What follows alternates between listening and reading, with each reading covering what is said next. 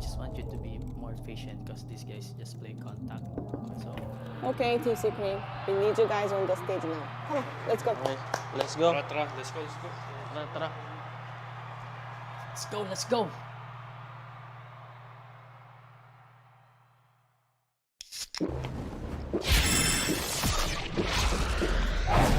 Red Bull gives you wings.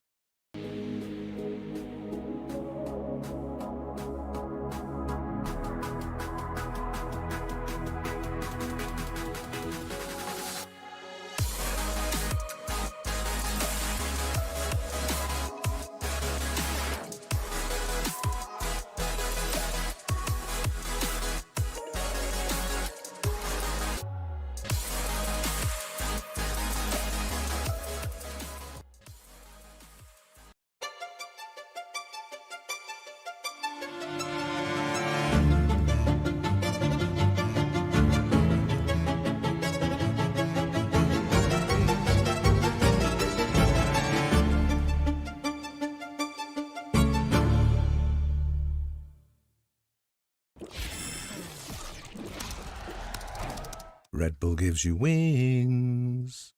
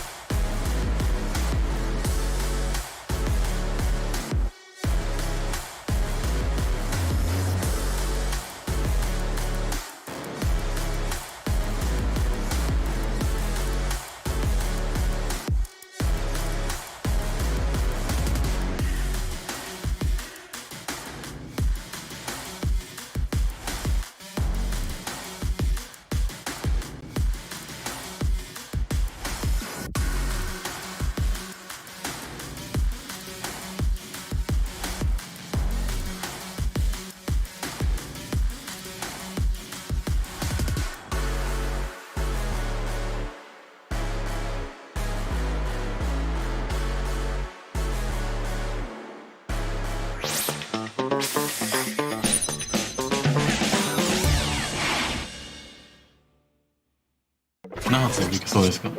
6。でかいでかいでかい。近くあれあれなんか待ってなんでちょっと待って真ん中に真ん中に真ん中に高い。ラッキー。真ん中しかいない。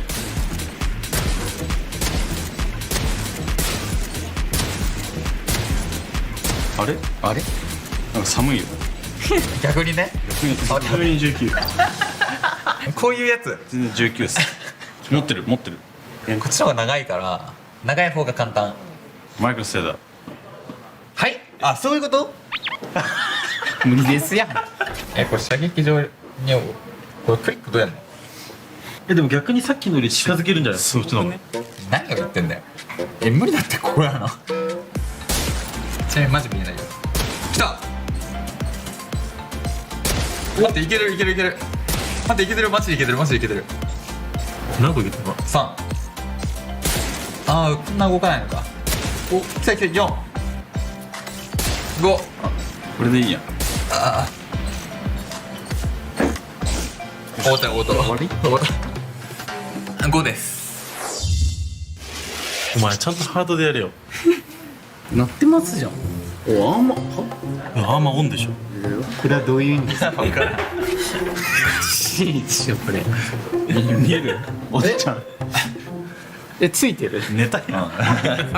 寝たやん。おじいちゃん。これマジやばい。気持ち悪い。こっちもかないで。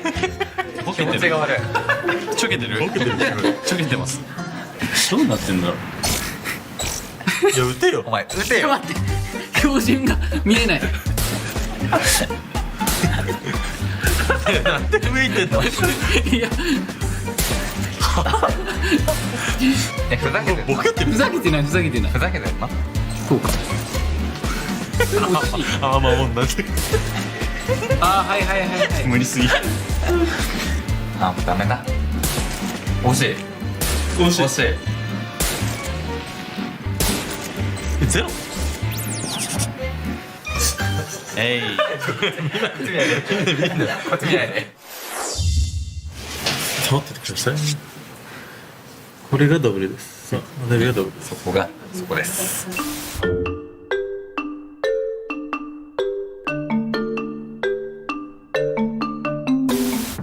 はい、左向いて、ダブル押して、はい、ダブル、そのままずっとして、ダブル、ずっとして。もうちょい左向いて、もうちょい左向いて、ダブルずっとして、ダブル離さないで、離さないで。左、もうちょい左向いて。はい、左向いて、左向いて、はい、左向いて、もうちょい向いて。もう結構向いて。はい、ストップ。早いね。上にだけ入れて。そのまま上て、そのまま上。そう、右上やね。ストップ、ストップ、左下、左下。右上、もうちょい右上。行き過ぎや、左。左。いや、どこまで行くね。もうちょい右。右差してもわかんねえ。もうちょい右。なんでこんな急に通んの。左。上。そのまま上。左、もうちょい左。ストップ。下。ちょい下。そうだけ耐えて。はい。見せないよ。おお。これな。間に合った。50秒。やべな。なんか一瞬で動くね。ジャンプノック成功したことありますか？ないです。なんでだよ。アクション。はい。違うの？はい。ガタツマ。力やんまだ。動いてこのはい。今日始めた人じゃん。今日始めた人やこれ。次のチェックポイントは。こんなのジャンプできないよ。ほい。危ね。ここですでに危ない。待って。無理やて。終わってます。終わってますよ。終わってますよ。いやもうちょい。切らしてると。みんなミス多かったけど試合ではミスしないので応援お願いします。お願いします。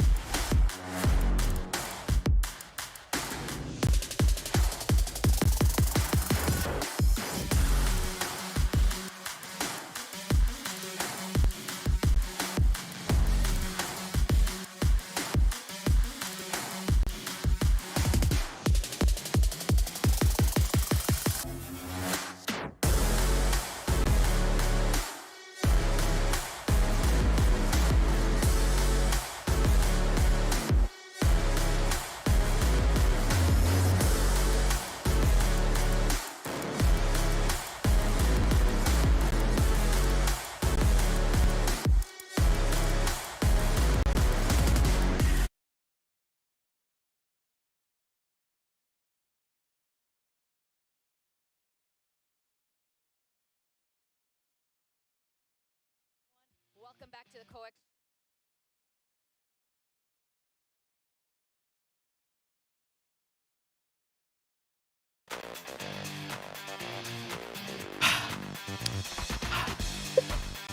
Halito na naman tayo para sa isang araw na puno ng Valorant. Ako nga pala si Juicy Brucey, kasama ko si Honey Glaze with a triple E and si Dash na walang E. Hi guys, kumusta? Kamusta, Bruce? It's a really fun weekend, lalo na't nakita at na-witness nating lahat kung paano tumama lahat ng predictions ni Asaray. Totoo naman. And sa akin naman, nandito na naman tayong tatlo. Wala naman tayong sasayawin mamaya, no? So, Wala. masaya tong araw na to kung wala tayong sasayawin mamaya. Walang sayawan ngayon kasi yung meron sa akin ngayon, mga balita. Alam niyo ba na archery is experiencing a rebirth? Wow. Alam niyo ba yan? What? Oh, nasa jarya yan. Ano? Experiencing a rebirth. Alam niyo bakit? rebirth. Alam niyo bakit? Bakit? Kasi ang paborito nating archer na si Jesse Vash ay 23 kills na sa last game niya. Yun yung malupit. Sabi ko na nga bang may kwenta tong dyaryo na to. Pero speaking of that one, merong team secret na labanan na mangyayari maya-maya and we got 2 games in total, same as every week. Pero ito na yung last day for week number 3 ng VCT Pacific League Split 1. So may tanong ako sa inyo guys, kaya nyo bang mag-split? Oo, kaya ko. Pero I'm not going to show it on screen. Hindi Please natin don't yun let gagawin. me. Hindi kasya sa ating framing ngayon. Pero in speaking of split, I'm excited to see some split games from the teams that are coming in today. So, di ko rin alam. Naglaro ako ng split last night eh. So, baka di ko alam. Parang naman matuto ako. Pero with that being said, it is another day of Valorant. And ako super excited ako for week number 3. We're gonna be having our predictions. And sa sinabi nga ni HG kanina na lahat ng predictions ni Azuray ay tumutumpak. Kasi you can't spell correct without Darwell. Wala akong continuation sa statement. You really can. Hirap, man. Pero Alpha Group and Omega Group, so far nakita na natin finally Alpha Group getting their wins that they need. Kumusta na ba yung standings ng brackets natin, HG and Dash? HG, kumusta? Finally, nakita na natin kung ano yung pwedeng maging possibility na pumasok. Sino yung papasok na nga into the playoffs. Although, masasabi natin, sure ball ng pasok na nga ang TRX into the playoffs. Ang magiging alanganin na lang is yung mga dalawa or isa yung mga naipanalo na mga naging dito, na mga series natin dito for both Alpha Group and Omega Group. Pero syempre, it's still on the lead pa rin naman na ang Genji. Yeah, to what HG is saying rin, itong team, PRX, dahil natalo sila sa Team Secret during a recent game, naging alanganin pa nga sila dito sa Omega Group. Kala ko makakapasok na sila, but because of Team Secret winning against them, mas mapapahirap yung pagpasok nila dito. Speaking of Secret though, Secret versus PaperX, El Clasico to ng ating pambansang lugar. Pero, I mean, nakikita na natin so far, Team Secret has been winning against PaperX. Pero that win on this year, ano bang iniisip nyo? Na was that possible or did you see that coming? Ano bang paningin nyo doon, HJ? I love to be super biased for Team Secret dahil alam naman natin mga kabias, mga ka-Pinoys natin yan eh. Pero kasi it was so surprising na ang linis sa lahat ng mga games sila, ang linis sa mga rounds, and especially yung mga times na laging nagpa-pop off sila Envy and Jessivash. That was so their day. Kaya naman grabe yung convincing win nila laban sa PaperX. Yeah, ito, walang bias. Pero sa tingin ko nung time na yun, medyo mahirap sana for their side. Kasi yung PaperX kasi, with their performance 2-0, malakas yung performance nila during their past few games. And Team Secret, nag-2-1 sila against Zeta Division. I was expecting something different that day. Pero 2-0, yun na ipanalo nila that day.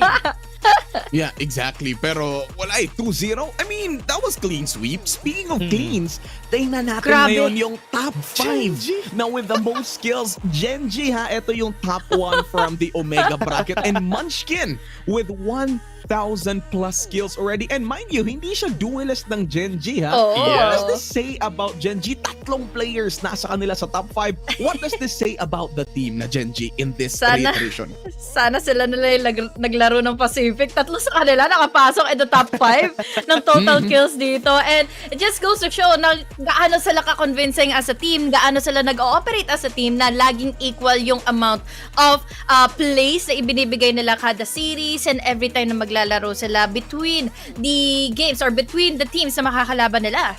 Yeah, Alright. for others naman, for T1 and Zeta Division, really surprising na sila yun nandito with Oo Taya nga. player having 974 on T1. Considering yung performance ng T1 ngayon na hindi maganda yung score nila, nandito Yeah. pa rin sila sa top. Sorry, inayos ko lang yung buhok ko kasi nakapansin ko lang pag may bangs nasa top 5 top fraggers eh. So ito. Okay. Ayos Gusto ba? mo pala mapunta sa top 5. Pinalayo ni Doc, sabi ni Ay, Direk, klase, inalis ano, mo yung Bruce? mukha mo. Pero, here's our schedule for today as we have discussed Team Secret versus Detonation Focus Me. And up next naman is Global Esports versus PaperX. And Team Secret and PaperX, nakita natin silang dalawa. Previously in a few days sila yung naglaro and Team Secret did win. Pero going into our matches, the previous matches, T1 versus Talon, did you expect na 2-0 ang labanan kahapon? Sobrang bilis eh. Well, actually, medyo kasi pre-predict siya ni Azuray. But going back to the point, that was Talon's day talaga na parang araw din ng Team Secret nung nakalaban nila yung PaperX. And it was so convincing dahil again, Talon against Saya player and the rest of the gang. Parang yun yung hindi natin inaasahan na magkakaroon ng magandang opportunity para at least magkaroon sila ng isa pa possibility pumasok into the playoffs. I was really surprised about this kasi maganda rin yung performance ng T1 during their past few games. Pero yeah. Talon Esports hasn't been a slack either. Pero with this performance, yes, I think it is great na si Talon yung nanalo. Nakita naman natin yung performance coming, not even governor from the team. Si Jit Boys nung Lotus game nila, ang lakas ng Talon Grabe that yun, day. oh. Yeah, grabe. Yun lang masasabi ko dun, grabe. I didn't expect the results either. And with that, Talon, with that win from them against T1, sila natuloy yung second placers or second, in the rankings over at the Alpha bracket. And with today's matchup, Team Secret versus DFM, parang eto yung mga matches for both Omega and Alpha brackets to finally secure their slots going into the final week. Kasi next week na yung finals natin. And before we, not finals, but the final week of the group stages or the regular season, bago tayo pumunta ng playoffs, wherein yung mga point systems doon na talaga magsisilabasan. So parang it's a do or die match from both of these teams. Pero starting with DFM, sila so far, isang panalo lang so far on the end of DFM. How great is DFM looking right now into this series? I think isa sa mga naging convincing factor nila dito is yung panalo nila yung laban against T1. But going back to the fact, makakalaban nila kasi yung Team Secret dito na recently namang din tumalo sa PaperX. So that concludes a really big of a standoff tuloy para dito sa decider match ng ating mga series ang ating araw na ito for both Team Secret and PaperX na ito na nga ba yung series na makakapasok sa kanila, makakapasok or makakapag-qualify sa kanila going to the playoffs. Yeah, before the start of this week, I thought na may hirapan sila both kasi they have to prepare against two teams. Pareho sila. Pero dahil nanalo sila against this, wait lang. Parang papakita mo na yung Team Secret. Ay, interview na pala. Game na. Actually, Team Secret right now, they're trying to do tier levels ng mga kalaban nila. Ranking system. Kung sino yung sa kanila. Ay! Aba! Ay, humble! Ay! Patay tayo dyan. Ay, wait lang.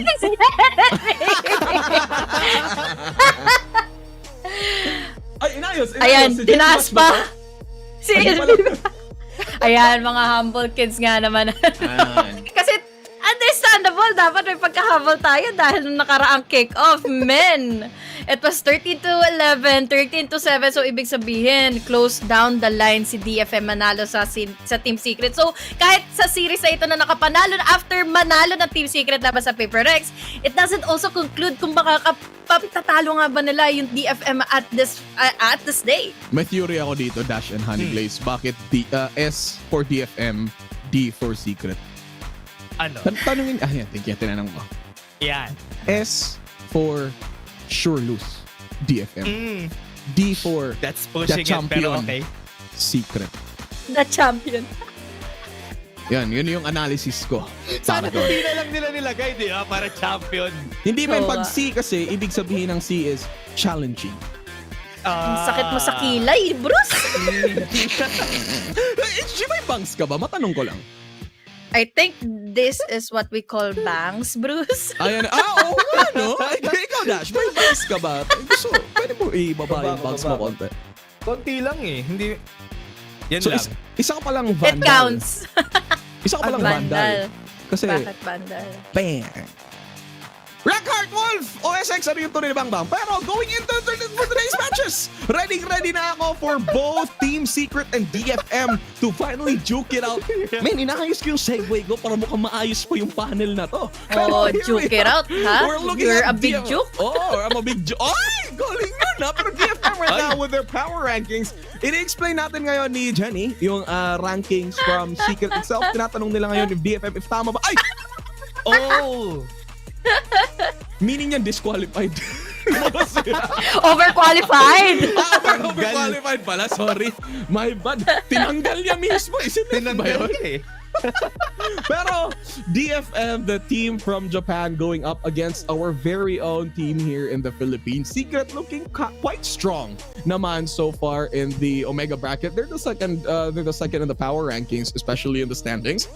With Team Secret, mas magiging mabilis ba to sa kanila sa paglalaban against DFM? Paningin ko dito. Hirap sagutin yan, ha? Dahil nung nakaraang kickoff, as I mentioned earlier, is yes, 2-0 man na yun. Pero again, with May as a really big addition dito sa DFM, makikita mo naman kung paano nila na ibabalik ulit sa sistema dito ng Pacific ang DFM. They already won their first series laban sa T1. It can also start up on na pwedeng ang magpatuloy nga into their favor. Pero let's see, dahil Team Secret, parang maganda yung nila, maganda yung momentum nila starting off from the previous days dito sa ating regular season. For DFM naman for me, yung mahirap kasi sa kanila, yung mga map na I thought they are gonna be strong with, like Ascent and even Lotus, dun sila nahirapan dun sa mga games nila against Bleed, which is why I'm not really sure of how they're gonna be performing here sa side ng DFM during this game. Oh, look at that. If titignan nyo rin yung mga predictions ng ating international talent live from Korea, wala eh. Nagsikabalang bayan yung almost lahat except for Chubby Ninja, who's still believing in DFM, pero everyone else, they're going into the favor of Team Secret. 7-1 yung odds so far on the international talents. Pero on our end, di ko na naman itatanong yun kung sino yung paningin natin mananalo kasi alam naman talaga natin kung sino. Pero, I mean, if you look at that, does this prediction coming in from the international talents mean a lot from the performance of Team Secret from kickoff going into stage 1? Paningin nyo dyan. Sure ball. Dahil nung mga nakaraan kasi, who would have thought na ganun yung mangyayari, diba? Ganun yung magiging showing nga ng Team Secret. Nanalo sila against Zeta Division. Nagpatuloy naman ito into their favor hanggang sa makalaban na nga nila yung Paper Rex. And kung dadagdagan na nga natin, at least masasabi natin na this time, much more convincing na yung panalo ng Team Secret laban sa DFM. Yeah, and right now, nakikita ko na rin na nagkakatotoo na yung sinabi sa akin before. Nung una ako nagka sa Pacific, sabi nila, may lore ang TS na sa unang games matatalo sila, pero after the win against Zeta Division, talagang nakapag-scale up na sila kumbaga. Kaya kayang-kaya nila tong DFM. Oh man, TS kasi abbreviation yan for talo sa una. Tas true champion next games. Kinakabahan ako sa'yo, bro. Sinasabi ko sa'yo.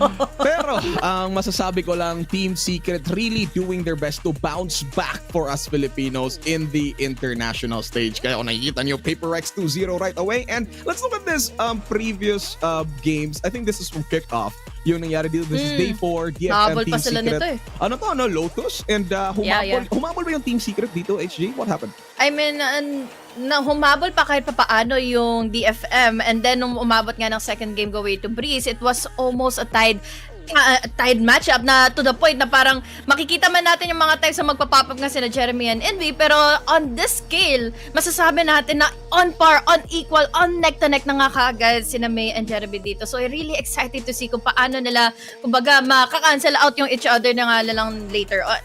Yeah, and from what we've seen from the last game rin naman, si Jeremy dito against May, ito yung dalawang ine-expect mong magpa-pop up from both of these teams. Si Jeremy, their last game in Sunset, 30 kills. Si May, yes, talo sila, pero meron rin siyang 25 bomb during one of their past games. Kaya yun din yung expectation for both of these players.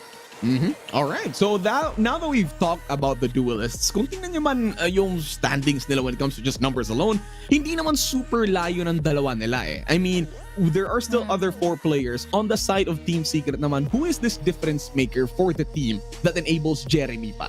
HG. Always Envy, ano? Sila yung laging nagkakatagpuan ng kanilang strategy and their momentum.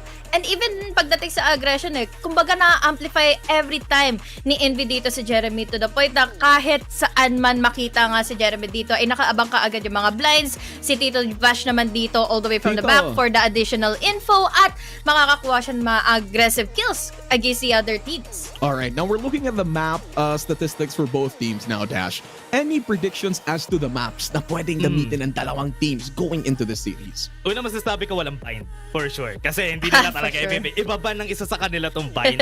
And if expectations lang, I think lalabas it dahil may isa sa kanila magbabind. I think Icebox is gonna come out. DFM would want to play on Ascent or maybe even Lotus. So yun yung mga expectation ko for this match. Alam mo, nakakakabad din dito for DFM kapag binan nila yung bind, ibig sabihin na to, it's either Breeze or Icebox nga yung lalabas nga into our map dito. So ibig sabihin, kabahan na nga talaga mga tuhod dito ng DFM to the point na, oh no, even Sunset open pa for grabs nga dito ng Team Secret na kumbaga, pwede nila masimulan yung mga nangyari nga in Paper Rex going into this series. But then again, DFM still with May is kinda also deadly.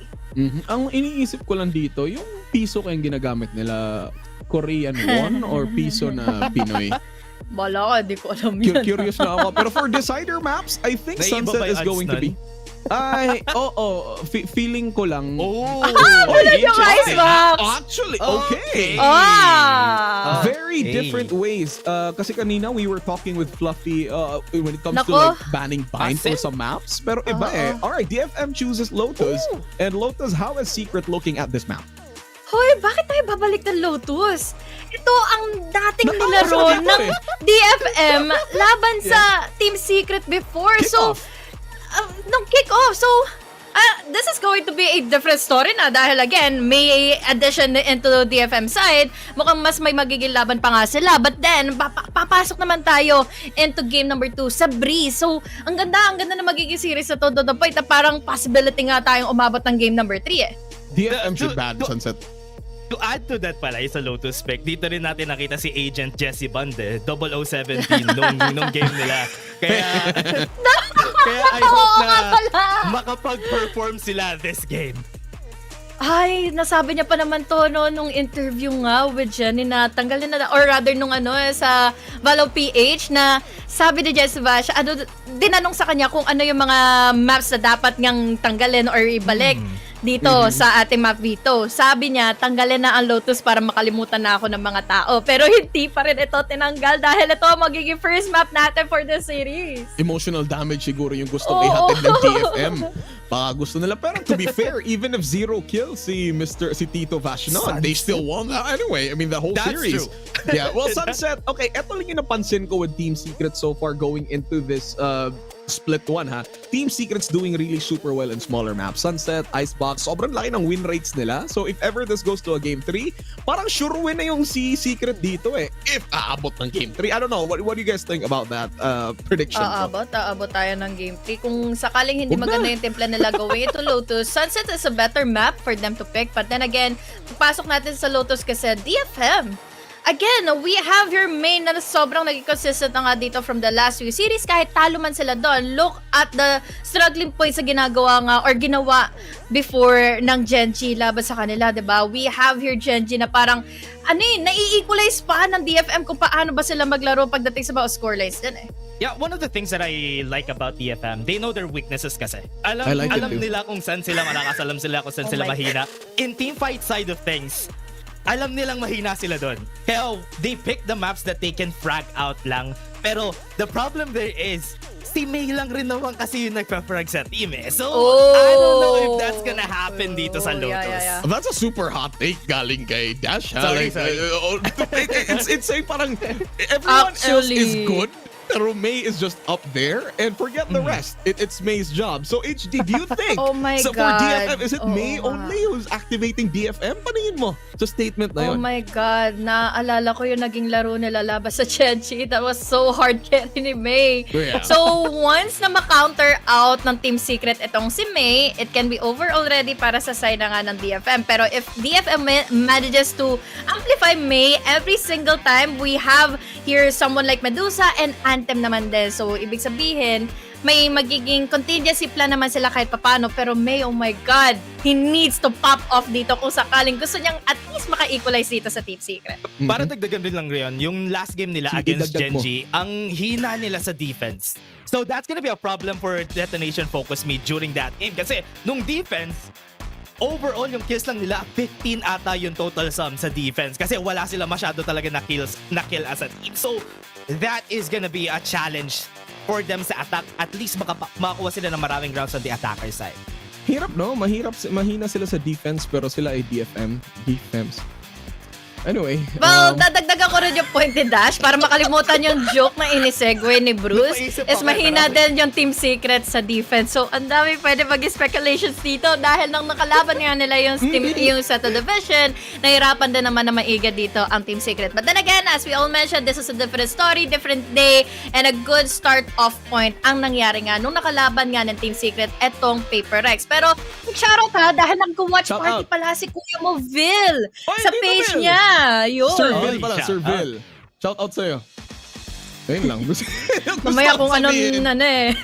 in just a bit, we are going to be panning over to Korea para tingnan natin yung mga pangyayari, some interviews with the teams as well, tapos kung kumusta ba yung player entrances and how is the energy over at Korea. In just a little bit, makikita na natin, it's going to be Team Secret versus DFM for the first match on the last day of week number 3. Makakasama nyo mamaya si Fluffy and si Rockhart. Pero dyan muna kayo para sa comment section, type 1 or i-type nyo kahit anuman para ipakita yung suporta nyo para sa Pilipinas, which is Team Secret. Pero going into this, Team Secret versus DFM. DFM choosing Lotus over Team Secret. Na ano na ba nila? Narinig ko si Vil bigla. Yes po, nasumon siya. Nagbakwet tuloy mga utak namin. Wala yung gusto kong sabihin. Pero with DFM, natuto na ba sila sa kanilang mga mali from their previous match against Team Secret? I think sa mga recently na nangyari na nga for their series, I really do hope na merong confidence na naiambag or naibaon ngayon na ang DFM makalaban ng Team Secret dahil it's going to be a hard series indeed dahil itong map veto na ito concludes ito the fact na parang may pagka winning condition ito para sa sa DFM eh. Yeah, talagang conditional yung win nila dito. If everybody's gonna be chipping in dito sa game natin na to, mas mapapadali for Detonation Focus Me. It's more so na kailangan nila na lahat sila mag-perform rather than just letting, kumbaga ibabato lang nila si May sa loob, tas ikaw na bahala. Mas magandang lahat sila nagtutulong-tulong sa game. Alright, so I think there's an interview going on live from Korea, so pasok na natin yung interview from the teams.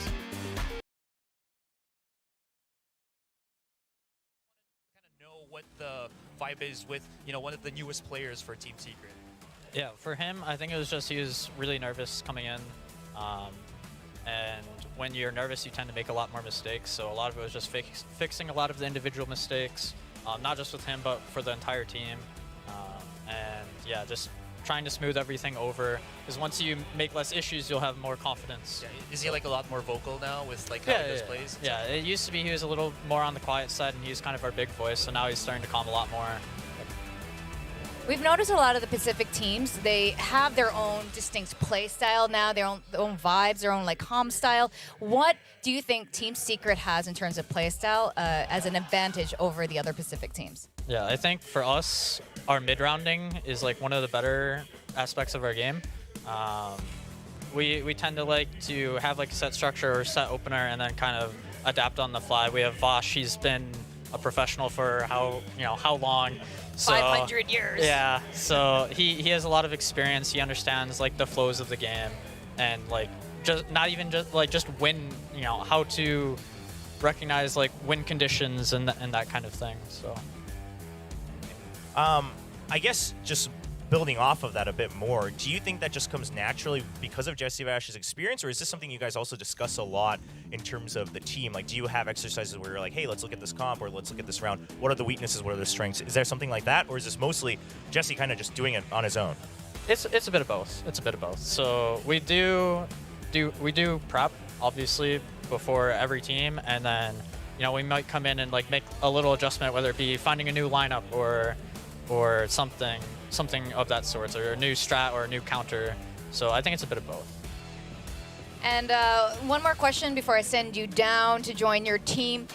It's been pretty known that Team Secret kind of vibes off of almost crowd and caster belief in them versus not. How are you feeling about this complete switch up from the entire talent pool now believing in Team Secret? I didn't like William predicting us because whenever he predicts us, we lose. I'm back. Oh yeah. You can't stop me. But you predicted us and you've been winning. I know. So it's like 50-50. It's a battle. It's a battle of the. It's a battle of the predictions right now. We'll see what happens. All right, well, we will see what happens. I think it's up to you guys and the boys. So all the best for your game today against DFM. So, thank you so much for your time, Warbirds. Thank you. All right, you guys, you too. Actually, Achilleos also is a... Thank you, Chubby Ninja, Azurai, and William, sorry. Isip ko paper thin eh. Pero maraming salamat sa inyo and for talking to Sir Warbirds. And as for them, Team Secret mid-rounding is the strongest for them. Pero so far, even in the mid-rounds, parang dominating na yung performance ng Team Secret from the last 2 games that they had. Pero aside from mid-rounding, what are the other strengths the Team Secret has been showcasing so far in Pacific League? Their individuals are great. Lalo na't kapag nakita mo na, nandito na nga yung initiator plays, yung mga blinds and everything nga ni Envy, it can be really deadly para sa side ng DFM na hindi magiging ready at hindi ma-amplify si May all the time.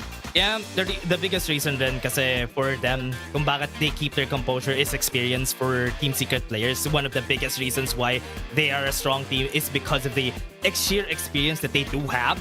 And also mid-halving, third round onwards, pag hindi na pistol rounds, that is when I see them just pop off after. And to be fair, no, it was very different from Team Secret before. Kasi Team Secret, if I remember correctly, sila yung tinatawag natin the kings of the pistol rounds eh. I mean, they rarely lose their pistol rounds on the end of Team Secret. Pero for now, it's just different for them mid-rounding. Everything is just too strong. Pero going against DFM, super excited kung ano mangyayari dito. But with DFM, malalaman din natin maya-maya kasi meron din silang interview, I think. Pero Team Secret right now going into Lotus, should they stick with their composition na meron pa ring fade? How's it looking so far on the end of Team Secret? May babaguhin ba? Gusto ko mag-KO or gusto ko mag-breach si Envy. So, kapag nakita mo na nga maglaro or maging aggressive dito si May, it's going to be hard for May para ma-amplify niya yung sarili niya dito makakuha ng mga kills. Dahil imagine all of the fault lines na pwedeng gumambala sa kanya into rubble or in mound. Hindi ko maalala yung English word, okay? Ano? Kasi Tagalog ko Hindi ko rin alam. Distract? Hindi ko rin talaga alam. So let's stick with gumambala. Okay, with the mound. For me, or composition dito sa Team Secret. Ay, sorry. Kala ko. Hindi, ikaw. Kala ko ako na eh, pero okay. HG, okay. For you, Dash. Ano For naman? me lang naman, I think the fade is okay. It's great. It adds a lot of, especially the HUD. I can't especially look at with the setup fade. that they have. But you know what? Yung 0017, okay lang yan. Maybe a gecko would be better, pero I think the fade would do a lot of a better job for Team Secret. Alright, so those are the compositions that we're thinking of. We'll see naman kung ano yung iniisip ng Team Secret. Gustong-gusto nga ni Vash mo, wala sa rotation yung Lotus anymore. Pero wala, ginawa to ng DFM. And even with the 0017 na nangyari kay Jesse Vash, if we look at back into kickoff, iba pa rin yung nangyari doon on the side of Team Secret. They won. To be fair naman for DFM, they tried going back on that day. Pero iba talaga yung ginawa ng Team Secret. Pero going into series na game number 1 of series number 1, let's head on over to our predictions. Huwag na yung champion kasi alam natin sino. Think about the final score lines na mangyayari for this first round. Anong paningin yung magiging final score lines? Simulan natin sa'yo, HG. 11-13. I really do think na magiging maganda itong araw na to for May. Pero it's still going to be winnable para sa side ng Team Secret. Alright, 11-13. Sa akin, 39 siguro for Team Secret pa rin for this round. Alright, 39. Ninotes ko lang. Ano yun sa'yo, Dash? 39. Okay, 9-13. Ano yung wete? Nililista mo dyan. Sige, sa akin ay 13, I don't know how this works, 15-13. Ooh, overtime, no? Okay. Overtime to. Mm. Alam niyo bakit? Bakit? Magaling sila eh. wala yung joke. Kala niyo may follow-up yun? Pero there you have it, 11:30 to TS as per HG. 9:30 naman para kay Dash.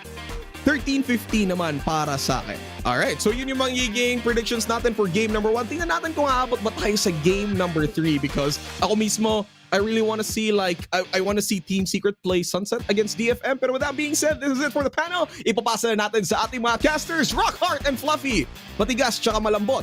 Kayo nang bahala dyan. Heart, Rock, tsaka... Sige, tinapos mo na eh. I will accept Wala. this.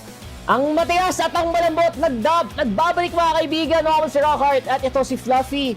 At tayo ngayon ay sama-samang manonood ng Team Secret laban sa Detonation Focus Me. Wow, Fluffy. Ba't ka nakapula ngayon? Ha? Ba't ka nakapula ngayon? Pang-swerte ba yan? Wala, pang good luck para sa Team Secret. So feeling ko,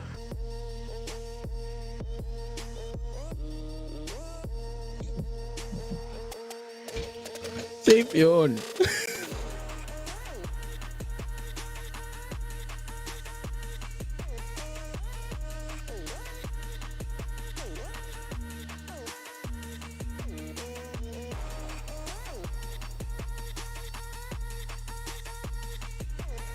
And surprisingly, it's been May, no? It's been May, or unsurprisingly, it's been May pala.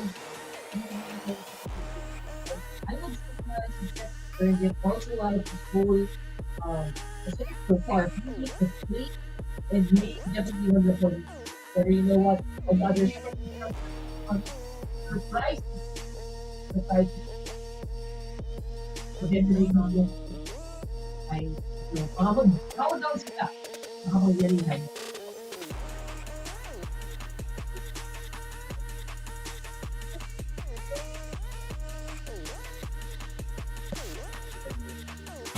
force within DFM.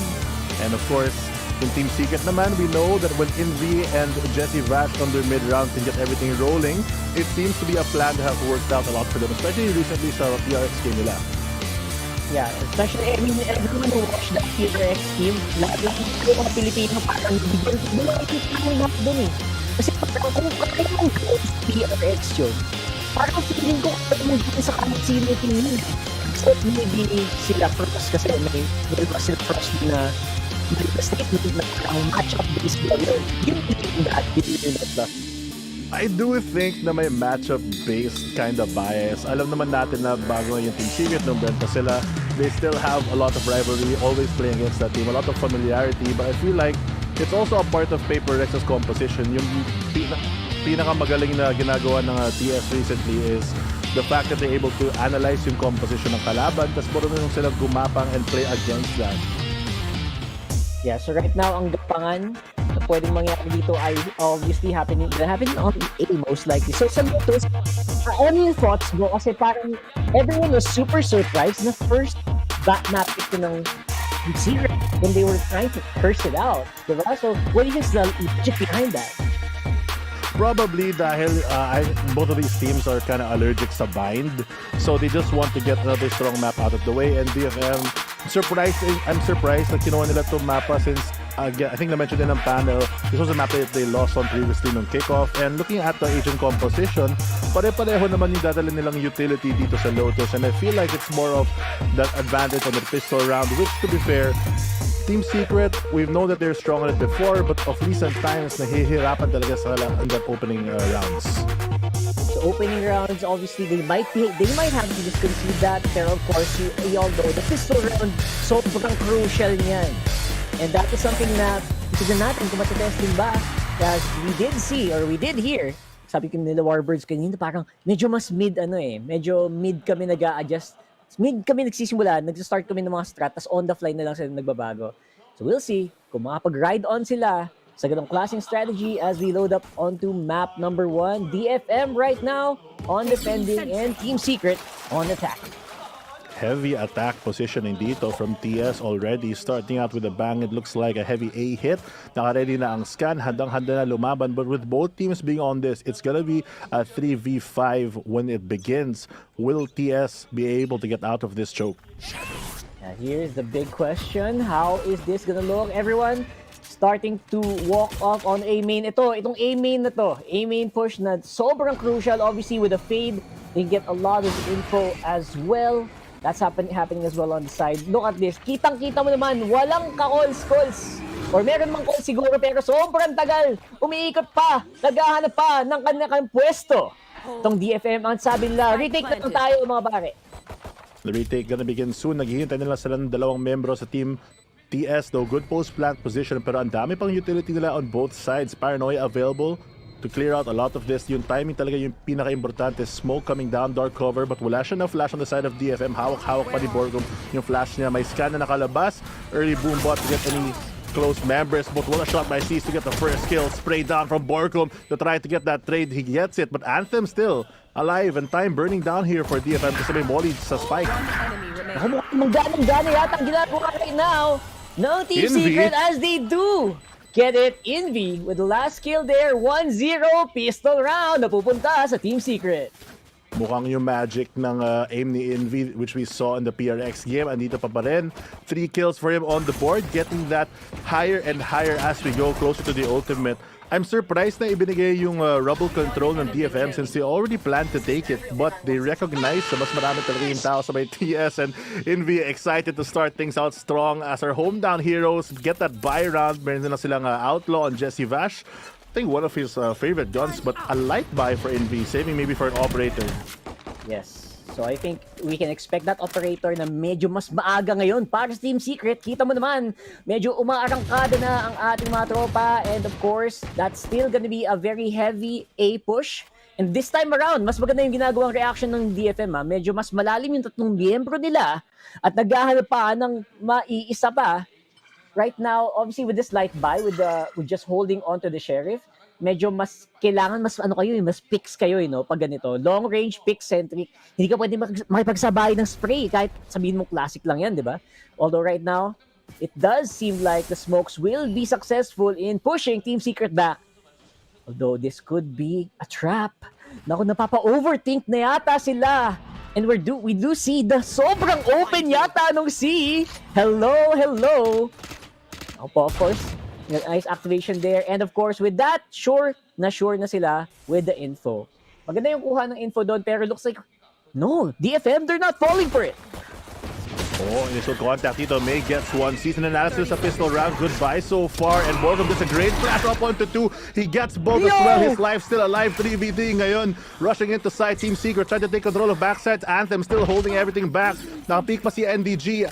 Nasa kanila yung site, dalawa late rotate coming in from DFM, but will they expect Net to be this close? Plan gonna come down dito, but may nanoswan pa siyang hawak, atras na lang siya papunta sa heaven. Super duper good position para dito sa Team Secret. Naku po, paano kayo papasok dyan ngayon? Isang Viper at isang Killjoy. Going on the doors, magandang sound cues yan. No smoke available to stop them for the push.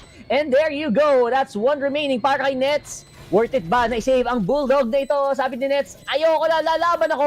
Borgum, very good crossfire being set up here by Team Secret. NDG, close by. Secured round 2 para sa Team Secret. Team Secret really good right now. Naghahatak sila ng mga miyembro ng defense, pulling the rotations as they set up the double smoke using their composition. Dark cover una para makuha ang rubble control. Tapos may re-smoke sa Envy sa stairs. Pinabato niya ng poison ore para maagapang sila. They even do that mid-round call where Vash backs up with a spike in case pwede sila mag-rotate sa C because they have no info if they're stacked. Thankfully though, they're able to stall out enough by destroying that Killjoy turret para i-fake out at delay pa yung complete rotate ng DFM, giving them some more momentum. But speaking of momentum, dito naman tayo on that buy round for DFM. Full vandals on the board.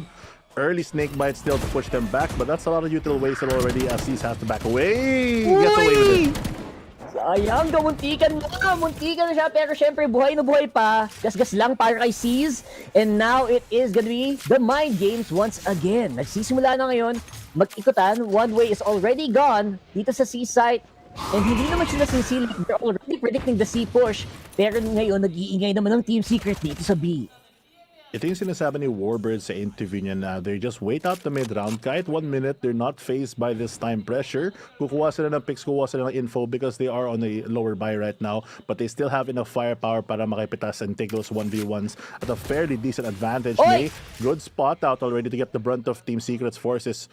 Pero tignan mo, alam nila na spotted sila, hihintay lang sila. But that alarm bot's gonna stop out this push.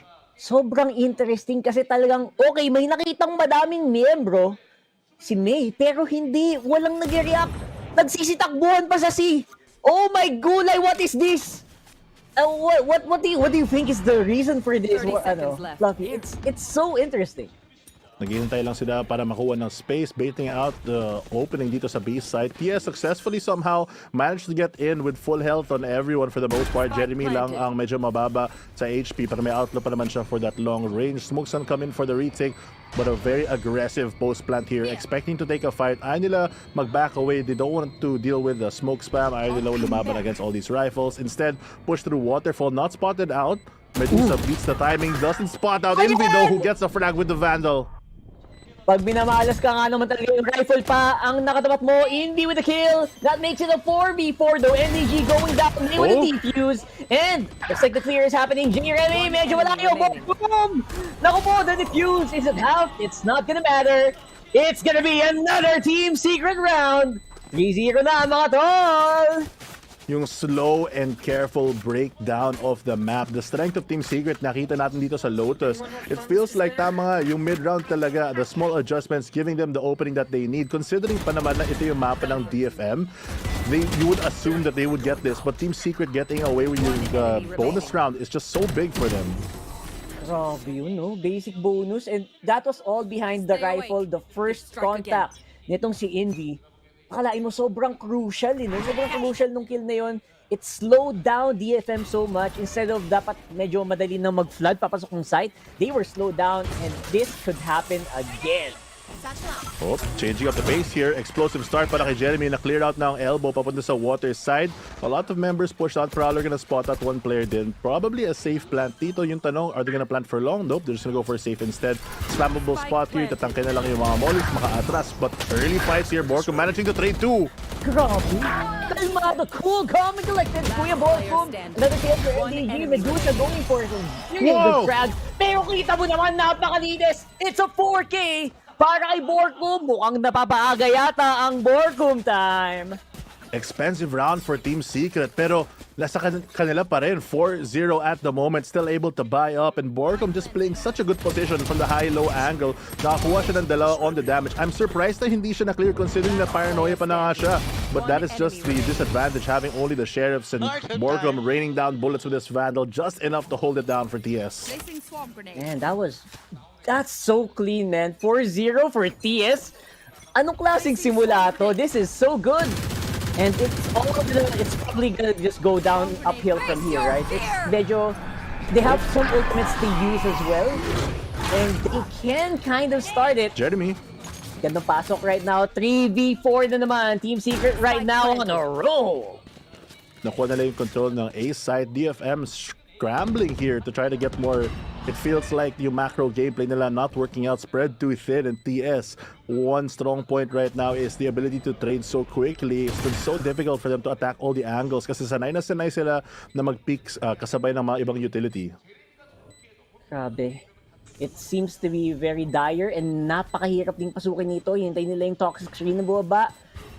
Right now, si May naghahanap pa rin ng mga target. I think they will just opt to go for the save case na naman maubusan nga naman sila ng salapi. My goodness. Look at that. Sa totoo lang, medyo matalinong move from DFM to just go for that safety instead. Napakahirap doon with that post plant already set up. Buhay pa naman yung Viper, may Odin pa siya. Tapos meron pa silang ibang utility at scan from Jesse Vash. 5 rounds na ang TS. Grabe naman, todong-todo ang momentum. Feel like one of the biggest differences dito sa Pacific is kasi medyo pare-pareho naman yung aim. It's really that macro gameplay that's the difference. And so far in these past 2 days, Team Secret looking like yung old formula na nakita natin dito sa PH. Yep, so clean. DFM, just go 5-0 na. It's becoming very, very hard. It's becoming harder and harder para sa DFM na umangat dito. Yung economy, ng Team Secret. Grabe, may ice cream pa sila.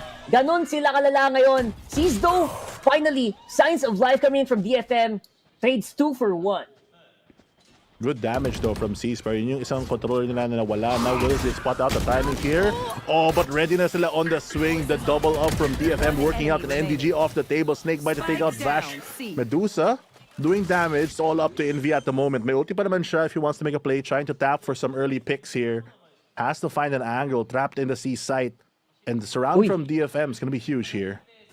Tingnan mo si Envy, medyo nag-iiba yata ng plano. Sabi niya, gusto kong makaisa muna. Let's make one pick happen. And maybe we can play from there. Make it a 2v1, pero hindi mo na mamimigay ng kills ang DFM.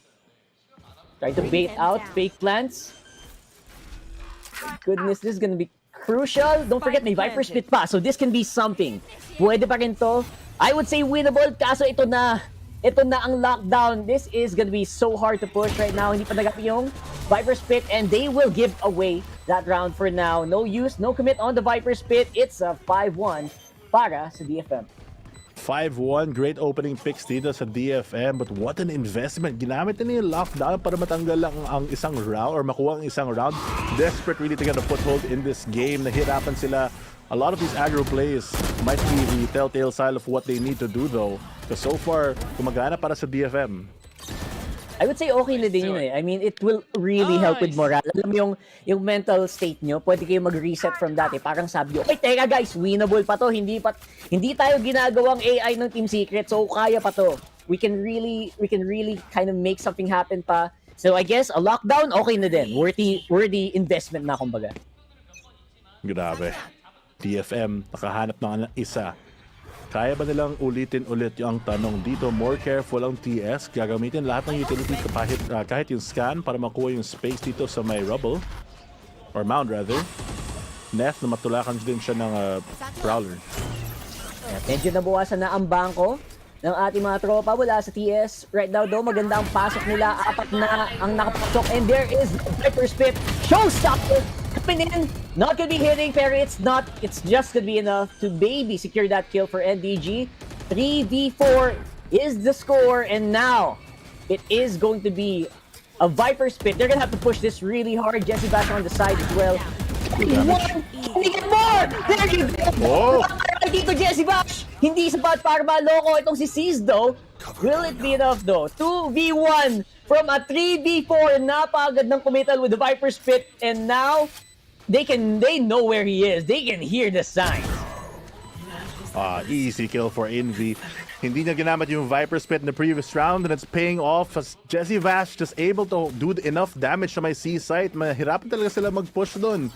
Control coming back to TS towards this game, and a commanding lead so far dito sa half na ito. That's what you want to see. Ito yung gusto mong makita. Yung ganyan, you gotta stop the momentum. Slow down the momentum. Kung bumabawi na sila, kita mo naman si Boss Jesse Bash, kalmado pa. Pero yun talaga yung vibe ng TS ngayon. Parang cool, calm, and collected nga ang game plan nila. They have moments na mag-aggro sila. This time around, DFM looking to strike one on their own. Borkum advanced TP dito. Jeremy taking some damage, has the force back. Pero Borkum still close enough to land the paranoia. TP through. It's gonna be very dangerous for him. Na-push out pa nga siya. Prowler to detect him. Not gonna be enough to take out his life though. Nakuha niya naman yung space. Borkum really feeling it right now. Sobrang forward, and he is actually still alive. They're absorbing a lot of information. They are actually attracting a lot of attention mula dito sa DFM going into A. And now it's just a 1v1 on the C site for our 2 Sentinels. Batuhan ng Nano Swarm dito, palakasan ng throw, but Weapon's talking about that. It's only a Sheriff against a rifle here, signaling that TS can go for a rotate. Good call dito, nahilangan nila yung aggression ng DFM to over-rotate at times. If they can go for a burst, since wala pa naman info, and Borkum just has to make noise from this spot. Pwede pang lumipad si Borkum dito, so it can be a 4v5v1 doon, and there you go, not all activated, nagsabay-sabay na with a showstopper, naghahunting na itong si Jeremy, and where are you? Pwede maka-apat, dalawa, it's okay, 2 for 1, Team Secret now on the plan. Nakuha pa naman yung Vandal ni Jeremy, but it's not gonna matter, I think. Still, like you mentioned, man advantage para sa kanila. And Borkum, great timing on the lurk. Baka makuha pa niya yung CT player. Sees might not looking the right way at the right time, might even be able to fine-tune discipline Bravo dito. mo! He'll spot the third one! Oh, I thought he was gonna get more Ayun, there, but sayang. Def turns around in time. Kaya ginawa ng range sana yun ni Borkong. Kaso, nag-miss yung second hit niya. And it's enough though. It will slow down the DFM. But it was so hard. They will definitely lose this out though. And there you go. Napakagandang round win na naman mula sa Team Secret. Umaarangkada na ang ating mga tropa. Grabe. 7-1. Gusto ko talaga yung mental ng TS at the moment. Not just the momentum, pero yung no-greed mentality. Kahit sila yung naka-rifle, alam naman nila na iko yung kalaban. Gagamit pa naman sila ng mga ultimates para na makuha yung round. Since at the end of the day, hindi naman to marathon. It's a race to 13 and gusto nilang sulitin yung attacking half para bahala na yung defense. And DFM need to rethink a lot of their plans kasi so far, hindi masyadong gumagana ang gusto nilang gawin. It's super interesting, no? Kasi even isipin mo, di ba, Fluffy? Kung sakali mang naka-rifles man sila nun, parang nakatalikod yung mga tropa tao eh. The showstopper pa yung kalaban nila. So I think at that point, it feels like such a good way to clean up that round. Now, obviously, medyo makakabangko na sila ngayon. Medyo siguro makasabay na. Uy, nakasabay si Warbird. That's a really, really good sign. And I would say na madali na lang magtuloy-tuloy from here. Malaki na din ang bangko na natago ng Team Secret dito. Totoo. A lot of advantages on the side of TS. Mahirapan talaga ang DFM na makabalik dito sa mapang Lotus. Pero napapansin ko din yung TS, pag hindi napitas yung mga membro nila sa unahan, pag mga 3 or 4 pa rin yung buhay towards that mid-rounders, always able to collapse. And yung mga malalawak na mapang ganito talaga is where they are really shining in a lot of those situations. For sure. And again, a lot of teams really adapting na yung fade, no? Yung fade talaga dito, so impactful. Although not giving as much impact right now para sa depensa dito ng DFM. Spotted out agad sila ngayon. Of course, gonna be removing the Haunt. Magandang pasok dito. Madaming steps na narinig ang DFM, pero just like the previous rounds, they're not really overcommitting that much. And actually, look at them. They're pushing up on the B. Ito yung aggression, the change of pace from their timeout, parang gumagawa ng plano. Smart move here, but the third, I think, gonna spot out at least one player, NDG, to push them back. And yun yung aggression nila. I'm surprised na dalawa lang yung nagpo-push. Hindi naman 3 or 4 man na lang para makuha na talaga yung space, makapitas ng mga miyembro ng Team Secret. Kasi habang bumababa yung oras dito, maraming pwedeng magapangang ang TS kung magagalaw sila. But I think because of that tactical pause, naka-off-angle hold, naka-default sila, naghihintay sila knowing that aggression is a possibility. And there comes TS. Si Jeremy pa daw nakuha ng first shot. Borkum with a trade, not working out dito for DFM. So crucial. 3v5 na. 3v5 na. Diyos ko mo. Ayun na, nakabawat ng isa. Medusa getting one as well. Evens up. The body count, 3 versus 3. Pero mas magiging madali na yata ang depensa nila. Magandang angulo ang na-hold dito ng ating mga miyembro mula sa DFM. 1v2 na naman. Envy this time around. Medyo pwede sigurong kumlatch, pwede sigurong pumalag. Although hindi pa naman siya spot out. 16 seconds on the clock. Will it be enough to go for the plant? Think hindi niya yata mahulaan. Ayan, kitang-kita na niya. Good for 1. That's gonna be all for none. 2-7 for DFM. Finally back on the scoreboard. Although medyo heavy hit yun na, Fluffy, no? Heavy hit sa economy nila yun. Exactly. At saka sa momentum, Team Secret, I think handa naman sila na may aggression ang DFM. But unfortunately, nabawasan na yung pinto at the moment na walang masyadong gas yung Poison Orb ni Envy. Dahil doon, a lot of their members just falling for free, honestly. Sayang talaga yung round kasi feeling ko kung hindi sila namatay doon, kung may konting gas pa or kung mas mabilis sila lumabas ng pinto para pa makapasok sa B, baka kakayanin ng Team Secret. Yeah, nga, that was actually super duper close. It could have been anyone's round. And you saw, even on the end of that round, naka-frag pa nga si Envy. So I think that could have been a 1v2 kung medyo iba lang yung position. But right now, we are on to round number 10. We're seeing na medyo mas maganda ang pasok dito ng Team Secret. They're already on the side, getting ready to go for the plants. Envy and Jeremy, as usual, with their flags. Maganda na ang hold nila dito sa waterfall. The smokes cannot be pushed right away. 3v5 na naman. Oh my goodness, grabe talaga yung mga lamang na ginagawa dito ng Team Secret. Mado with a very crucial kill para sa DFM. Small mistakes, overpicking dito para sa TS, but not gonna be mattered as they still managed to clean up the rest of DFM going for the retake. yung timpla dito ng Team Secret, parang napakagandang panoodin.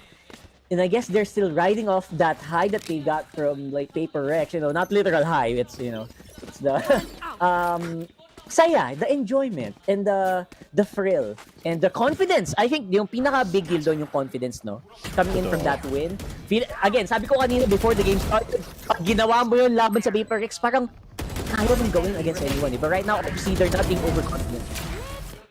Not gonna be that overconfident, pero may mga moments talaga na unfortunately napipitas ang mga iba sa TIA as a little overachievers at times, pero they still are in control for majority of yung mga situations. Ngayon, DFM, hindi sila sure na kung anong gagawin, just playing very, very default here and very far from each other. Wala sila masyadong ka-trade here. Maybe aggression towards the A side, pero handa-handa si Envy for the push. Team Secret not willing to make any mistakes. Ito talaga yung strat nila eh. Hihintay sila ng first 20-30 seconds para marunong sila mag-adjust. Kaya malakas ang mid-round nila because they don't give up any space without the fight. Tsaka handa-handa sila sa mag-play off any utility or teammate. Yeah, but also Team Secret, look at them. Sobrang, ang tawag doon, pasensyoso. Delicioso, ano ba? Pasensyoso. Napapasensyoso ng TS right now, just holding these angles, hoping for someone to peek. And kita mo naman, pag may sumilip talaga, nakakadali sila. Si Net nadali niya. And now it is gonna be another 4v5.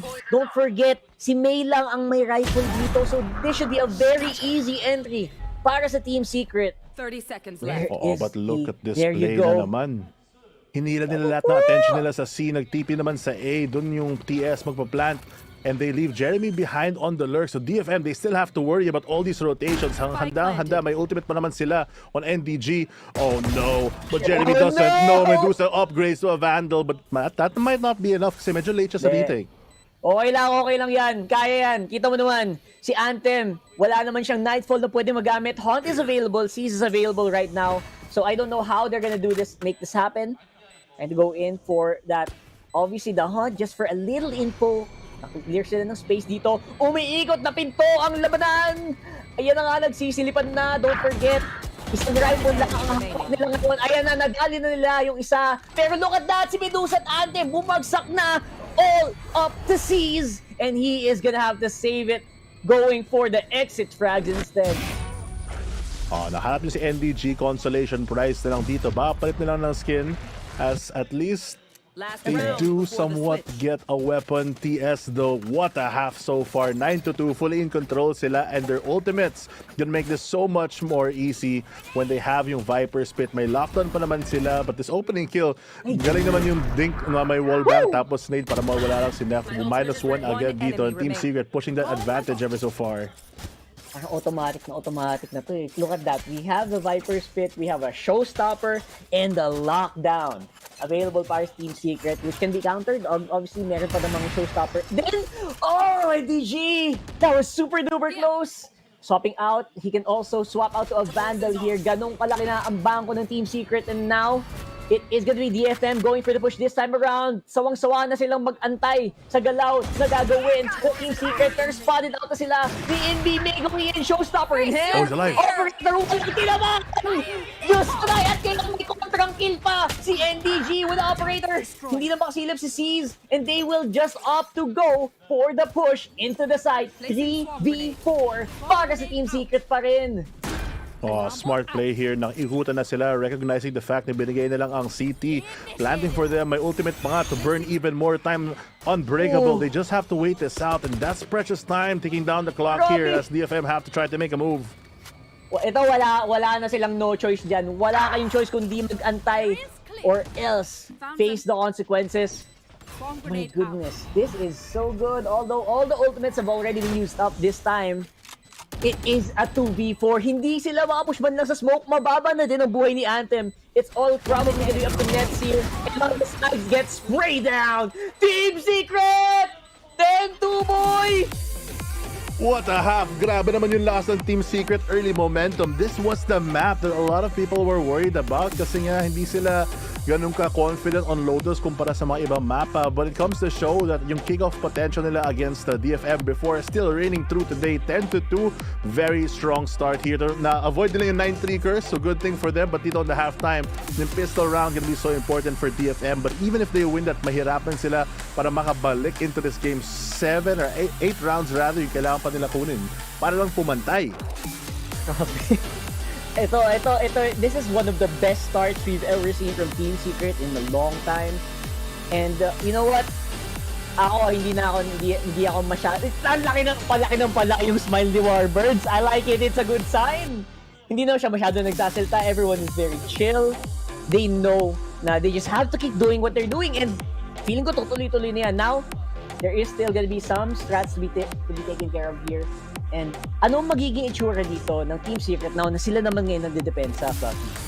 Oh, parang sa preview din ng coach na chill si Warbirds kasi fully in control naman yung TS ngayon. Momentum, confidence, everything on a high. And as we move on to the first round ng second half natin, it looks like a fairly hard climb dito for DFM. Not just because of that scoreline, but just because TS is just able to trade a lot faster. Kita naman natin sa mapa dito, pre-place sa mga Viper walls, lurk wall for DFM towards that A side, anti-lurk wall from TS for B as well as A.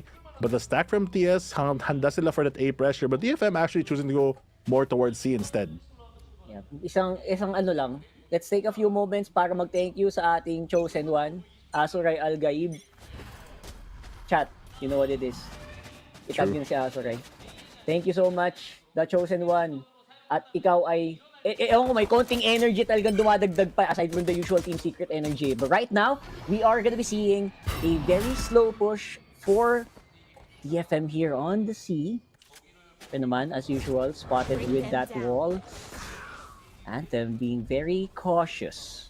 Ayan na, kalmadong-kalmado lang sila. And again, this is actually also pretty good for Team Secret, not overcommitting. A lot of trust. Medyo tiwala sila ngayon sa calls nitong si NDG. That smoke, may konting gap. Sakto naman nawala. Sayang. Sayang. Dahil dun, naka-atras pa sila.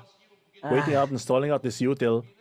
DFM might overthink here and think that TS rotated, but TS, wala silang planong gumalaw, still stacked towards this A side. Tiwala na lang kay NDG, tsaka yung parang one-way nila with that dark cover to hold down the rest of the site. But with these bots down, mahirapan niya i-defend to. They spot out net though. That's gonna signal the full hit. There goes the lurker.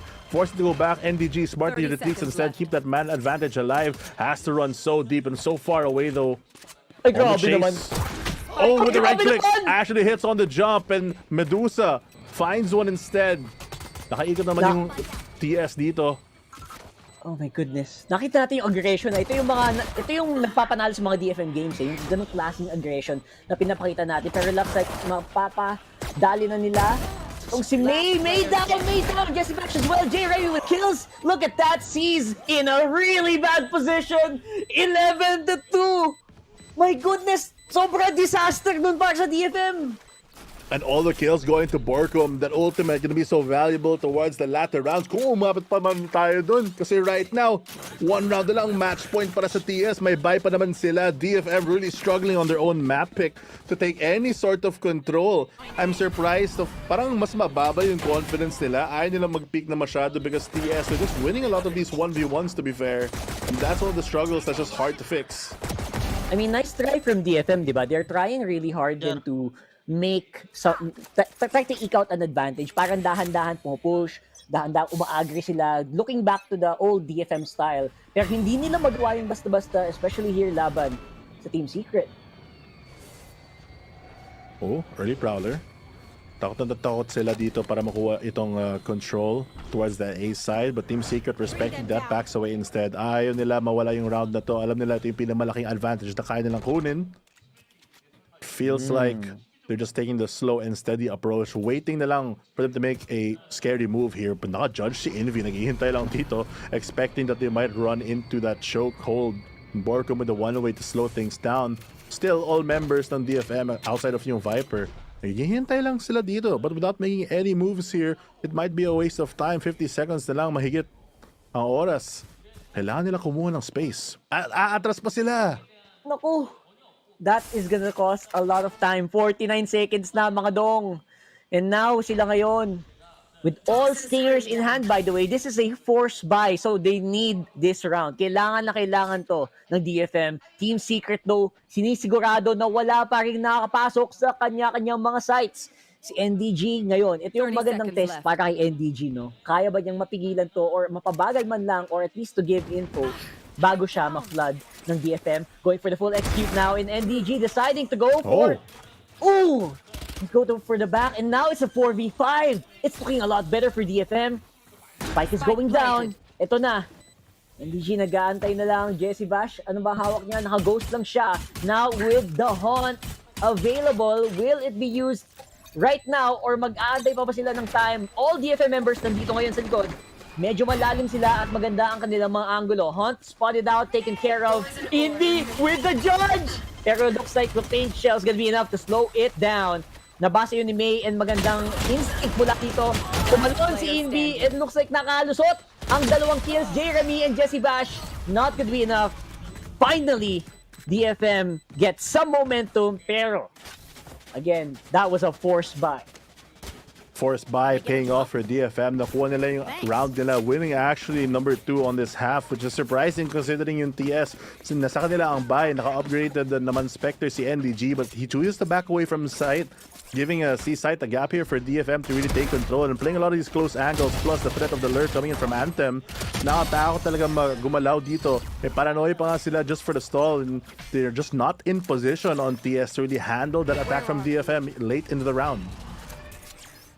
Sabi, kontrolado pa rin naman dito. Obviously, we still have a lot of guns. We still have some stingers, pero hindi na muna nag-buy ng Team Secret. Sabi nila, let's save one more round and then we'll probably get it done. Jesse Bash holding the Bucky.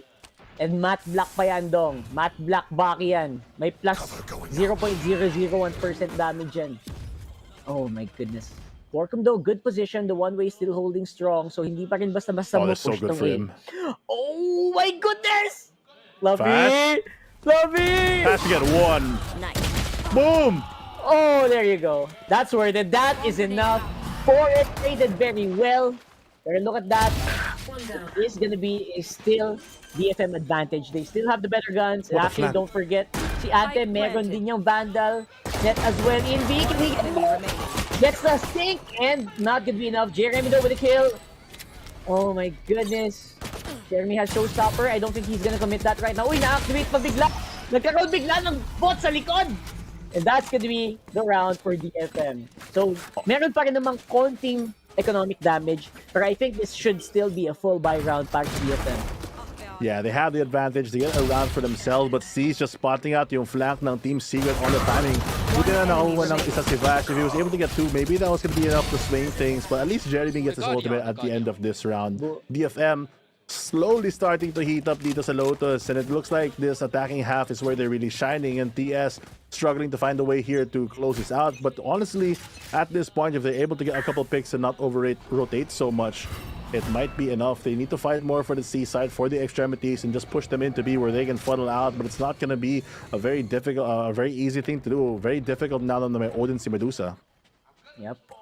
Ah, yes. Odin and rotating doors. A very classic sound of Lotus. Ito na makikita natin dito. So we are very much in a, I would say, a bit of a faster pace for Team Secret. Kasi medyo, for DFM. Kasi now, medyo malalim na sila. They will use some utils to, I think they're trying to bait yung ibang ikot dito ng Team Secret. Pero hindi sila papatol dyan. Hindi sila papatol. Alam namin ang mind games na binabato nyo sa amin. And everyone from Team Secret holding steady. This time around, actually, dalawa ang i-commit ng Team Secret to hold down the C-site. Envy, close by to MBG. Oh, good nade, stopping out a lot of these swarms, pushing him back. Envy, nakuha pa ng isa. NDG with a trade, holding down the C-side pretty well. Prowler not gonna affect anyone, shove them into the B-side, pero handa na din ang Team Secret. May crossfire sila, both from the mid link as well as the top part of B-side. And Jeremy spotted out, but that's a lot of pressure for them with 30 seconds remaining. They have to go for a commit here. Swing gonna come out, matalo. Si Vash has to back away. Jeremy playing for his life, good paranoia from his teammate. Flashes only onto one though, has the ultimate to get maybe more value, finds one. Yan naman yung trade ni Medusa, 2v3 at the moment, trying to stick the plant here, 14 seconds, they will get it. Good molly to go for more delay here sa may waterfall.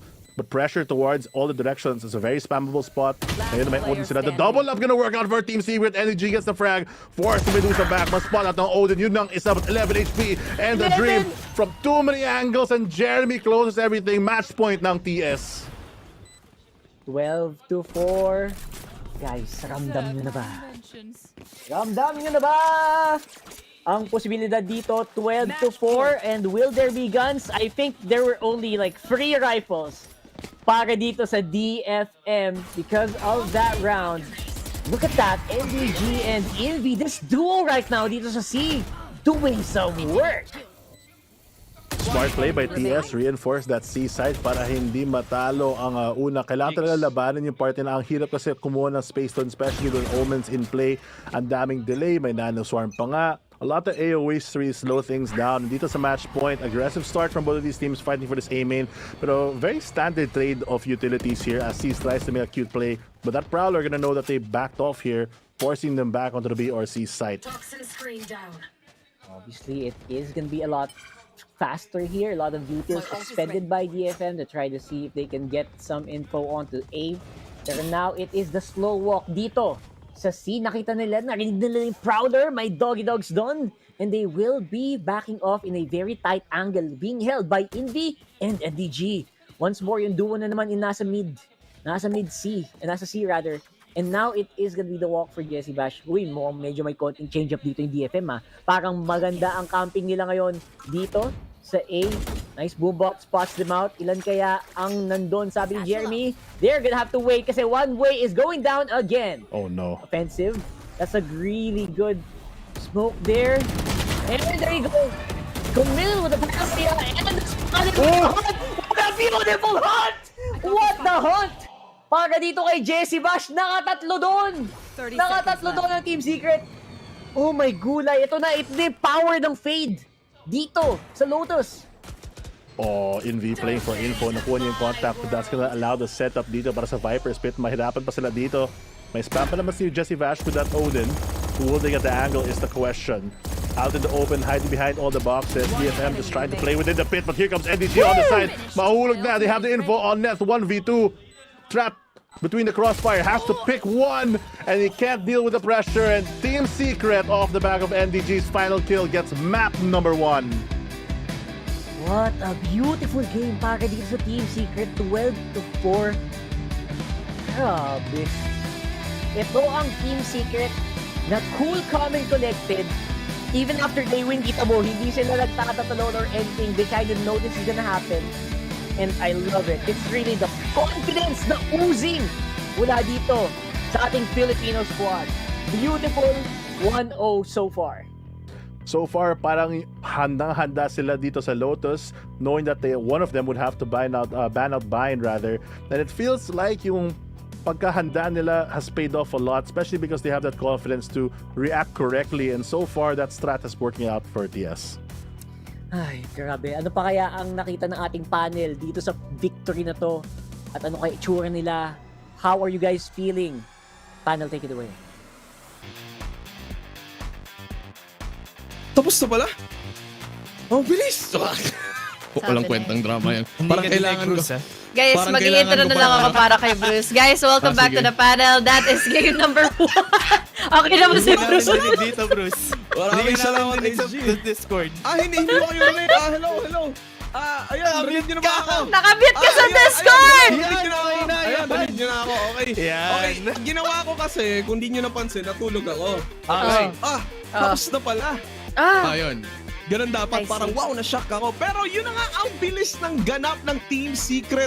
What a final score to begin with. It was parang replay pa rin on kickoff. Pero I have here my panel, Honey Glaze and Dash, para isalaysay ang breakdown ng pangyayari. Yan, HG, simulan natin sa'yo. Kumusta? Oh boy, pinili man nila yung Lotus into their favor, pero unfortunately, para sa side of DFM is mas naging ganado ng mga players at Mainit. Blinded yan, man. Blinded yan, man. Guys, may explanation ako dyan. Kasi kanina pa tumutulong sa 6v5 civil kanina sa watch party niya. So, ang daming blinds. Ginamit niya pa si Pico para mang-judge. Pero yun na nga, kung babalikan natin. Attacking side was just commendable for Team Secret. 8-0 halos before magkaroon ng panalong round dito ang players sa DFM. So, unfortunately for DFM, di na napigilan yung aggressiveness dito nila Envy and Jeremy altogether. Same thing sa sinabi rin natin kanina, no, HG. Defense. Ang hina ng DFM sa defense. And nakita naman natin ilang rounds lang yung nakuha nila. Dalawang rounds. And binigay pa nila yung pistol round sa Team Secret. Kaya 10 rounds yung nakuha nila sa attack. Grabe, I mean, if you think about it, Secret yung commitment nila into one site. Ano yun? Iba yung commitment ng Team Secret during attacking. I mean, pero may sinasabi si Dash. Ano yun? Ako ng acronym Defense M. Sana sasabihin ko, pero wala. Alam mo yung pasok ng joke niya yung habang nagsasalita ka para hindi natin mapansin masyado. Men, kakaiba yung comedic timing mo. Okay, sige. DFM kasi ibig sabihin niya, DFM's very bad. Okay, so ayun na nga. So kaya Team Secret nanalo ng 13-4 with Jeremy as the MVP. And kanina pa nga during the panel segment, sinasabi niyo ng dalawa na Jeremy is the one who makes it happen for Team Secret. Pero on the end naman of DFM, May so far on his race seems really bad. What happened to May? May ginawa ba si Team Secret kaya na-shutdown nila si May together with DFM? Anong paningin niyo? What really happened here? Feeling ko, laking pagkakamali lang talaga ng DFM ito na hindi siya natulungan nga maging aggressive even on the second half. Sabi nga natin, mahina ang DFM pagdating sa kanilang defense, kaya naman lagi sila na-overwhelm every single time at lagi pa sila nalalason nga nila Borcom, and we saw how deadly Borcom was all the way from the backlines na hindi man lang nakapalag dito sila Medusa. Yes, maganda yung inyong mga setups and yung following utility nyo, but when it comes to the duels itself, lagi silang nagugulantang dito dahil we have Jesse Bash and Jeremy all together. Yeah, medyo weird yung execution nila for the retake, no? And that is probably one of the reasons why hindi nila na-activate si May dito during the defense side of things for the side of DFM. Kaya naging malaking problem sa kanila yun eh. Yung setups nila, I think, doesn't work for Lotus. And also, dahil rin magaling yung execution ng Team Secret, kaya nahirapan sila.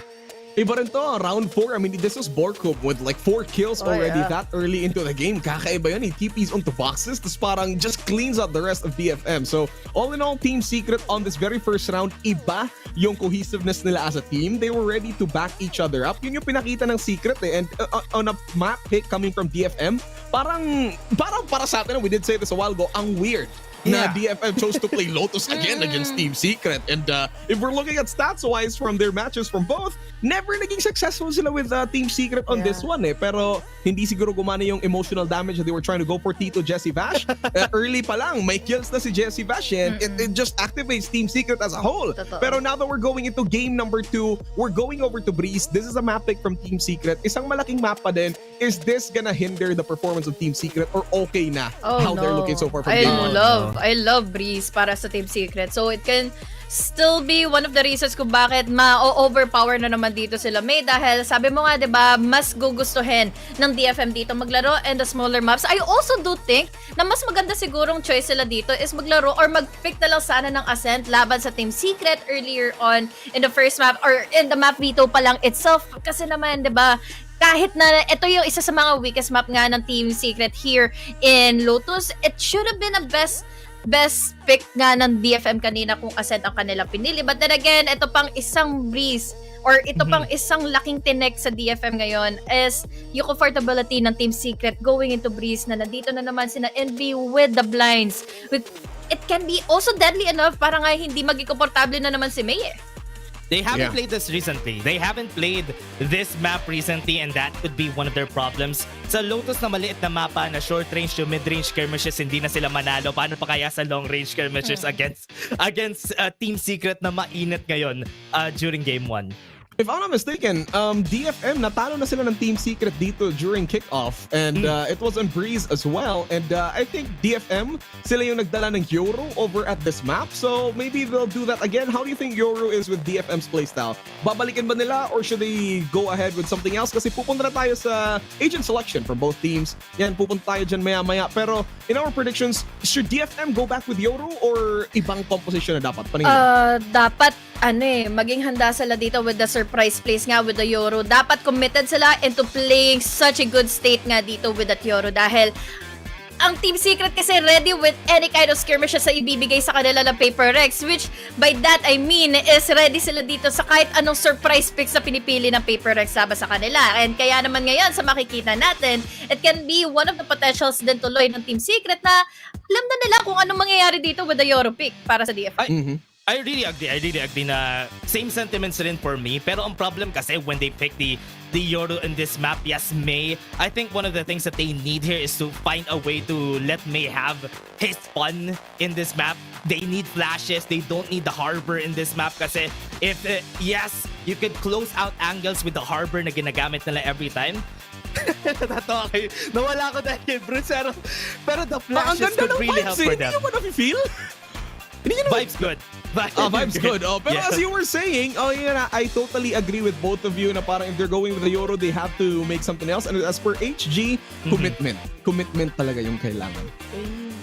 Hey, anyway, may duck ako dito to cover my pimple. So may nagtanong kasi kanina, ano yan? Dodots. Ayun. Yeah. Hindi ko sabihin. It's pimple patches. Pero speaking of patches, matitingnan natin ngayon at makikita kung DFM kaya ba nilang i-patch up yung mistakes nila on game number 1 o will Team Secret make this an early day for all of us. Sobrang tirik pa ng araw dito sa Pilipinas at parang sobrang ganda pa ng performance ng Team Secret on game number 1. Kakaiba, nakaka-wow Team Secret. Pero going into game number 2, walang tumama sa mga predictions natin kanina. I think it was 9-13 for Dash, 11-13 kay HG.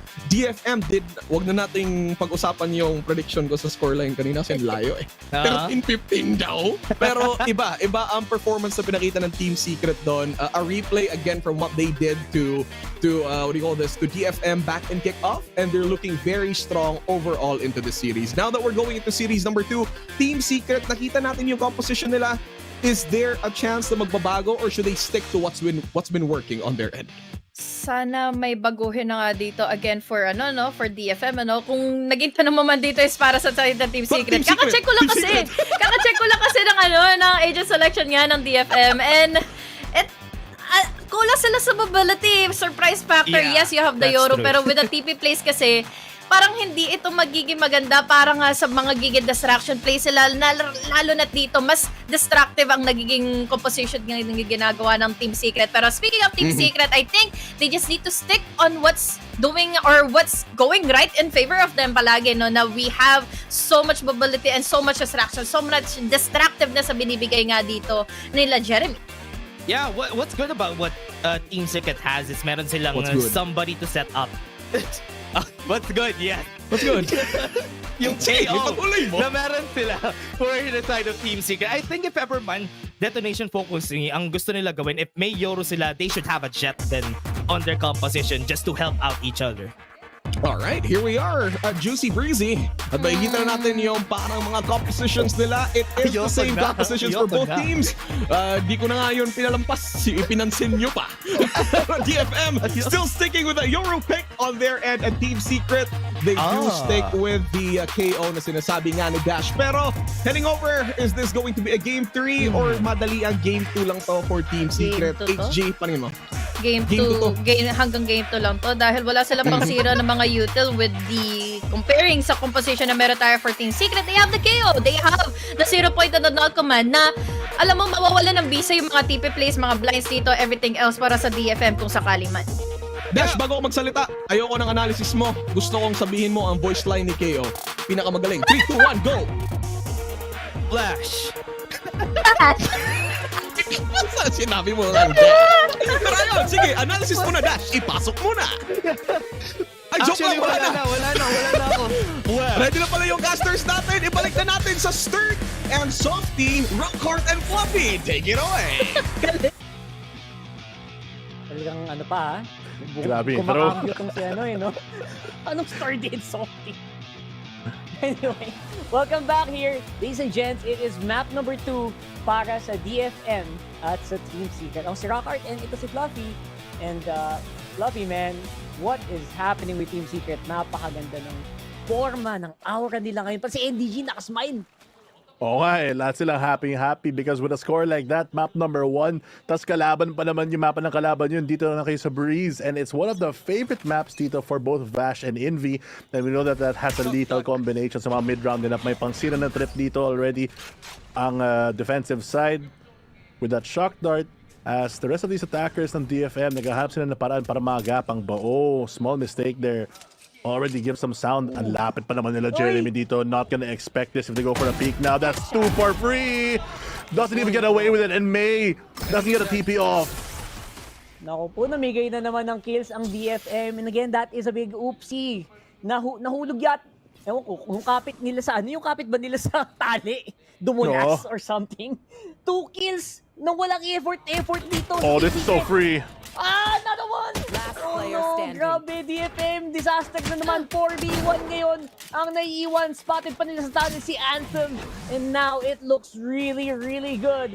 75 HP, a pistol and a dream para kay Anthem. Spotted out completely by Team Secret. Another seemingly medyo madali na pistol round para sa ating mga tropang Pinoy. Sobrang dali yan para sa mga tropang Pinoy. DFM basically giving them 3 kills, not even looking in the right direction. Small misstep there on the rope. Nabigay ang sound cue, gives Jeremy an opportunity to land both of these shots. They line up, disaster strikes, and Team Secret pa naman rewarded with a very strong round number 1 dito on their map pick. And I feel like dito sa Breeze, kagaya sa Lotus, dahil sa lawak ng mapang ito, maagalaw sila. They'll still be able to do a lot of their reactive plays. Doon talaga yung lakas ng Team Secret. When they can react accordingly and they have the space to, it's been working out. Yung pure aggression is the concern for me for TS. Kasi kung mabilis ang galaw dito ng DFM, baka mahirapan ng TS mag-recover. Which is surprising kasi normally, you know, we have a huge map, tas meron pa silang Yoru. You expect na medyo siguro madaling pumasok sa mga backside or something, to go through halls, pero that's not the case right now. DFM, I think this could affect their confidence as well going into a map. Pero kita mo naman, they look like they still have a plan, no? Talagang, ewan ko, they're taking their time on this one as well. Orcom holding a good angle. This could be really, really big, Fluffy. A lot of timing para kay Borcom. Handang-handa para sa swing. Envy in a place to get a great knife there. What a scan. At least 3 players, if not 4, makukuha dyan. Yung Viper at Omen mawawala. Mid gonna be in contest as Medusa might go for a TP. Oh, alam naman ni Jeremy. Has the angle. The signal si Vash. Papasok sila but Borcom holds down the side. Pop flash para kay Envy to push back. And Borcom just mollies in front of himself para hindi siya matulakan dito. Ipit na ipit. And libreng kill na naman dito with the Viper wall up for Envy.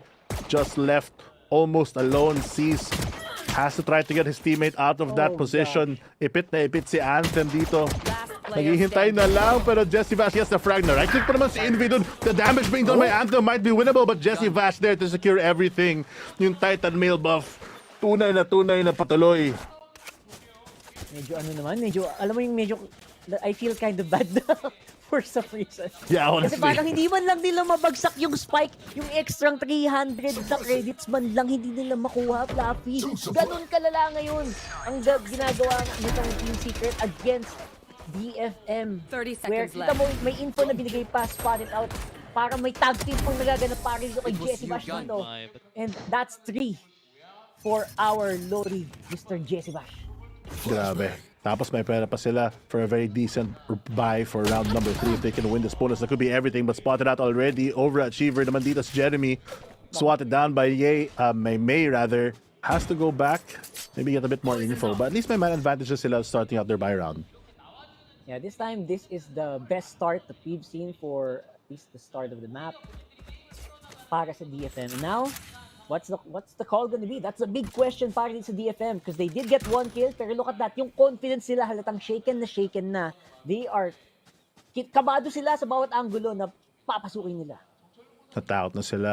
Na-trauma sa unang 2 rounds na baka may gumagapang sa halls, baka naman may close kasi alam nila na lalaban ng Team Secret kung kailan kailangan. But Envy though, in a good position here to maybe try to get even more. Borkum tries to find a swing, but may find a second one this round. Good anti-flash by Envy, creeping up, but not going to be enough. As the pressure from DFM, yung aggression na hinahanap nila for the previous map, and now in map number 2, finally coming into it. Jesse Vash still has that Vandal. Looks like he's going to save, and it's only NDG going to try.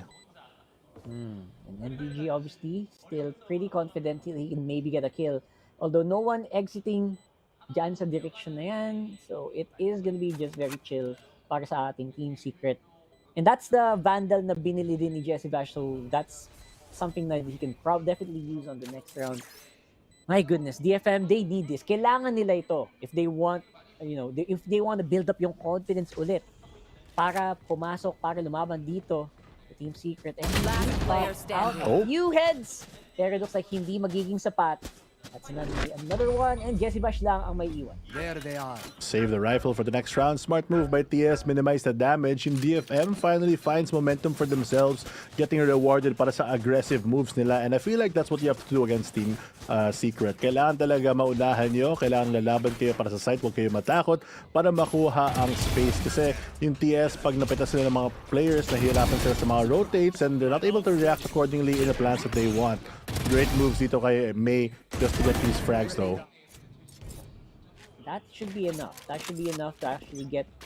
It should start feeling like a bit of a normal game para dito sa DFM. And they really need that dimensional drift very early on para dito kay May.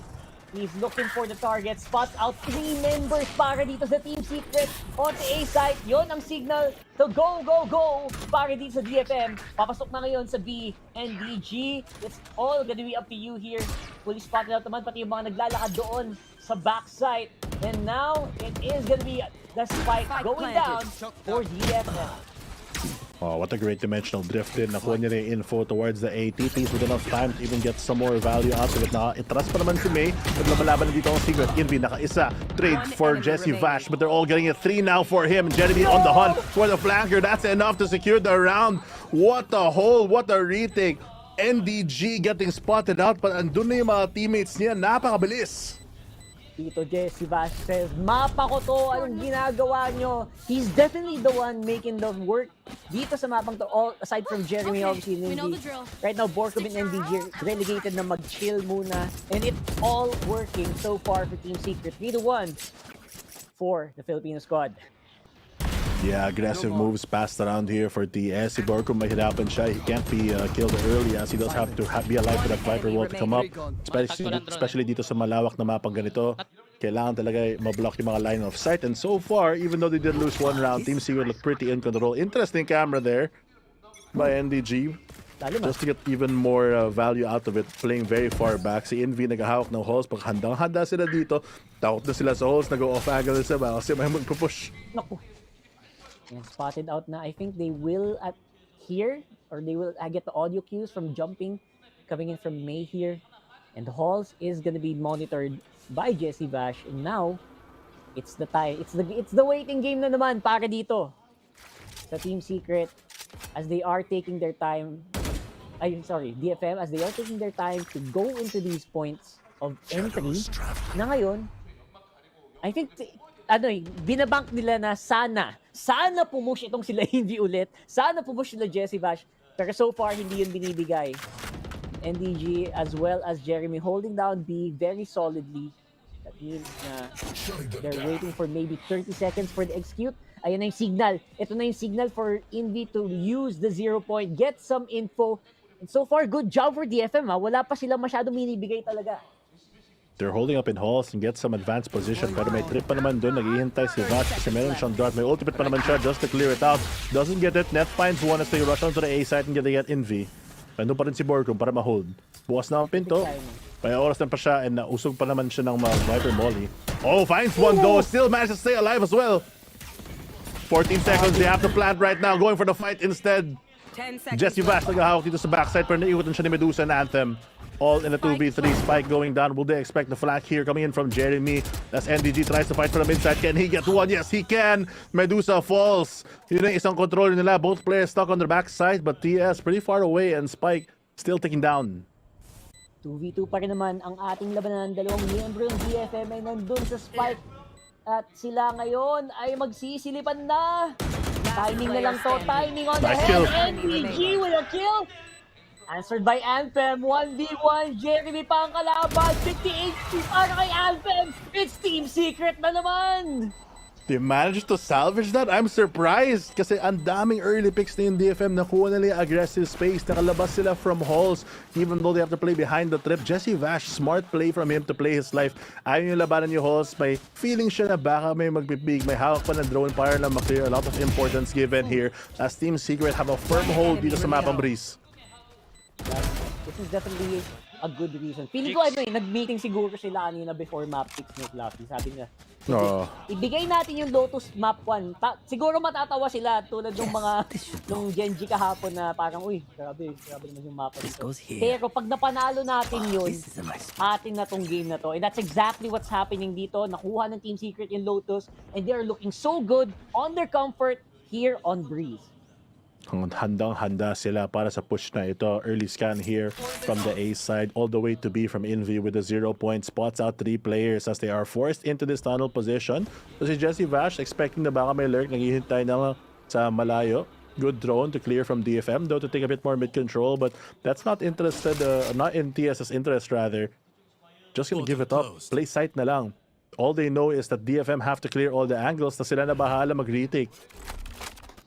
And sobrang ganda ginagawa nila dito. By the way, hindi nila, talagang pinapabayaan lang ng Team Secret yung nest na yan kanina pa, Pansin nyo.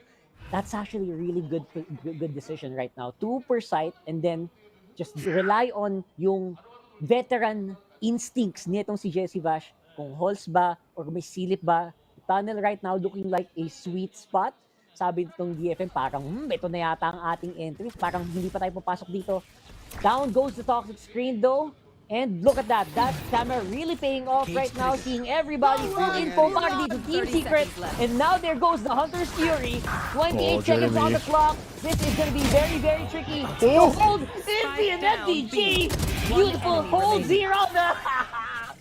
Nice angles coming from NDG. Maganda ang gising. NDG this name. Oh my goodness. And a 4K. Push pa kayo NDG to boy. What a hold para sa Cypher nila. NDG just making sure na walang pasok. Yung value talaga ng camera na mention mo. Na-spotted na both yung mid and yung tunnel side. And even though Jeremy unfortunately namatay siya sa Hunter's Fury, it's still enough distraction that Jeremy just NDG rather lines up the shots here towards that mid big kills. Impact coming in from them alongside Envy just to make sure na maiwan ang spike. Pinipid pa nga nila, pinipid pa nila yung yung neural test. And this is, ito yung mga statement rounds na, ito yung mga reasons why, NDG really does fight to, to show na deserve talaga niya to be on this roster. A lot of people really doubting this guy. For the longest time, whenever you read comments, pero you know what? He is here to prove that he can do the job na binigay sa kanya. And right now, it does look really good for Team Secret as well because of him. Even though nakuha nga, na-pick off si Jeremy doon, di ba? He really was able to pick up the slack. Talagang kinuha niya yung responsibility to really hold that side. Jeremy though showing how to frag right here on the Jet. 4v4 though, traded very well. Net's quite low. Might slow down DFM a little bit more. Interesting buy naman from DFM. A lot of their members nag-upgrade na lang sa, or nag-force ng or half buy rather ng Marshall. Normally you'd see a lot of maybe sheriffs instead, but they want to play that long range game. Gusto nila labanan ng Team Secret. Pag manapitas pa sila ng mga miyembro, yun talaga yung key para makapasok sa site. But the way that they're playing is just so slow, and it's into the hands of Team Secret na handa sa mga play na ganito, really playing into their pace instead of trying to set their own tempo. Drone gonna push out Borkum, pero ma-dodge naman. No info gonna be gathered here. Snake might out to maybe pushing even further. Managed to find one good pop flash coming in from Envy. Borkum will want to be 2 in 4. What a spray down to hold down the site. Great support flash from Envy as well. Borkum! Is it Borkum time? Sigaw naman dyan, boss. Isa lang Right now, that is a 6-1 and a beautiful flash coming in from Envy. That was cool, calm, and calculated. And kita mo naman, di ba? Parang sobrang on the dot. 30 seconds ang execute dito ng DFM. And basang-basa na sila, min. Basang-basa na sila ni Boss Borkum dito. Pati yung flash on the dot. Partida! Na-blind pa siya nun. Na-nearsighted pa siya nun. Such a deep flash as well, playing from that yellow side. Envy really making sure that he has the angles ready to help out his teammates. Kahit wala siya dun, the value coming in from this KO. The double initiator talaga ng TS allows them to play like this, cycling out yung utility nila to spot out the enemy early. Avoids a lot of this Yoru's distractions as they're able to do a lot of things. This time around, Medusa, siya yung mag-halls. Actually good play because he can TP over the trip if need be. But it looks like this buy round from DFM gonna be very slow as they're trying to find even more picks. Pero handa naman sila. Same setup here from Team Secret. Pinapabayaan lang nila ang halls. Joan gonna be invested a bit early as well. Very anxious here na may makagapang na isang player from TS. Kailangan mapakount ito eh. Mapakount ito ng DFM kasi look at the bank, man. Mapapasama sila dito. Wala na naman silang pera next round pag naubo sila. So if not win it, at least hold some of these guns. Because right now, it seems to be a very, very early entry here. Nice execute coming in from DSM. Nahuli na si Jeremy. At ngayon, CG naman, right there on the back. 3v5. Jesse Bash in the Boardroom. Getting ready for the retake. 30 seconds on the clock. Spotted out. Alam nila kung sino yung nasa makdo. Going down. 2v5. 1 for Jesse Bash. Can he get more heads? May sisilip pa kaya para sa kanya. Si Borgum nasa Gedli. Viper Spit hindi muna gagamitin. That will be the same. DFM finally getting back. To get around in TS, ang bilis nila mag-give up ng site dito the moment that they know that it's an impossible situation. Not willing to take the risk. They know that Borgum has 6k so he can drop 2 players. Get the full buy for everyone next round. Just keep an advantage going. Magbigay lang sila na isang round. Okay lang naman since 6-1 yung score. That's right. 6-1 is not bad. I mean, they also have a lot of money in the bank, by the way, 3-6, 3-5. So expect 2 more full buy rounds, no matter what happens para sa Team Secret. Not to mention, we are nearing. We're very near the half. Another frag. Libre isa ba? Nakalibre pa talaga ng isa. Nice one. And of course, it will be 6-2. Still some guns coming in. Let's see. More guns for, I think they can still pretty much have armor isa. Right now, ang ganda ng pasok dito nila Medusa, you gotta admit. I mean, that was pretty much unexpected. And only MDG barely had any time to react doon. And you know what, that's a good play. They committed a lot, di ba?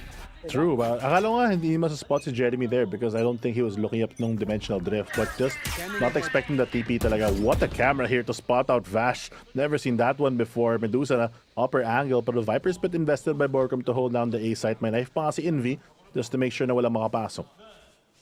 That's right. Obviously, the 0 point, minsan sinasave niya yun. I think it's really good na gamitin yan ngayon. Tapos pag nagko-cooldown na, siguro abot ng mga 20 seconds before execute 30 seconds. Hopefully, it's gonna be ready for the next push. And I don't know if they spotted out or they napansin na nila yung timings na ginagawa dito ng DFM by them together. Isang kulat naman, oh! Kaso nakaisa lang. Hindi na yon problema. Sapat na yon 4v5.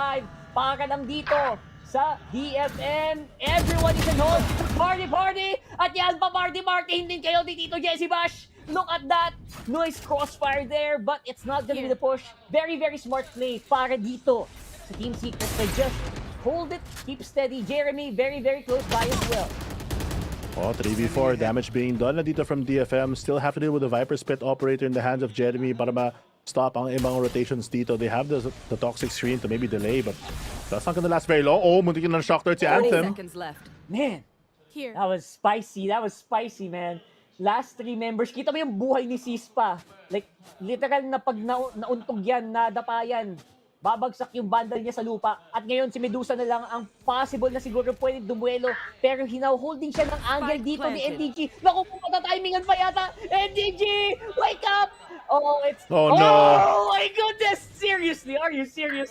There's no way. Still gonna be spotted out by Medusa, so dito pa rin naman, 3 member pa rin ng Team Secret ang nabuhay dito. Jesse Bash on the side, trying to open doors here. Jeremy whiffs on that operator kill. 2v1, nice paranoia there. And this could be Jesse Bash falling 6-3 para sa DFM naman ngayon on this round. And still, meron pa naman pera naman ang Team Secret to go for the buy. Pero this is looking better.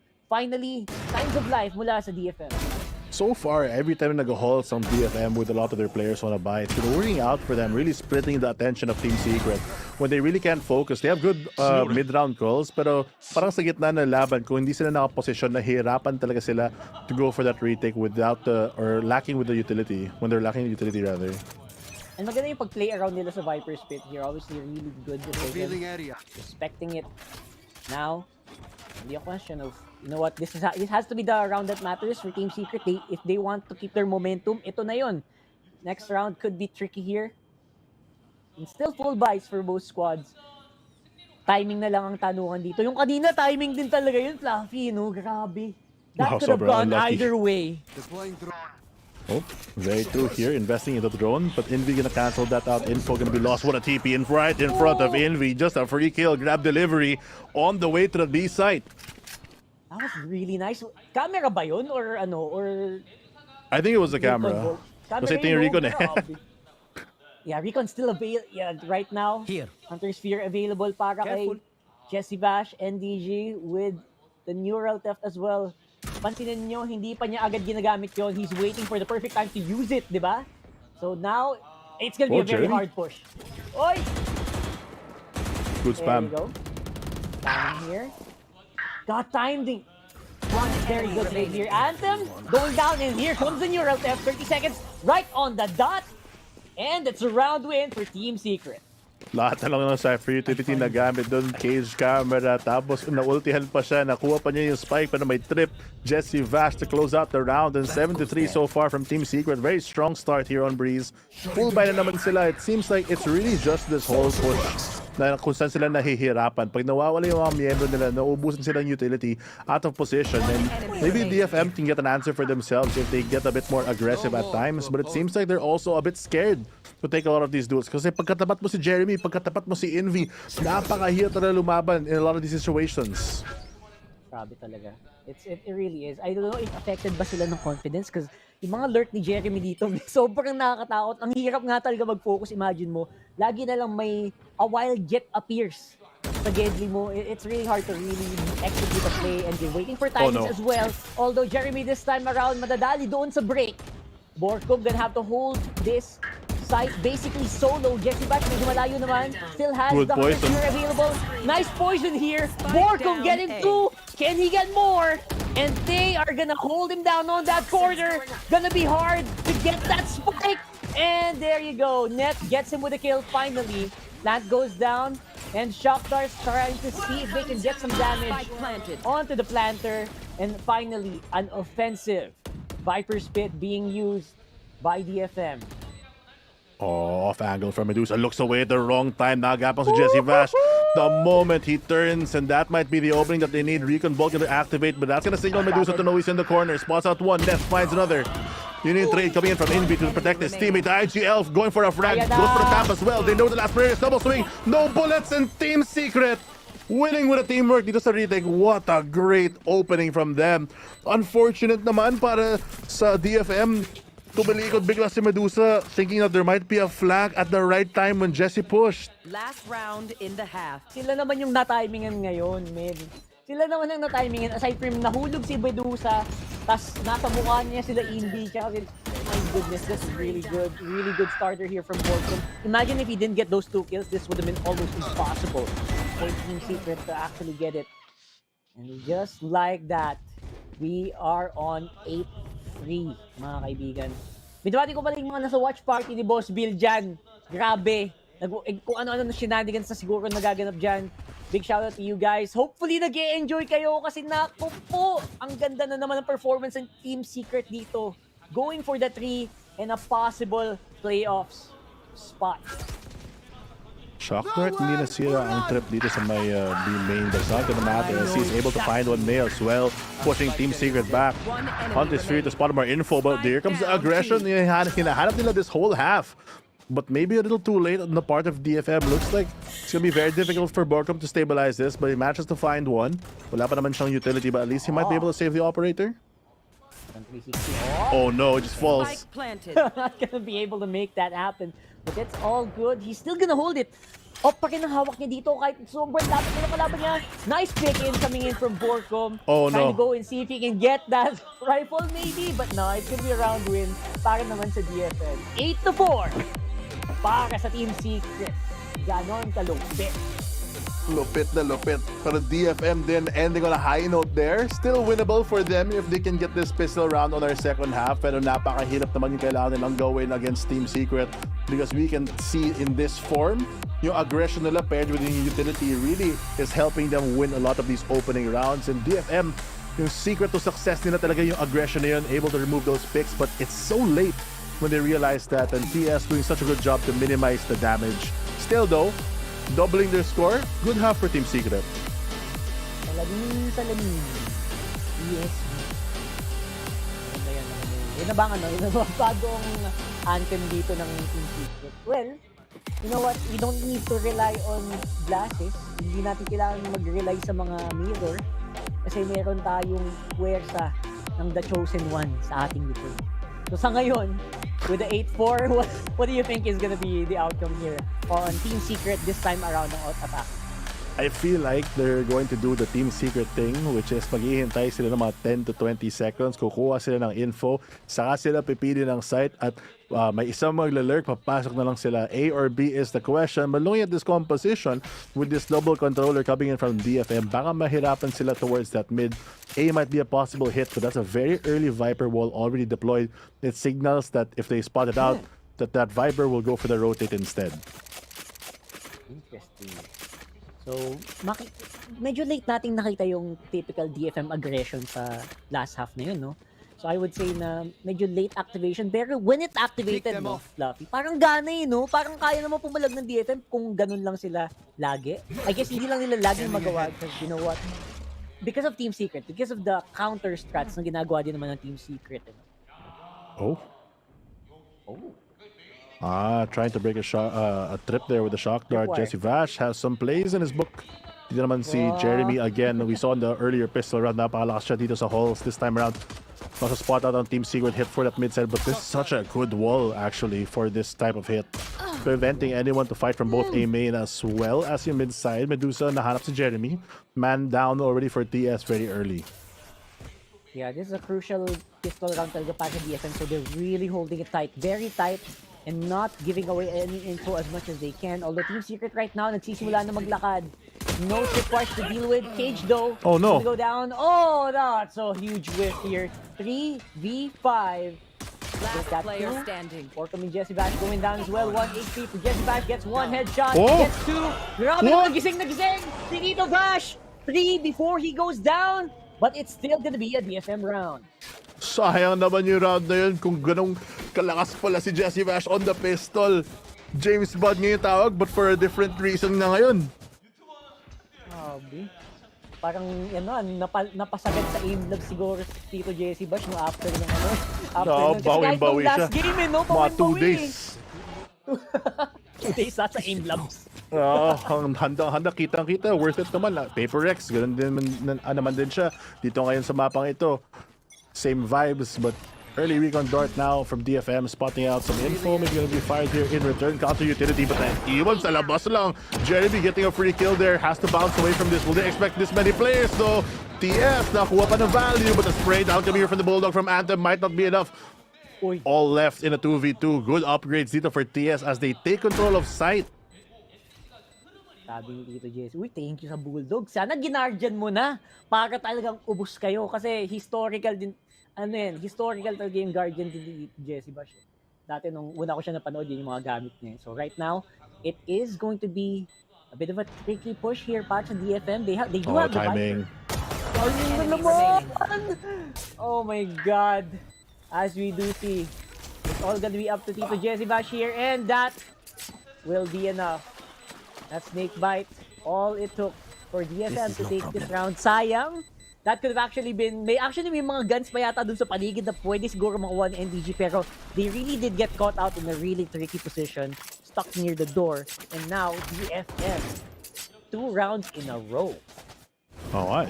2 rounds din na lang para ma-equalize na yung score, but honestly, even all this commotion happening and Anthem playing so well there to hold down the choke, still a good eco dito for Team Secret. Naka-plant sila, nakuha sila ng upgrades, doing some damage. I think they drop at least 1 upgraded weapon para sa DFM, and now they have their full buy against just the 2 guns that they were able to save. The rest of the team, Sheriff na lang yung gagamitin nila or ibang pistol.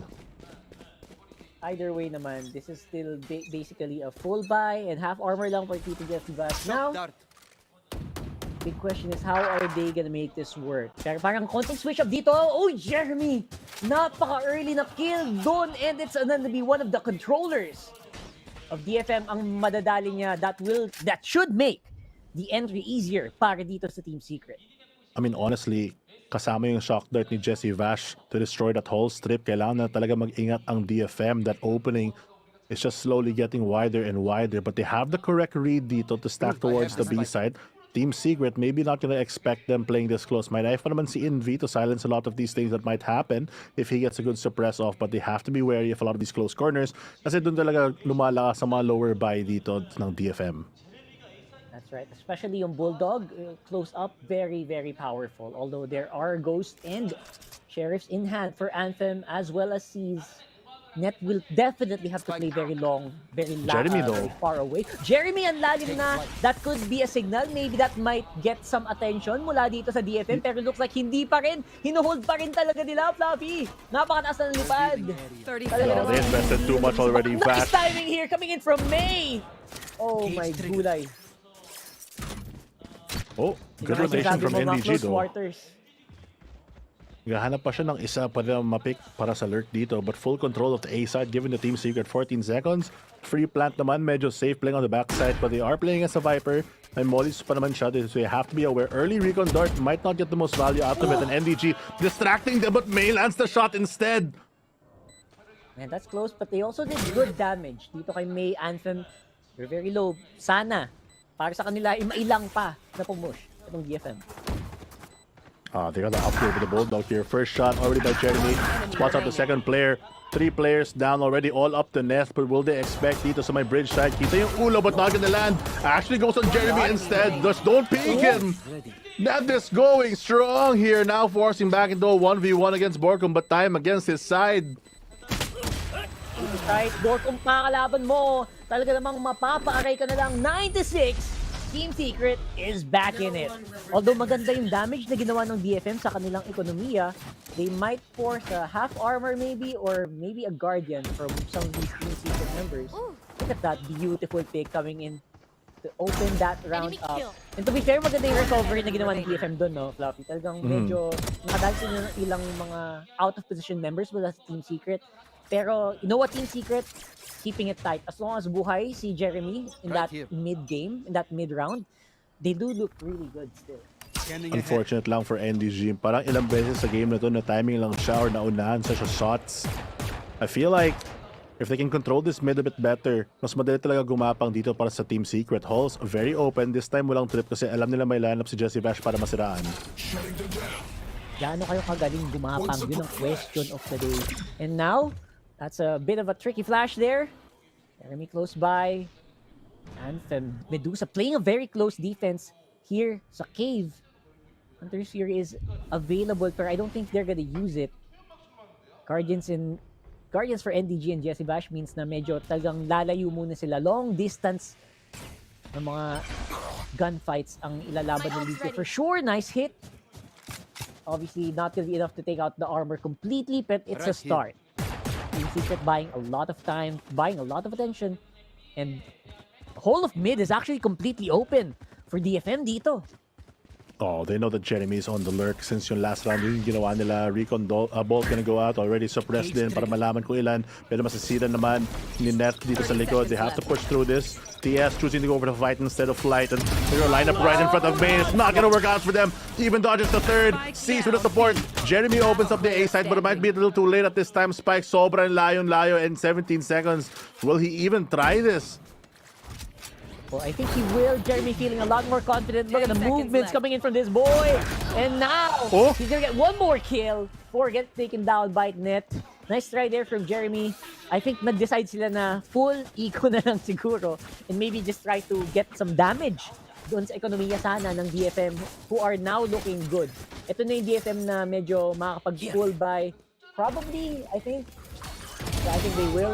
And right now, it was just perfectly timed there. Medyo na-caught off guard sila on the rotation after that cyber cage. Man, oh man. This whole round is, this whole match is starting to look really close. Yeah, ever so close to rounds separate both teams. And Team Secret gonna change up the pace here with a full hit instead of going very slow. Diretso na lang nila. There comes the updraft already clearing the trap, and it's forcing one on site. But can they find him through all this commotion? So many smokes, and this Viper wall really separating both teams. But no, it's DFM striking back with 2. Uy! NDG nakadalawa na! And May with a flash. Again, has the dimensional drift, pero looks like he's gonna be hunting down Borkum, Jesse Bash, super duper low. I wonder kung na-comps out kaya yun. And now it is going to be all up to Jesse Bash with 4 HP remaining. That is probably going to be the save. 2 members left here for DFM. Matatimingan kaya? Last player standing. Medusa! Grabe si Jesse Bash. Man, I would say, okay, panalo DFM dito Pero pansinin mo yung mga duel ni Jesse Bash dito. May kakaiba may something, you know. And now it's a 1v1. May is close by. Makuha kaya siya. Guns out kaya siya, Jesse Bash! Oh, he's looking the right way. Oh, no! Okay. That was close. That was close. Grabe naman, sobrang wide ni May there. The double step just to push the aim a bit off, and Jesse Vash. Sakto naman yung timing niya, pero konting magkamaling ganito is what really is closing a lot of these, costing a lot of these rounds. And 9-8 na, nakakahabol ang DFM dito sa Breeze. That was a pretty good eco. Like with all the ecos, that actually could have gotten one there. Jesse Bash, who seems to be on point in this last one. I think nag-readjust pa yung crosshair niya. He went for the full 180, looking at doors, then started to look onto caves. Muntikan pa nga pero muntikan pa yun. That was too close for comfort for sure para dito sa DFM. Ito naman tayo, 9-8, 1 round separating both teams, and it looks like a slower pace dito from Team Secret as kukuha nila sila ng side sa may mid just to take a bit more control on this side, refocus their attempts because it looks like dito sila nahihirapan, nakapasok sila for a lot of these earlier rotates, and Borkum gonna be the defender of this one with this Poison Cloud. Spotted out actually, or slowing down right now is gonna be DFM, who seems to be having a hard time pushing this time around. Which is usually makita mo sa mga comps sa Mayoro, medyo lalalim yan, tapos biglang aatras pabalik. And that's not what's happening here. They are holding steady. And so far, ang napapansin ko lang, every single person really is giving up this mid control. Now, tama kaya ang raid nila, medyo mabagal ang pag-ikot nila dito sa B. Oh, Anthem might get a timing on that player, but while that's happening, nakapasok naman sila sa B side rather. Pulling a lot of attention this way. See Neth spotted out, but this is some free info coming in from May just to get the positions correct. Spike planted. No choice siya. Dimensional drift. Nahuli siya sa likod. Nice flash as well coming in from the assist of the Paranoia.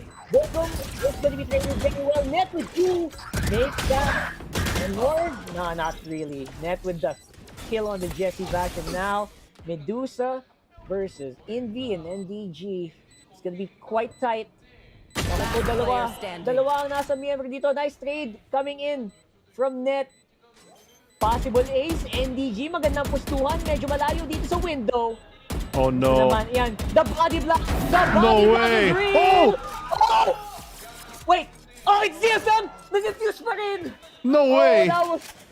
Nag-defuse pa rin. Sobrang point ilan yun. We have to see. Because I think that could have been a win. That was too close. I thought it was over by then. I thought DS was able to snatch that away. The hard commit by NVD to tries to give his teammate a bit more time. Not working out. NDG, he gets it in the final, but kahit yung DFM napatawa. Sobrang close na daw. Parang ngayon lang huminga ulit Napa-timeout tuloy sila. Kahit ata sila nanalo. Nanalo pala tayo. Nanalo tayo doon? Okay. Parang 0.5 seconds na tumigil sila. Wait. Panalo ba? Talo ba? No, yeah, you did it. So right now it is 9-9.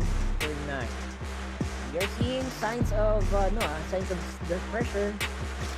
Is it felt though? I don't think so. TS looking as chill as they did mula pa nung game 1. I would say this is looking good for DFM. Finally, this is looking like a match. Oo. Team Secret napaisip ngayon. Kailangan nila mahanap yung sikreto sa attack because so far nothing's been really working out their way kung hindi man lang nanalo sila na sobrang laking fight. DFM on the retakes just so strong in combination ng paranoia kasama ng dimensional drift. A lot of their scans and the fact that they can flush out so many positions with this molly coming in from C's. Napakahirap talaga when everything is on point so far for them on Breeze. Right now, it is gonna be a half buy. Is that a half buy for Team Secret? So some stingers in hand, that means kailangan mag-play sila ng those super duper plays. That means maybe pupunta sila ng elbow or maybe beaming. Pero hindi na nag-take ng risk. Ang DFM counter Hunter Fury. Kamusta naman? Sinong mas magaling pumana? Eh kaso na backstab naman. Medusa with a beautiful flank coming in from the back. Samaan pa ng net sa Gedli. That will mean a complete wipeout. A very, very fast round for DFM. That's not what TS really wanted or needed. Pero at least ngayon may Vandal sila para kaya na lumaban. But what an interesting turn of events. Great TP from Medusa to wipe out a lot of the backline dito. Combination with a swing out like you mentioned. Nahihirapan na ang TS to bumalik. They've already strong 4 rounds in a row for the side of DFM and they're already somehow at an advantage. For the first time in this whole series, by the way, DFM ngayon ay lumalamang ng isang round laban sa Team Secret. Now, ano na ang plano? Team Secret, ano ba ang switch up na ginagawa nila dito? Read. Let's read here, coming in from May. Naka-ready na ngayon. Alam nila. It's all the way up to this one. Medusa traded very well. Invi with 2. Napatay niya habang flash headshot onto May to clear out an angle. The whole control still with Team Secret. Jeremy is lost. But still, they get the site for free now. Ayan na. Oh no! Pinigutan na naman! Oh my goodness, DFM! Hindi siya na-spot out pala doon. Oh my gulay. 2v2 pa ngayon. Ang mangyayari dito, Invi and NDG, medyo malayo sila sa isa't isa. Yung spike siguro ang kanilang target. At ngayon, makakaisa na. 1v2 Invi. It's all up to you. Naka-ready pa naman ang 0 point. Meron sa isang flash pa na nakitira. Pero sige, spot out mo ko. Nandito ako. Tignan mo ko ng camera mo. 70 HP para kay Invi. Ready pa ngayon. Ang flash drive. Full info na din siya ngayon. 2 miyembro ng DFM ang kalaban ko doon. And there you go, pop flash. Pero naharangan yata nung pyramid. It is gonna be a close fight. Pero looks like it's still gonna be DFM in the lead. Sayang talaga. Na-recover yung Hall's play pero nung mababa ang Viper wall, yun talaga nalason sila with that double kill stopping out the plant and NG na timing pa nga. It seems like it's not been working out for him. On Breeze, hindi na patay ni Borcom. Small things like this just stopping the momentum of TS from building. Not what they really want in this situation. And DFM with a sigh of relief. Gusto yatang pababain ng DFM ang araw. Gusto nilang umabot sa sunset dito, mga kaibigan. Ready pa naman ang mga Guardian at 2 rifle. 3 rifle dito para sa Team Secret, pero half armor pa sa ngayon. Viper's Fit is ready, Neural Theft as well. So pwede silang gumawa ng play dito. They definitely have to go up on the B. May spots out a few, maybe 2. And now siya naman ngayon ay yata ang madadali dito. Nope. Bounce! Bounce muna ang magiging call. This time wala naman masyadong flank coming in from DFM, so baka maging mas predictable sila ngayon. Si Bash, Slow nice and Aldron, steady. spots them out. Slow and steady, wins the race. Meron pa naman silang pang-detect dito kung sakali. Kaya binabagalan pa nila ang pace. Ayan na! Oh no! Pasukan na ang mga Team Secret members. Nice trade! Coming in 4-3-4. Coming gonna go down though. Anthem, magandang position dun sa McDo. Sabi niya, gusto ko ba ng pagkain? Ayan na. Snakebite going down. Wrong angle. Default ang plant namin. Oh my gulay. There you go. Nice one coming in from Anthem. Last one remaining. Itong si NDG. Maklatch kaya niya to in a 1v3. Coming in with the neural theft. Mahanap niya ang kanyang mga kalaban. 3 miyembro na dun sa McDo. Naku po, problema na naman. Camera hindi pa nakapwesto para kay NDG. Kitang-kita mo na paranoia. Naku po, paalam na yata for you, my friend. NDG the GOAT. Kaya pa ba? Isang delay ng diffuse man lang. Maybe. With a kulat, that's gonna be 9 to 12 here. DFM! Alam na ba? Match point. What a round there from DFM. impossible situation para kay NDG. Unfortunately, naka-util or knife out dito si Borkum. Tas nakatalon din si Vash on the third kill. Just everything not working out for them. Anthem really holding back a lot of the attack here from Team Secret. And the double one-way then, just to stop any backside attempt coming in from their Omen. Just so difficult to come back from that round. And they're forced onto a very low buy. Gonna use the last time out. Makaisip sila ng plano. They have to change the pace, but it's gonna be so difficult with the weapons available. Ano ba isura ng ekonomiya dito ng Team Secret? Makaka-rifle pa ba sila? I think they can only get maybe stingers. Para sheriff lang. Oh my gulay. So anong magiging play dito ng Team Secret pag ganun? Puro sheriff or stingers. So anong atake dito? So most likely Bino pag ganyan. I feel like they have to take control of something na medyo isa lang yung angle. Maybe Halls is an option for them, pero handa din yung DFM. Kita natin sa ibang rounds na may pop flash sila, may advanced player to play off of it as well. They really need to cook something up here, as it's a struggle to really get out of a lot of these chokes pag bitin ng utility. Nagkamali pala ako because of that spike coming down. They actually have enough money to go for a half buy. Grabe, ang crucial pala nung pagbagsak ng spike na yun, no? Yung plus 300. Kung sakali walang armor tong mga miyembro natin sa Team Secret. And ngayon, that will probably be enough, at least for the meantime. Half armor means na kailangan mo lang medyo mas mas mag-play ng safe. Mas play ng basically just make sure you win the duel, make sure you get ahead. Mauna kang mang-aim.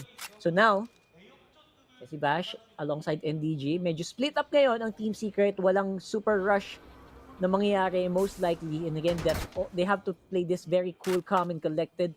Anthem, medyo maganda ang spot niya dun sa halls. And now, si Bash, nagpapakita na dito sa B. Nagpaparinig na rather. But look at the change of setup. DFM, yung Cypher na lang nasa A site na lang. 3 players ready to fight off the back of a paranoia dito sa may B site.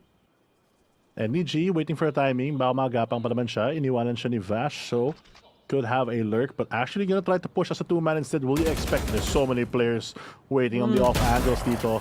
Boosted up, and Medusa gets a free kill there, and NDG forcing him back. Utility gonna be baited out, and they can't even take the A side because the Cypher setup's just there to stall them out.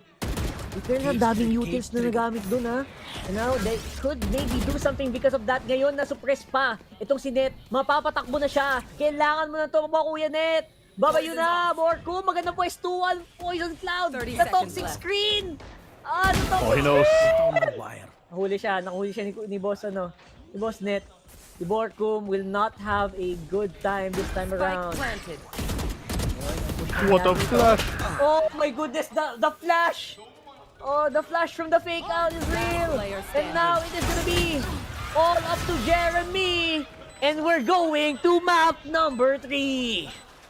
What a comeback dito ng DFM. Akala natin total dominance 8-4 yung first half, but somehow, some way, they managed to find a foothold and they don't let go of that chokehold. Just really putting down their heel on Team Secret. Nahirapan talaga sila lumabas ng kahit anong site because of all the off angles that they have to play. Naka-TP yung isa, tapos may Yoro sila kailangan isipan, tapos may Cypher setup on the opposite side preventing a lot of yung Team Secret lurks. Well, to be fair, you know what?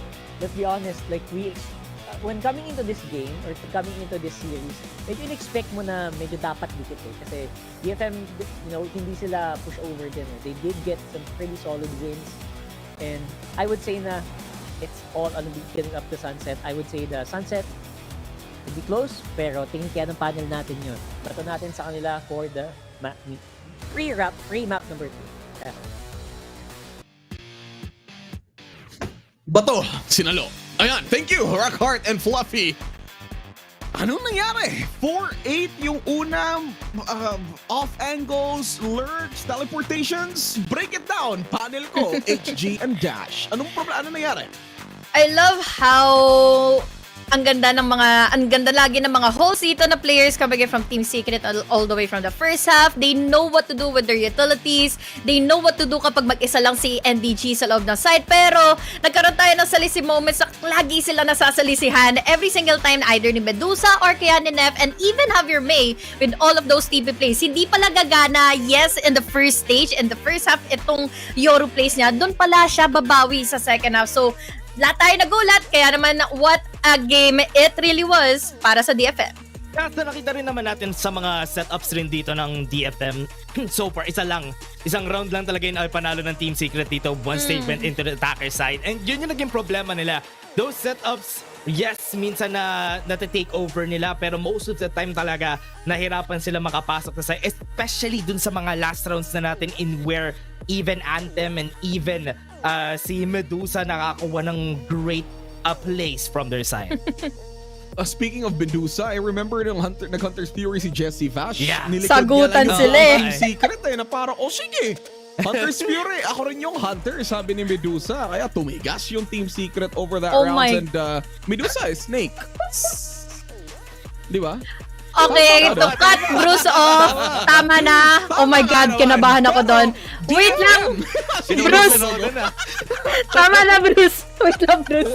Nakabahan ako sa'yo. Gusto ko pa namin makatrabaho sa susunod pang mga araw dito. Pero kung babalikan nga natin yung mga nangyari kanina, yes, tama ka dun eh. Parang nagkasagutan sila ng Hunter's Fury nga doon. Kumbaga, parang, I'll show you how to do the Hunter's Fury. But yeah, tumama man yun. Parang nga kay Jesse Bash. Pero kung babalikan natin, itong first half na ito, parang nagkasagutan lang sila dito lagi sa mga timings na pwedeng makakuha ng kills sila. Jeremy, once na makakuha siya na space all the way from halls, pero yung second half ang daming mga flaws din yung mga moments nga ng TS kanina.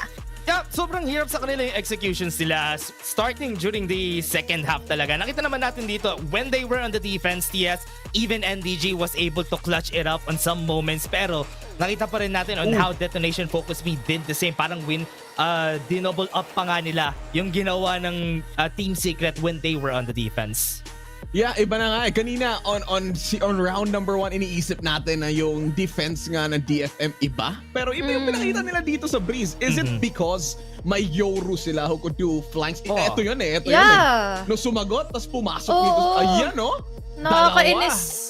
Nakakainis si Medusa doon dahil alam mo sobrang caught off guard yung Team Secret doon and wala silang kahit anong pang anti-flank nga dito para nga ma-counter out yung round na yun dahil they were all together trying to rush into B-side, create an opening with the use of the Hunter's Fury but it did not go to their favor. Ito pang mga times na to na laging awkward ng positionings nga ng Team Secret na to the point na nakuha sila every single time ng mga decoy ng mga fake out dito ng DFM. Yeah, from the change rin kasi na ginawa nila from Harbor to Omen, I think it's way better. Yung based on the playstyle of what DFM has been doing, nagkakaroon sila ng more opportunities with the one-way smokes na ginagawa.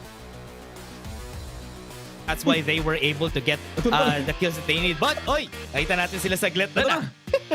Ready sila, naghahanda sila kasi kanina kung trick yung araw para sa Pilipinas. Pupunta na tayo ngayon kasi sunset.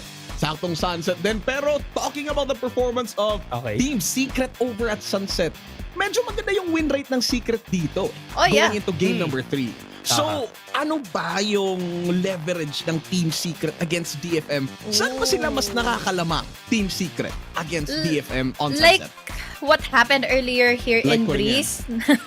Like what happened earlier here in Breeze, sa defense, maganda man yung maganda yung laging nagiging hole sila every single time. Pero dito naman sa Sunset, yes, maganda rin yung defense sila dahil maganda yung retake capability sila. We're talking about those util plays na makaka-cancel out dito ng mga plans every single time sa mga pipili at maglalaro dito sa Sunset. So, one of the best chance for them to win out Sunset is yun nga, yung kanila magiging defending at alam naman natin I think magiging back into the drawing board dito yung DFM into choosing Jet na or Race naman para kahit pa paano dito kay May.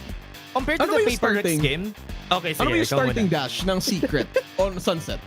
Are they starting as attackers? Attackers yung Secret, di ba? Attackers ang alam ko ang Team Secret dito. Pero compared to the Paper Rex game kasi, dito sa Team Secret, different kasi yung playstyle ng Detonation Focus Me. Paper Rex, wala sila masyadong flank watch nung nakikipaglaro sila against Team Secret. That's why Team Secret was able to get a lot of flank kills from their side. Pero against DFM, it would be a different story dito for the side of Team Secret. So kailangan din nila back to the drawing board dito sa DFM game. Alright, so there you have it. Yun yung parang points natin over at Breeze. Again, 4-8 yung half score natin. Pero wala hindi na... The chokehold from DFM was just too strong over at Secret. Pero now that we're going over to Sunset, we're going to game number 3. Kanina pinag-usapan natin na magiging game 3 to, pero super excited over at Sunset kasi mas maliit yung mapa where we know Secret really does their best. Pero let's look at the highlight difference from Anthem and Jesse Bash. What did Jesse Bash do for Team Secret on the past 2 games? Grabe yung mga holds nila dito, especially ng first half talaga. Lagi silang nagkakaroon ng lagi silang nagbibigay ng opening dito for Burkum to pick para magkaroon ng mas magandang wide swing si Burkum or kaya naman dito sila Jeremy. So, kudos sa ating mga initiators dahil ang dami nilang mga points kung bakit hindi nakakakuha din ng magandang positioning dito yung kanilang mga kalaban, especially for Anthem na nakakapagbigay ng opening pa dito kina Medusa and Net always, all the time para nga makakuha sila ng pick-off kay na Jesse Bash. Yeah, so nakita rin natin sa game dito, Anthem was on point, especially during that freeze game. Ang dami nga nakuwang kills, clutch kills, and even high impact kills dun sa game. That's why Team Secret had a hard time during that game. Pero this coming game, I think there's a bigger chance here kasi remember what Team Secret picks on this map. They have a breach kay Envy dito sa game na to. So more openings para kay Jeremy this game. Ito yung hinahanap ni Honey Glaze kanina yung breach ni Envy. What's with breach Envy ba? Na it just becomes better for Team Secret. Ay, nakakainis yan, man. Dahil imagine, magsaset up pa lang kayo ng entry going into the side, pero bubulagain lang kayo ng mga fault lines. Ito yung nagiging reason ko bakit parang hirap nga dito makapag-plant, hirap makapag-postman dito yung mga kalaban. But then again, if they're playing on the attackers on the first half pa lang dito ng game na ito, nako, bangan na nila yung mga aftershocks, yung mga blinds, fault lines dito na bibigay ni Envy dahil every single time, ito yung ginagamit in favor of Jeremy's side para makakuha ng mga pickups. Even to add to that, yung defense rin nila with this breach that they have, ang hirap Ang hirap makapasok for Paper Rex that time kasi remember, every time Paper Rex goes in, lahat sila nandun, so yung fault line, mas malaki yung value for them. So, here naman, dito sa game na to, I hope na magkaroon ng same value for Team Secret yung breach pick. Ang talino nyo palang dalawa, no? Na-notice ko lang. Si Dash kasi add, tapos value. Paano ba yung division of labor ng DFM kung gusto nilang manalo against Team Secret? Patay tayo dyan. Legit na tanong yun. Ano yung division of labor from DFM? Nagulat ako sa term mo. Ano ba? Ano dapat yung gagawin na DFM para manalo sa Team Secret? Well, I do think na maganda yung magiging composure dito ng DFM, especially that they boosted their morale earlier in Breeze. So, pwede siguro ma-amplify na naman nila dito si May, yes, pero all that I can think about para dito sa map na to is si Net na online na kanina. We have a Cypher Net naman dito going into Sunset. So, one of the main reasons din kung bakit pwedeng maudlot yung mga pagpasok nga dito ng Team Secret is because of the trip wars dito by Net and even especially yung kanilang magiging flank scenarios laban dito sa Team Secret. Yeah, very important on how they foil the attacker side dito ng Team Secret, kung paano nila sasagutin yon. Kasi, yeah, as Honeyglaze said, si Net, sobrang laki nung part niya na magiging dito for them for the defense. Kaya, that is gonna be one thing that they should use here. Alright, so kanina naging issue para sa atin yung parang Cypher trip wars ni Neth, di ba? So now that Jeremy is over at the race, I think that's gonna be a lesser issue for them kasi masisira na yung mga utilities on the end of DFM. Pero I think this time, Team Secret actually is starting over at defense. Pero as a defender, Team Secret, kumusta ba sila sa Sunset? Excited na ako dito dahil Ako rin. daming pang delay ng pagplant. Yes, you have a wingman over here, pero pag na-cancel out yung wingman, ano nang gagawin nyo kapag na-detect na kayo kaagad ng mga Cypher Trip Wars? We even have the fault lines and everything else para sa Team Secret util play. Yeah, so makikita lang naman natin dito for Detonation focus me on the attack. The only problem that they will have is yung information department lang kasi wala silang Sova. But here, let's see what's gonna happen. Alright, so there you have it. Ready na ating casters, Sir Rockhart, Sir Fluffy. Well, kayo na actually bahala. Let's go!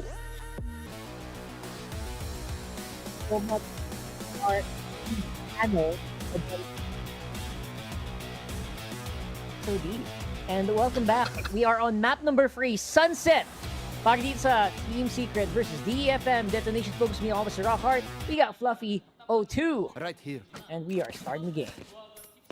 Yun yung mangyayari, no? 0-2, 2-0, 2-1. Lahat na pwede gawin ngayon since map number 3 basically reset. Kita naman natin last time gano'ng kalakas si Envy on that breach. But this time around na may mga trips ang kalaban on Neth, it might be a different story. They might not be able to get yung mga lurks na hinahanap nila nung game nila against Paper Rex. And of course, DFM, kayang-kaya nila naman nila sulitin. They have the firepower that they showed us on Breeze to really stall up a lot of these fights.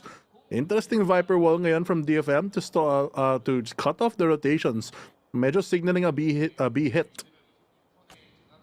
Don't forget how crucial it is. You know what? I really like the lineup din ng DFM. Having that Gecko, I think Gecko is just too powerful. Sobrang ganda yan how almost in any map. They're gonna be able to do some remote plants, and obviously yung execute nila, it's all about the flashes, the dizzy flashes, right? And maybe rely on the paranoia, but that's it. That's the big problem with having this Gecko and this Omen. You have one flash, gandahan mo na lang ang Oh, the early contact here. Jeremy traded out, but at least he gets one for himself. Medusa out of the picture, pero may smoke pa naman sila. Good stun by Envy. Borco managing to capitalize off that. Nakaiikot pa siya dito. Nakaatras pa silang dalawa, getting away with another pick here for Team Secret. Grabe, napatalon sa saya yun. Nakita mo yun? Grabe, ang saya naman nila ngayon. But now, it is gonna be DFM going straight into B. Ayan na si NDG. Nag-aanap na ng plan. Si Wingman pa. No! Ay! Kamukunti yung crosshair mo! Nag-ali ba siya? Ayan na, ito 3v3. The spike goes down. It is gonna be the full retake for Team Secret. Everyone on to Boba. Sobrang sayang naman yun. Tapos nawala pa yung cage. 3v3 ngayon na sinabi mo. Diyan na yung dark cover to prevent any of these pushes. What a shot by C's. Napitas pa ng isa. Flash coming through, but they still have a lot of util to work with. May pain shells pa sila. Going for the tap instead. Borkum trying to fight out of this 2v2. Envy goes for the swing but doesn't get the shot here. Natagal si May, so it's all into this 2v2. Not much util. Have to go for the spray down. Now stick na si Envy. It's all up to Borkum to go for more delay here. He has the shot, but they don't get the connection onto Envy. At yun yung kailangan nila para makabawi. Team Secret starting out very strong. That's the round that you want to get. Grabe, kinakabahan ako. Sobrang tight sobrang tight din ng defense na ginawa doon ng DFM. Pero so far, it is gonna be a very crucial Borkum. Borkum win there on the last one. Now, maganda, spicy pa rin talaga yung totok yung Borkum. Kahit kanina medyo nadulas sila doon sa Breeze. Look at that, Envy as well. Naganda ang Pansinin mo naman, boss. Okay lang. Nakita niya yun for sure. In spirit for sure. Speaking of info though, early Gecko flash, spotting out anyone towards that mid side para lang mapigil ang mga pushes dito ng Team Secret. Early Cam might spot out one though. Actually too far for the angle here. Si NDG tumatago na lang sa may backside, ikot sa may market para makuha niya ang mga free picks if they go for a wingman plant. But I don't think DFM might go for that just yet, as they are stacking up here with the classics. Ano ba yung way nila to take care of this tripwire? Obviously, hindi ganun. The paint shells, hindi na available. Wala nang paint shells. Paano mo tatanggalin yung tripwire ngayon? Kailangan yung silipin yan, mga tol. Wala din namang hard flank right now. It is just gonna be Medusa holding up on the mid. NDG! Maganda kayo! Ayan, tinanggal na si Wingman at it's all! Gonna be up to a manual plant here by C's. Medusa swinging up on the right. One enemy remaining. There you go. It is just gonna be enough. Tiniis na lang nila para na ma-plant din yung spike. Extra 300 credits. Team Secret though with a 2-0. 2-0 at the moment. And NDG, ang daming effort para makuha yung wingman. Parang 2 rounds na siya nilalabanan. Parang nilalabanan rather. NDG versus Wingman. The epic love story that you will never expect. Now, it is going to be a good way. That's a good way to start it for NDG and showing yung proficiency niya with holding the very tight angle, even with just Spectre in a long distance. Man, that's exactly how you want to play this. Beautifully done here for TS. So far, so good. Smooth sailing. Pero ngayon, early info ulit sa mid side. Nagamit naman yung Dizzy pa ulit-ulit sa rounds. So it's a free info for them for the attacking side. May camera pa nga sila for some early aggression. So this time around, nag-iingat talaga sila na magpupush out on Team Secret, but knowing TS, they already have a plan. Nades into that fault line para masecure ang orb, waiting for the tap. Instead, just gonna back away, mabigay nila yung B side, or B main rather, just funneling them into a choke where they want to fight. At funnel, obviously, pinarinig na din nila ang kanilang intensyon para maglakad dito sa B main. Obviously, they're gonna be able to get the orb. Pero yung rotate is actually very slow compared to what we normally see from DFM. This is super duper interesting. So now, waiting for picks. Actually, yun ang ginagawa ng DFM. Parang nag-aantay nila sila ng picks. Pag nag-ano kasi, no, pag pumasok sila sa side, parang parang hirap sila mag-hold eh. Pansin mo? Oo, nauubos lang sila, especially pag may mga trip or ibang mga utility. It's just so hard, but they're not baiting out this breach stun early, so they're gonna have to tank it. 27 seconds na lang, and Envy. Siguro masakit na yung kamay niya. Kanina pa siyang hawak ng stun, hinihintay lang gumalaw yung DFM. Pero ayaw nilang gumapang. Ayan, nangalay, and saktong timing din naman para dito kay Jesse Bash to walk on out there. What Nice shot. one. Nice entry. Wala dito kay May, pero mas maganda, mas nice yung hit ni Jeremy. Wingman, hindi talaga makaplant dito sa game na to. Kinakawawa nila ng sagad. Ang maliit na creature na ito. NDG, playing it close, has some detection. And nice paranoia, near-sighted. DFM, Medusa all alone. Binato na lahat ng units na pwede niyang ibato. Tatlo pa lang ang kalaban mo. Ano na ang gagawin mo? It's a 3-0 for TS. Pati bonus nila, hindi nila napanalo. Great defense dito from TS, avoiding a lot of fights. Handa sila sa contact. They always have something to play off of. Kung hindi teammate, at least may util, may trip. Yung wingman, so far, hindi nila na-eliminate agad-agad. But still, it doesn't stop the fact na sobrang lakas ng retake ng Team Secret dito. Sausaw dito sila from the market side. Able to find a lot of these early damaging picks from stopping DFM to really go for a good post plant. Ang ganda pa naman ng intro kanina, no, Fluffy? Uy, grabe, may wingman sila. Magandang pang-plant yan. Oo. Hindi, kawawa. Kawawa si wingman dito. Walang wingman Flashy for Team Secret dito sa game na ito. And now, they do have all the guns they could ever need. 3-0. Ito na naman, parang napanood ko na to, Boss Fluffy. Oh, good damage also with the shock dart. Napatras sila dito. Gonna be shot back by DFM's pressure. Overpeaking. Borkum's able to lose his life. Na-trade na naman si Envy para sa kanya. Medusa out of the picture. 1-for-1 yun both teams, but TS still maintain control of a lot of the map dahil sa mga cyber trips na to. They even spot out the mid players. Jesse Vash handang-handa kung nag-push si Neth. Neth just trying to create pressure. Maybe even fake out the rotate. Advantage of double controllers. Obviously, may iwan pa rin si C's para sa isang malupit na smoke. Going in. Here comes Trash. Sino mahanap nila? And looks like they will find it. Hindi makapag-launch si Trash though, which means mahihirapan pa rin ang pasok ng DFM dito. Or will they? Right now, spotted out with from the shadows. Net swapping out. There you go. Mapakababa ng HP niya, pero looks like it will be enough for DFM, the 3-man squad, to go into the site. Jeremy on the block. Nice hit on the head. Gets that too. And now NDG to clean it out. 4-0. Team Secret. Nagwawala na dito.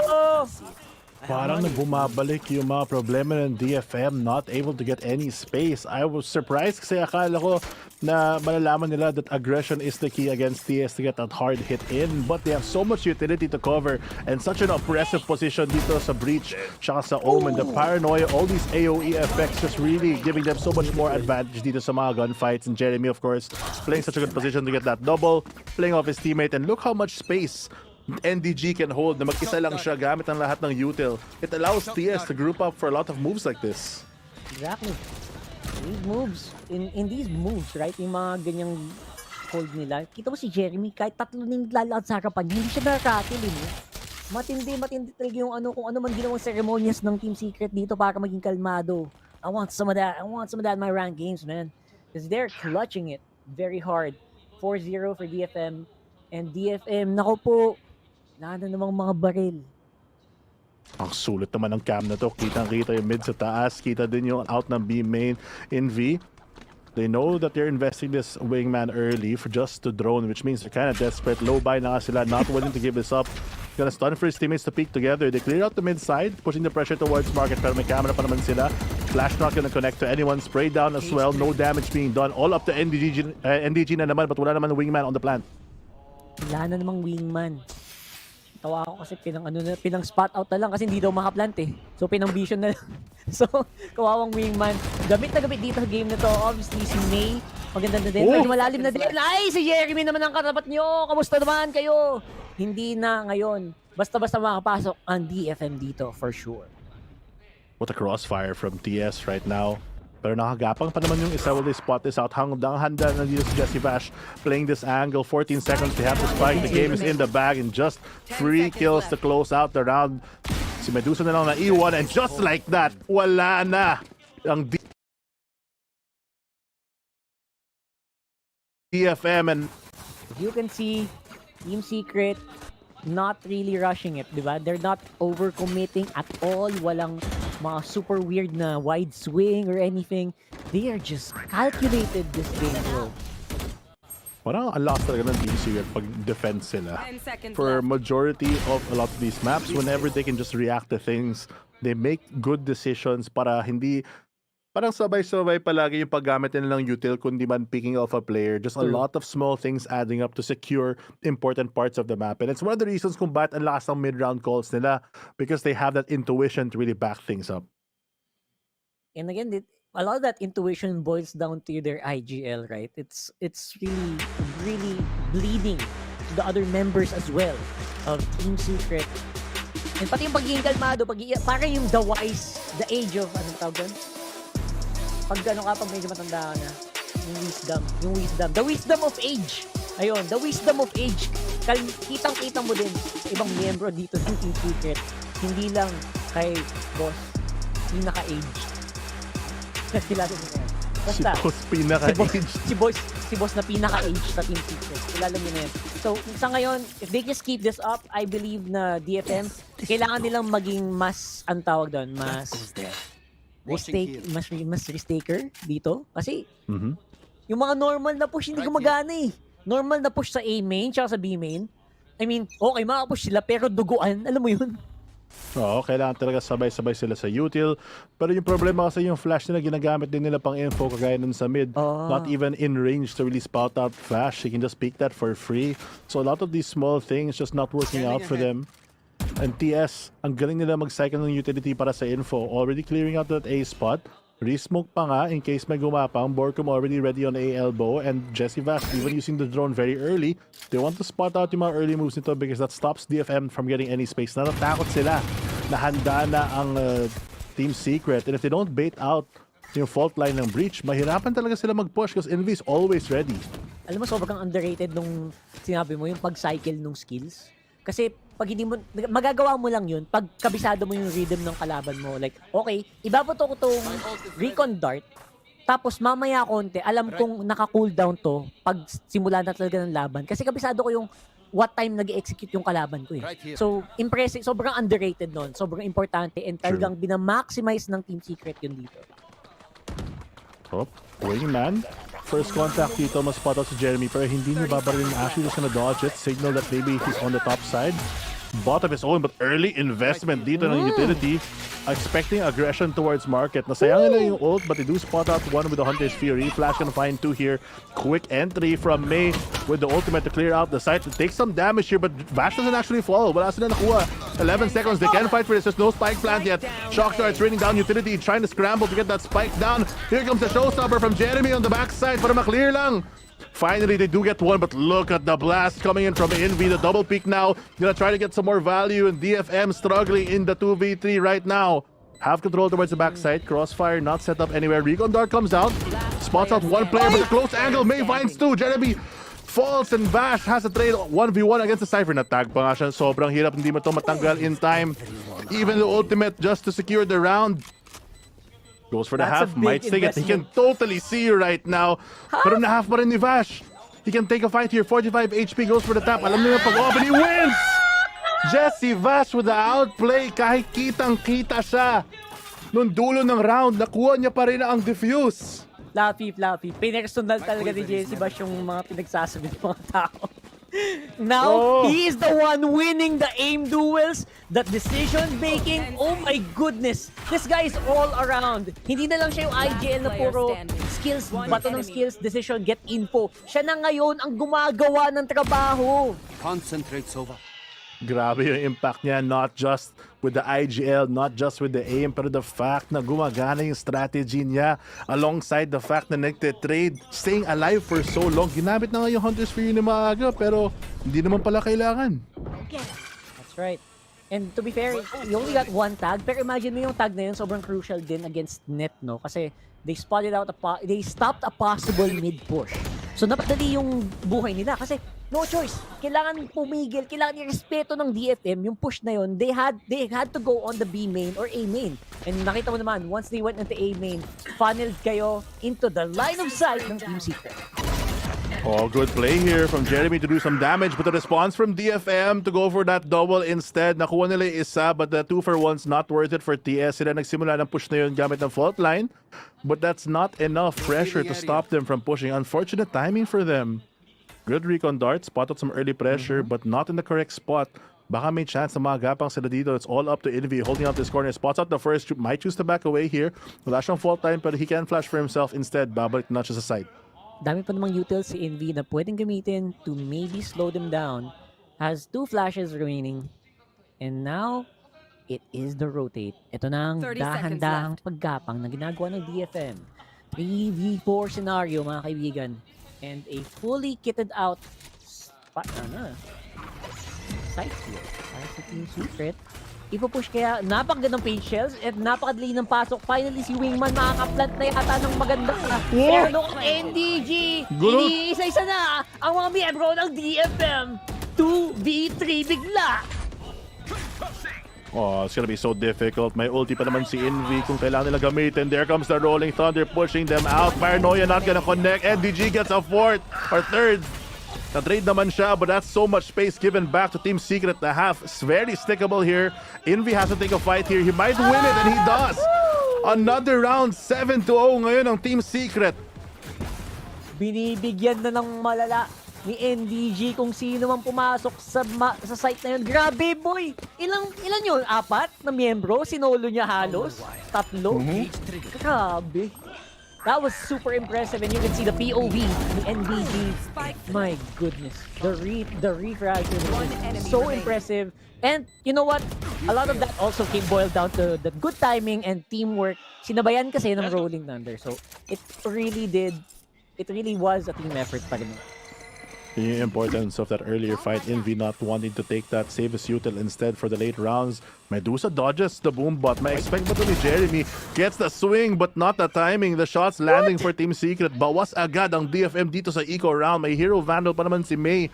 But without any space, sa siya pa mag-entry, mahirapan sila pagkapasok dito sa B-site. Grabe. Ito may disiplina doon ni Jeremy, no? Imagine mo, may dumaan ng boom bot, tas wala siyang tiwala sa boom bot niya. Pinik pa rin niya. And look at that, NG! NDG na naman! Oh, they have to spike. And kita nila spike. Nako po, paano gagawin nyo dyan ngayon? Oh, napaka-aggressive na naggalaw dito mula kay Sis. Narinig kaya yun ng Team Secret? Walang binibigay na info ang ating mga trababangan. Nako po! 8-0! Guys, 8-0 na. Ano na? Galit na yung Team Secret dahil sa Breeze game. They wanted this to end on map number 2. Pinausog pa sa map 3 and DFM. Nawawala sila kung anong kailangan nilang gawin. Kasi kahit nakuha nila yung site, the retake from Team Secret is just so strong. I'm worried na baka on the attack, mahirapan ang TS, but it seems like they're just trying to get as much value as they can sa side na ito because this defensive half is proving to be the best right now on Sunset. Ewan ko, parang yung ginagawa ng detonation ngayon, parang alam mo yung kalmado na nga yung Team Secret, tapos binabagalan pa nila. Sobrang tight ng, feeling ko, speed it up na eh. Hindi na pwede yung ganito eh. Hindi na pwede yung play for picks na ginagawa nila eh. Kasi it's really not working. Although right now, even Trash will not be able to fight anyone. Full commit, ilang ultimate ginamit doon. Showstopper, pati Trash. And now everyone is spotted out by the camera. Oh, they use so much util. Di pa sila nakalabas sa B main. Kahit yung race, hindi na asashal papasok. ulti lang para ma-clear yung mga corners, and this allows Jeremy to get a timing here. Maka-flank siya ng dalawa. Attention being pulled away, but will he spot the player to his left? Sees the first, expecting na nasa likod. Jeremy doesn't get the shot, but the damage is done. 18 HP, and na-dream na lang si Cease. Sobrang layo naman para makuha niya yung spike. Might be able to get the orb. I'm not sure kung nakuha pa ng Team Secret if he's gonna try for this, but they need to get around on the board very, very soon. But if TS isn't rotating, siguro nakuha nila yung orb on that push. Gusto ko yung yung disiplina ni Jeremy ngayon na walang ton donation na magaganap. Talagang he went for the he went for the correct play, which is take out the 30 raise seconds left. and maybe this deal with cease kung ano man yung gagawin niya. Oh my God. Firing squad! Sumilip ka dito. Katapusan mo talaga. Pero right now, obviously malayo si Cease. He might be able to get the spike down. Look at this patience. Alam nilang walang sisilip sa market. 10 seconds left. Grabe. Feeling ko, intentional din yung recon dart ni Vash na hindi masascan ang B-main para magbigyan ng incentive na mag-peek kung may B-main player. Sabi niya, may gap, sige, peek out, tas may firing squad. But not needed. He gets the orb, not the round though. At least may ulti CCs for the next round, but 9-0 at the moment. Para siyang map number 1 na nahirapan talaga bumalik ang DFM. Gagawin mo sa ganyan. Well, you know what? It's not over till it's over, right? I mean, napakita naman ng DFM dito na there is a comeback potential naman from this team. And as usual, we do see na kalmadong-kalmado si Kuya Warders. Wala masyadong kailangang alalahanin sa mundo. Oo parang sa Breeze, ang dami niyang kailangan sabihin na natatalo sila. Pero ngayon, smooth sailing here. 9-0. Possible perfect half dito for Team Secret. DFM nag-iisip. But knowing Team Secret, they respect time na outside. They're just gonna play back. Mag-hawk sila ng off angle.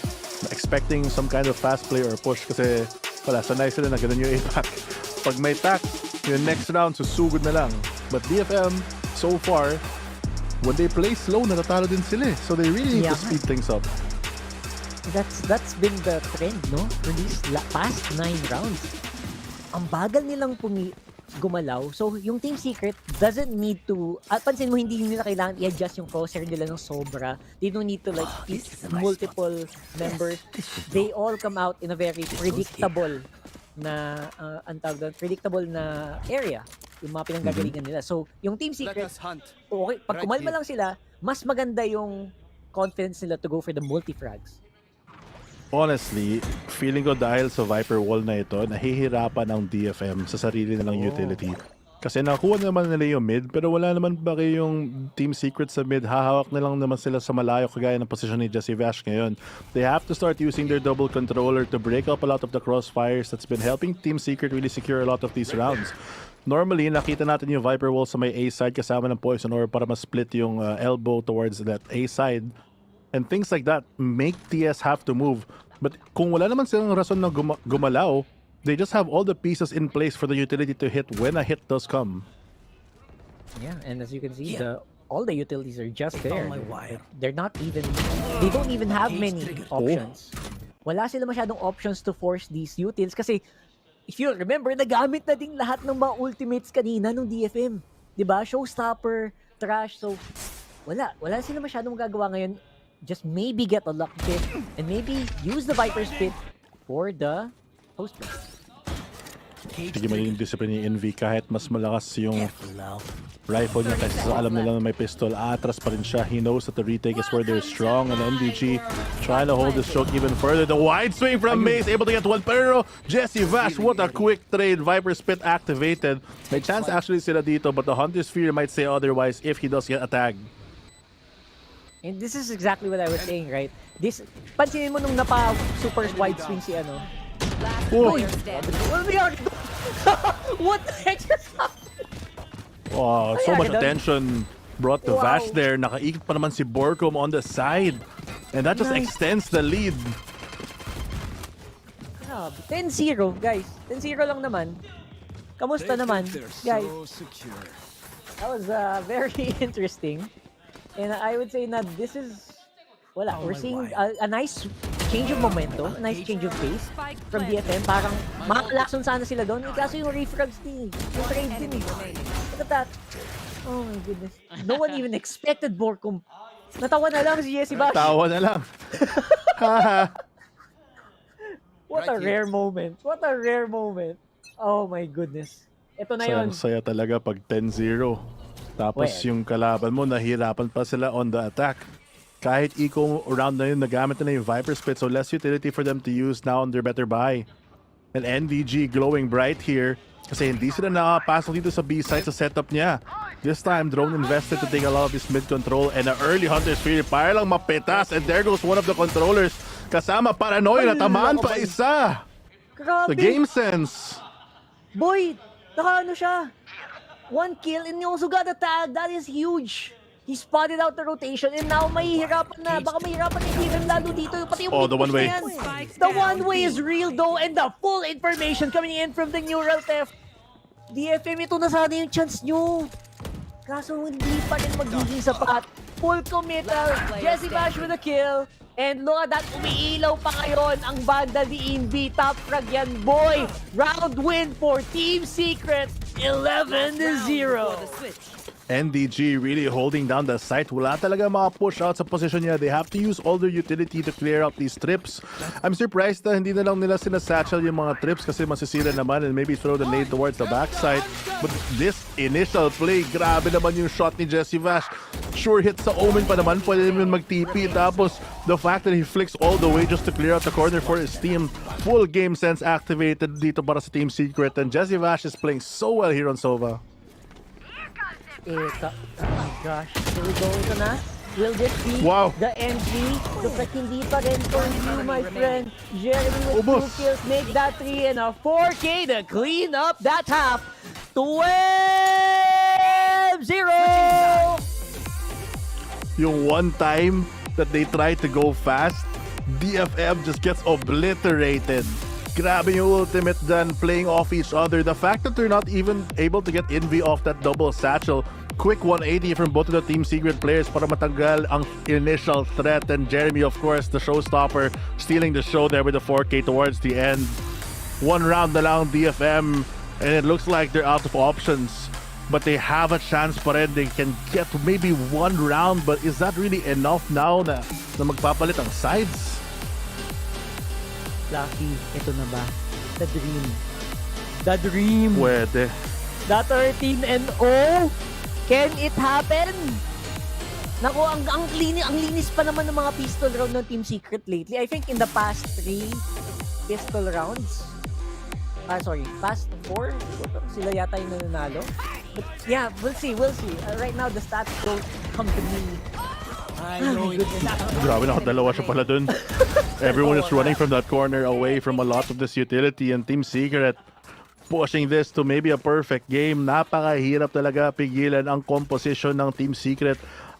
May flash sila, may aftershock, may fault line, tas Paranoia pang kasunod. If they pick the right timing, that could be the difference of life and death between their perfect score or not. The dream? Question mark? Ito na ba yun? Titignan natin mga kaibigan. Here we go on the second half for the map of Sunset between Team Secret at DFM. At eto Mac, ang DFM. DFM, early aggro dito sa my B side, but Team Secret actually going for the mid hit instead, recognizing that they're probably gonna go for the early info towards the extremities. Instead, si Vash lang yun nandito. Shock dart not gonna land, but the damage might be enough. He does a bit though to Medusa. But yung stack dito, gonna stun out this player, pushing him out. The cage trying to save him, but Jeremy manages to creep his way out. Ito na. What a flash. Humakagas ang Team Secret going into A site. Malayo-layo pa ang ibang miyembro dito ng DFM. Naghahunting sila ng net. 1-for-1. NDG trades it off very, very well. 3v3 pa naman. Ostland is gonna be ready here. NDG malalim doon sa likod. Dalawang miyembro naman ng Team Secret ang present doon. Medusa. Very low na.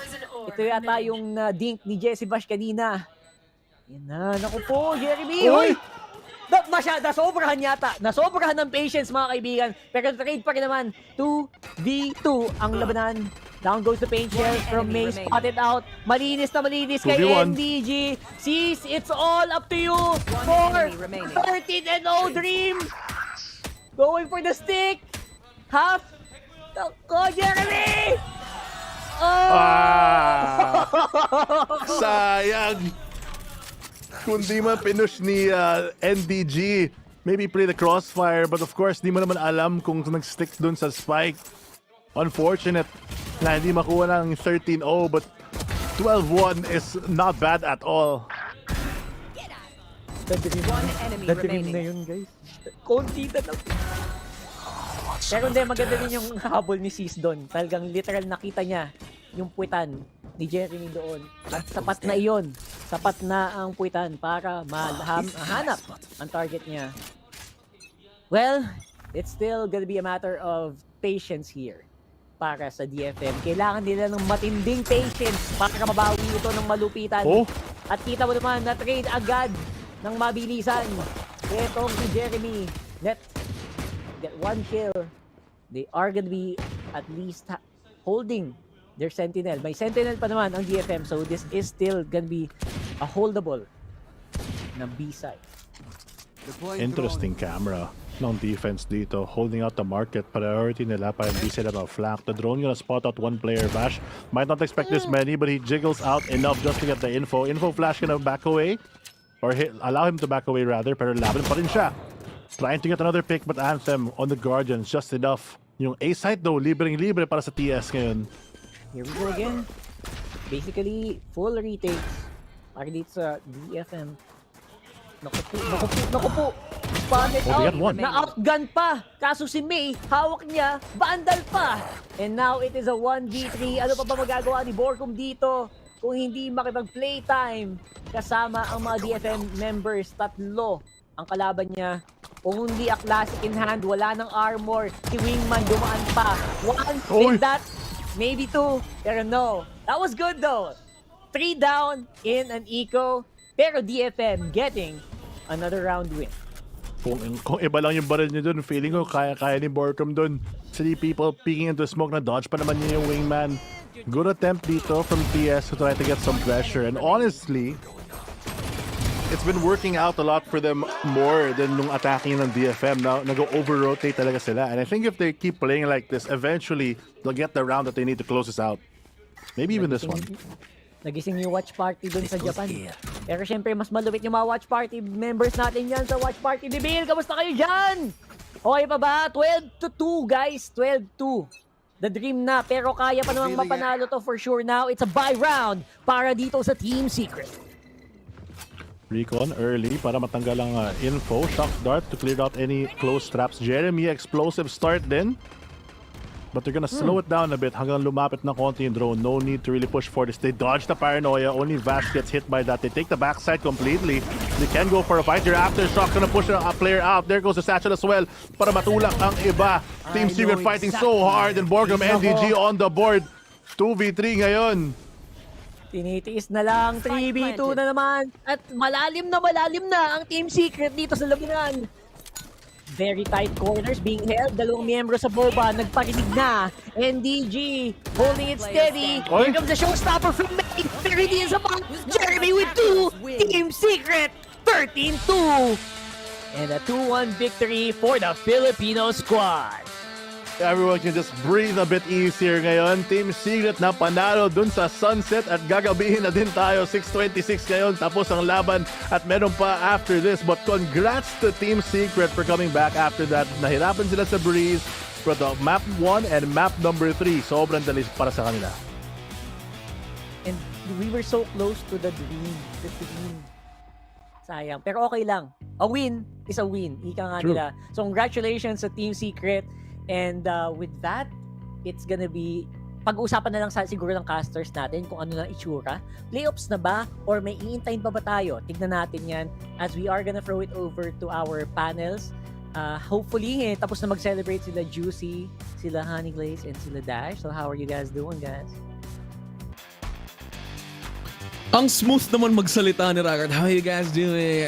Parang yun, how are you guys doing, guys? Okay naman! And super happy! And the Team Secret showing a bit of respect to DFM. Ayaw nga nilang i-13-0 kasi gusto naman nila na maging fair game for everybody. Pero Team Secret very, very dominant on that Game 3. Tas, ayun, hayaan ko na kayong dalawa. I-celebrate na. Let's go! Grabe. Grabe, sobrang solid ang first half nila. 12 kamote. So, idadub ko na lang to lahat kasi wala kami naririnig. Sorry. Take two. Dahil kanina, grabe, naging 12 kamote lahat ng mga nangyari earlier on in the first half. Dahil nga, again, what we talked about earlier, dahil sa defense na meron nga ang Team Secret, it became so deadly dahil we have your envy every single time on the aftershock. So, ilang beses siya nakapatay gamit lang din ng aftershock and create those openings para sa retake nila. Yeah, yung mahirap pa dun yung every time na pupunta sila sa isang site, especially sa site kung nasan si NDG, nagiging malaking problema sa kanila kasi hindi talaga sila makapasok. Hirap na hirap sila makapasok dun sa B site. Ang nakakainis pa dun, tinutuloy, inuulit-ulit nila. Nandun si Wingman, yes, pero ilang beses napapatay si Wingman, let Wingman pa, pero hindi nila mapatay yung mga trip-por. Titingala sila dito para mahanap yung camera, pero ano mangyayari? Mapapatay sila bigla ni NDG, and it happened for multiple times in the first half. Yeah, it takes so long talaga for DFM to recover. Lalo na pag yung mga utilities nila natatanggal agad ng Team Secret. Wala once the tripwires are gone, wala, sobrang open ng Team Secret. And SHG, as you said, si Jeremy with the race, talon lang ng talon. And ayun, wala talaga masabi yung DFM, pero it took a bit of recovery from TS coming from that game number 2. Pero DFM, wala talagang chance sa makabawi. So, just a generic question, ano ba yung ginawa ng TS kung bakit mas nakaya nilang i-landslide snowball tong series na to? Pagdating lang talaga sa composition nila and their util play, it just matters so much more para sa side ng Team Secret. They know how to delay players like May and the rest of the gang mula na nga sa side ng DFM, and dadagdagan pa natin that we also have your NDG sa mga tripwires niya na hindi matanggal-tanggal ng DFM. Lagi silang magtatry, hanapin nila yung camera, pero ang gagawin ni NDG is cyber cage mo na one-way cyber cage, and then yung camera later on na on that retake i-open up para nga mas madami pa silang info and distraction. Yeah, sulit. Ayun, sige Dash. Okay. Gusto ko lang mag-comment sa camera. Go, Kuya Sir. Yung masasabi ko lang dun for Team Secret, ang hirap talaga For Destination Focus Me, hindi sila makapag-entry. Hirap na hirap sila makapasok sa site. Anyway na gusto nila itry, walang makuhang any value si May, hindi siya makagawa ng space, and even if makuha nila, makapag-postman sila, wala rin. Nagba-back off din sila. That's why wala talagang space on site. Yeah, and this is to say, parang dati we keep saying DFM is like the free team, ika nga dito sa Pacific. When you go up against them, parang sure win na. This is a different DFM, mind you, na hindi na sila yung parang, natatalo lang na DFM. They already had a few wins in the past few weeks, pero they've also showcased kung gaano na sila kalakas as a team.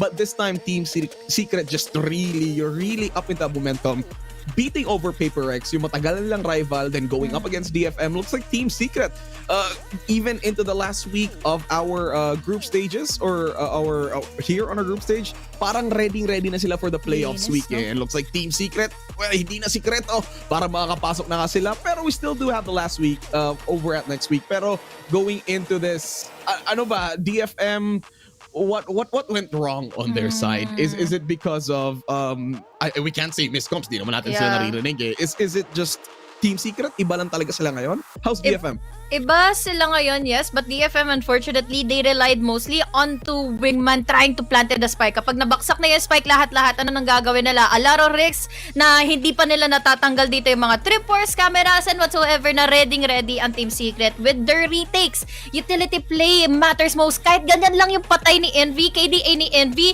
Look at the man who only had 5 deaths doon sa lahat ng mga rounds na nangyari na nga dito. Just matters every single time kung kailan niya dito gagamitin yung kanyang fault lines and aftershock. At yun na, sure kill na kaagad yun para sa Team Secret.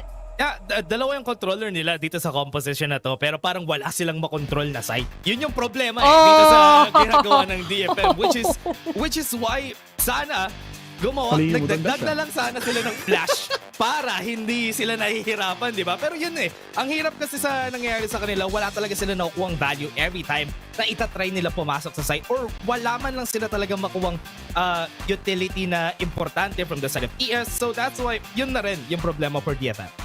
Yeah, and just on the end of Team Secret, yung cipher ni NDG talaga sobrang true. Sinasabi na nga ni Fluffy kanina pa, sobrang laki ng value ng camera niya every single time when it comes to the retakes. Pero eto lang, may tanong ako sa yung dalawa. HG, sino ba yung paborito mong Valorant agent? Valorant ano? Valorant ano? Agent. Si Clove. Si Clove. Ako, syempre. Ikaw naman, Dash. Omen. Oh, man? Okay. Oh, man. Yeah. Okay. So, kung paborito mo si Clove, HG, Ay, nako. ano ba yung paborito mong voice line? Para Voice kay Clove? line. Refreshing. Dash, ikaw naman. Wait. Na kailangan ko paggawain yung boses. Refreshing. Oo, ginaya ko na eh. Syempre, ikaw din. Scatter. Hoy, may ganun ba? Hindi ako nabulag sa sinabi, nabingi ako doon. Dapat ako pa yung ganun. Yung paranoia. Parang si Iron Man yun ha. Pero there you have it. Congratulations to Team Secret slowly solidifying their slot into the playoffs in the Pacific Stage Split 1. So parang yun, I'm super excited for Team Secret. Pero for DFM, although nakita na, we've been here for the longest time, tas parang ready na tayo for DFM. Pero actually, we do have an interview from NDG of Team Secret. So eto na, punta tayo sa Korea. Them now. Massive congrats to NDG. 13-2 on Sunset. Let me get straight to it. Are you a little bit sad that it wasn't 13-0? Yeah, a little bit, but as long as we win, that's all that matters. Okay, yeah, sure. So 2-0 against Paper X, but 2-1 against DFM. And Jesse Vash actually said it just kind of depends on what style the opponents play, not necessarily where they place in the table. So where would you place DFM? Would you say they're a little bit easier opponent for you guys to face or harder opponents for you guys to play against? Since they are a good team and individually and as a team, I think they perform really well. And I place them in the hard position since they can adapt to every situation and they have a good aim. So yeah. You have a good aim too. But speaking of adapting, Warbird actually said you're done adjusting to the stage, the new environment, and that you're being more vocal now. And it really showed in today's game as well. You definitely had your key moments. So talk to me about how much you think you've grown as a player since kickoff throughout stage 1. I think I have evolved as a player since there are many struggles or mistakes that I went through, and today I did it. I did my best as a player and as a teammate for Team Secret. Yeah. So when it comes to individually growing, who would you say helped you the most on the team? Individual growing? Yeah. I think it's me since I came as a new player in this team and there's a lot of expectations. Yeah. Especially there's a big shoes to fill in. Yeah. Since Dubsep is a good player and yeah, I really want to prove that I'm also a good player and there's more to come. Yeah. There's more to come. So this is not you at 100%. Yeah. You got more to show, more to prove. Yeah. That's the good news for us now. Next up will be Talent Esports for you guys coming in hot from taking down T1. So what's your mindset heading into that one? We're just gonna do our best and we're gonna prepare everything. So and just probably gonna do our best as a team and we'll play what we usually do in scrims. Yeah. Great stuff is what you do in scrims. But congratulations once again. Thank you for the interview, NDG. Now, that was NDG for the post-match interview, and we are going to head off to a short break, but don't go anywhere because when we come back, Global Esports and PaperX are taking the stage. We'll see you on the other side.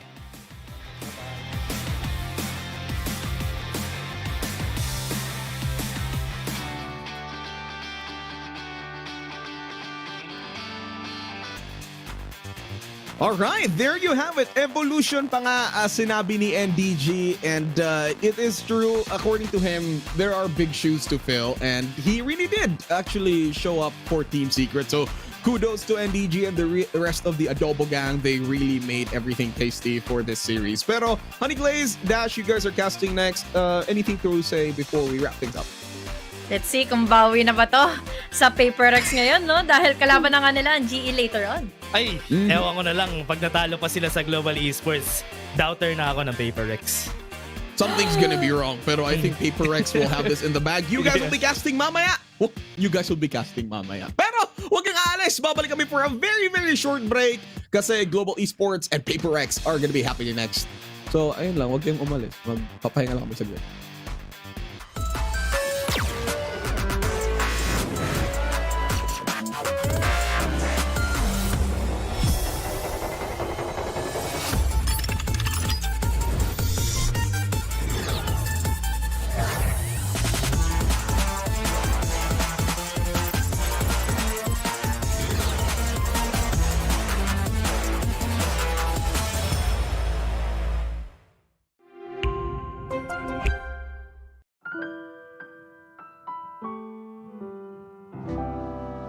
When we are apart, I will remember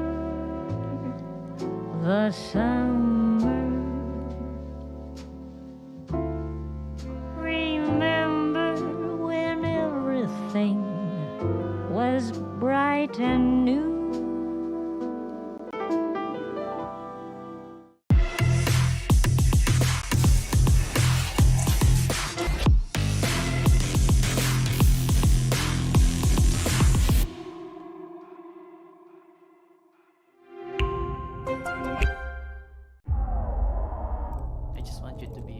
Patient because these guys just play contact.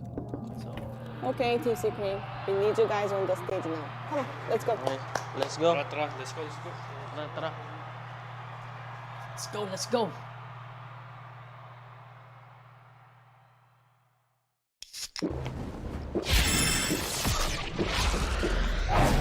Red Bull gives you wings.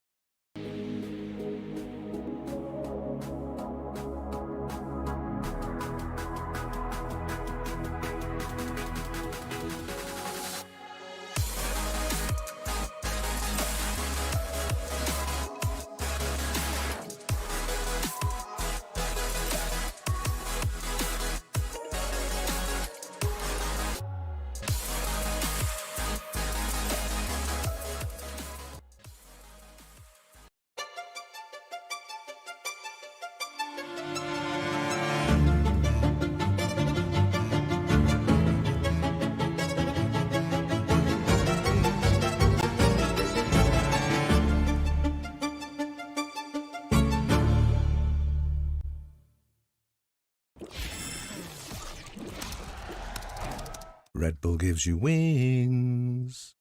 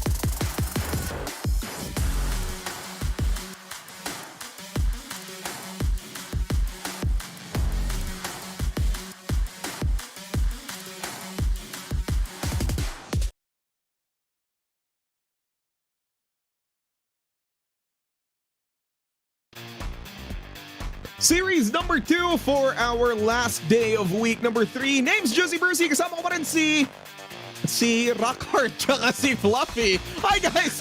Sorry, nalito ako nung binasa ko. Pero kumusta naman kayo? You were back from Team Secret and DFM. Run me through, before natin i-run through yung emotions nyo dyan, we're going into series number 2. It's Global Esports versus Team Secret. Simulan natin with Global Esports. Rockhart, Global Esports, what's with this team? Global Esports is a team na a lot of people are kind of counting out. Aminin nyo, nag-uusap tayo, di ba? Nag-uusap tayo before the game started. I heard a lot of opinions, pero you know what?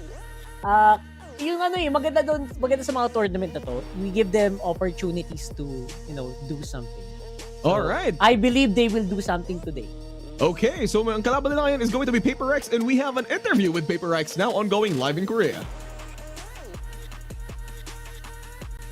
Actually, ako nagpa-practice lang. Ayan, tara. Make it sting today for you guys. Anything you want to say? I honestly don't care about it, so whatever you say, bro.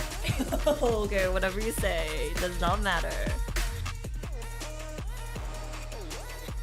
Alright, so that was PaperX and that was Mind Freak. Okay, PaperX this time, dito tayo kay Fluffy. Fluffy, PaperX, they lost to Team Secret. Ano ba, PaperX, ano ba yung nagiging issue ng PaperX recently after that series? I mean, so far, against yung mga top teams na nakita natin, PaperX has been doing okay, but against Team Secret, yung mga hometown heroes natin, nahirapan sila. I don't know if it's partly yung composition or how they trade. Mind Freak, who we saw nung interview, played such a big role in trying to stabilize that game, but they're coming off pa rin on a loss.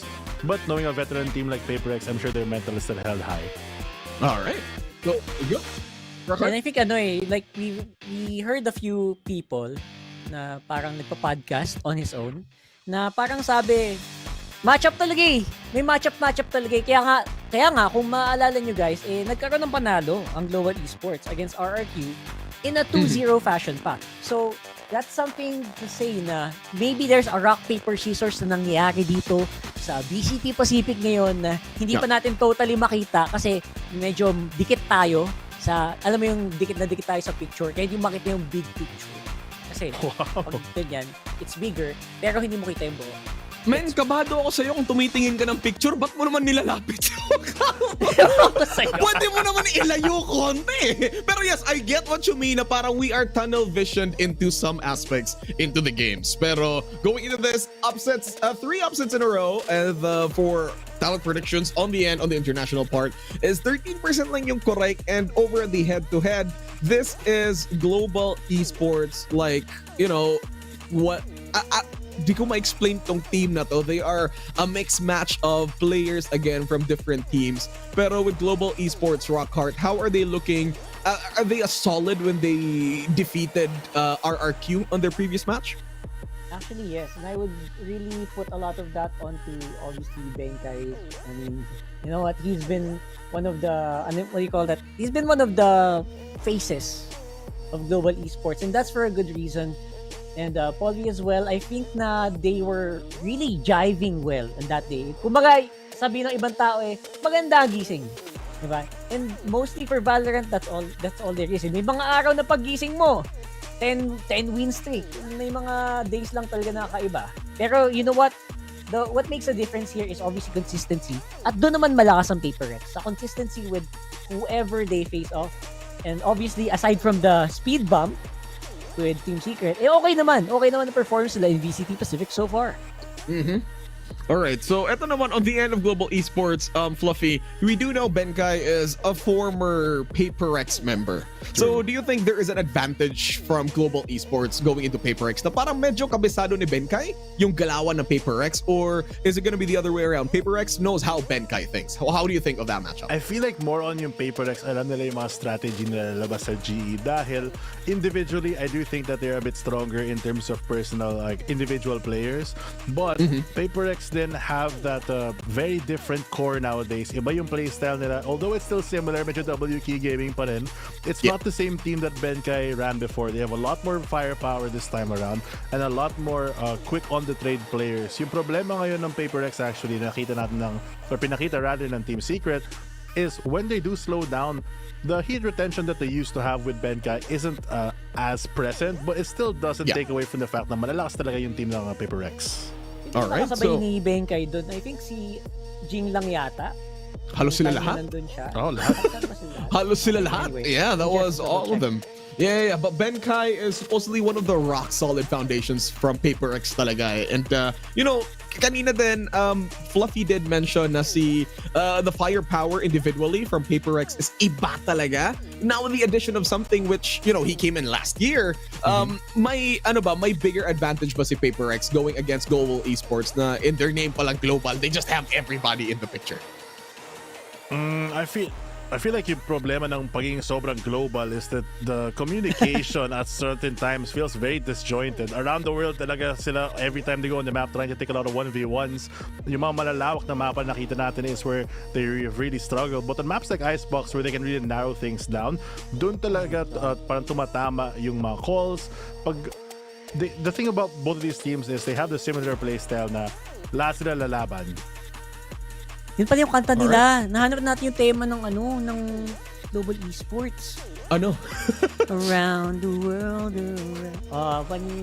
Si Daft Punk ba yan? Pero speaking of Daft Punk, we are going into the draft punk ng ating map vetoes. So any maps that you guys are thinking that they should ban for Paper X, what map should they play back on the end for Global Esports? What do you think about this, Rockhart?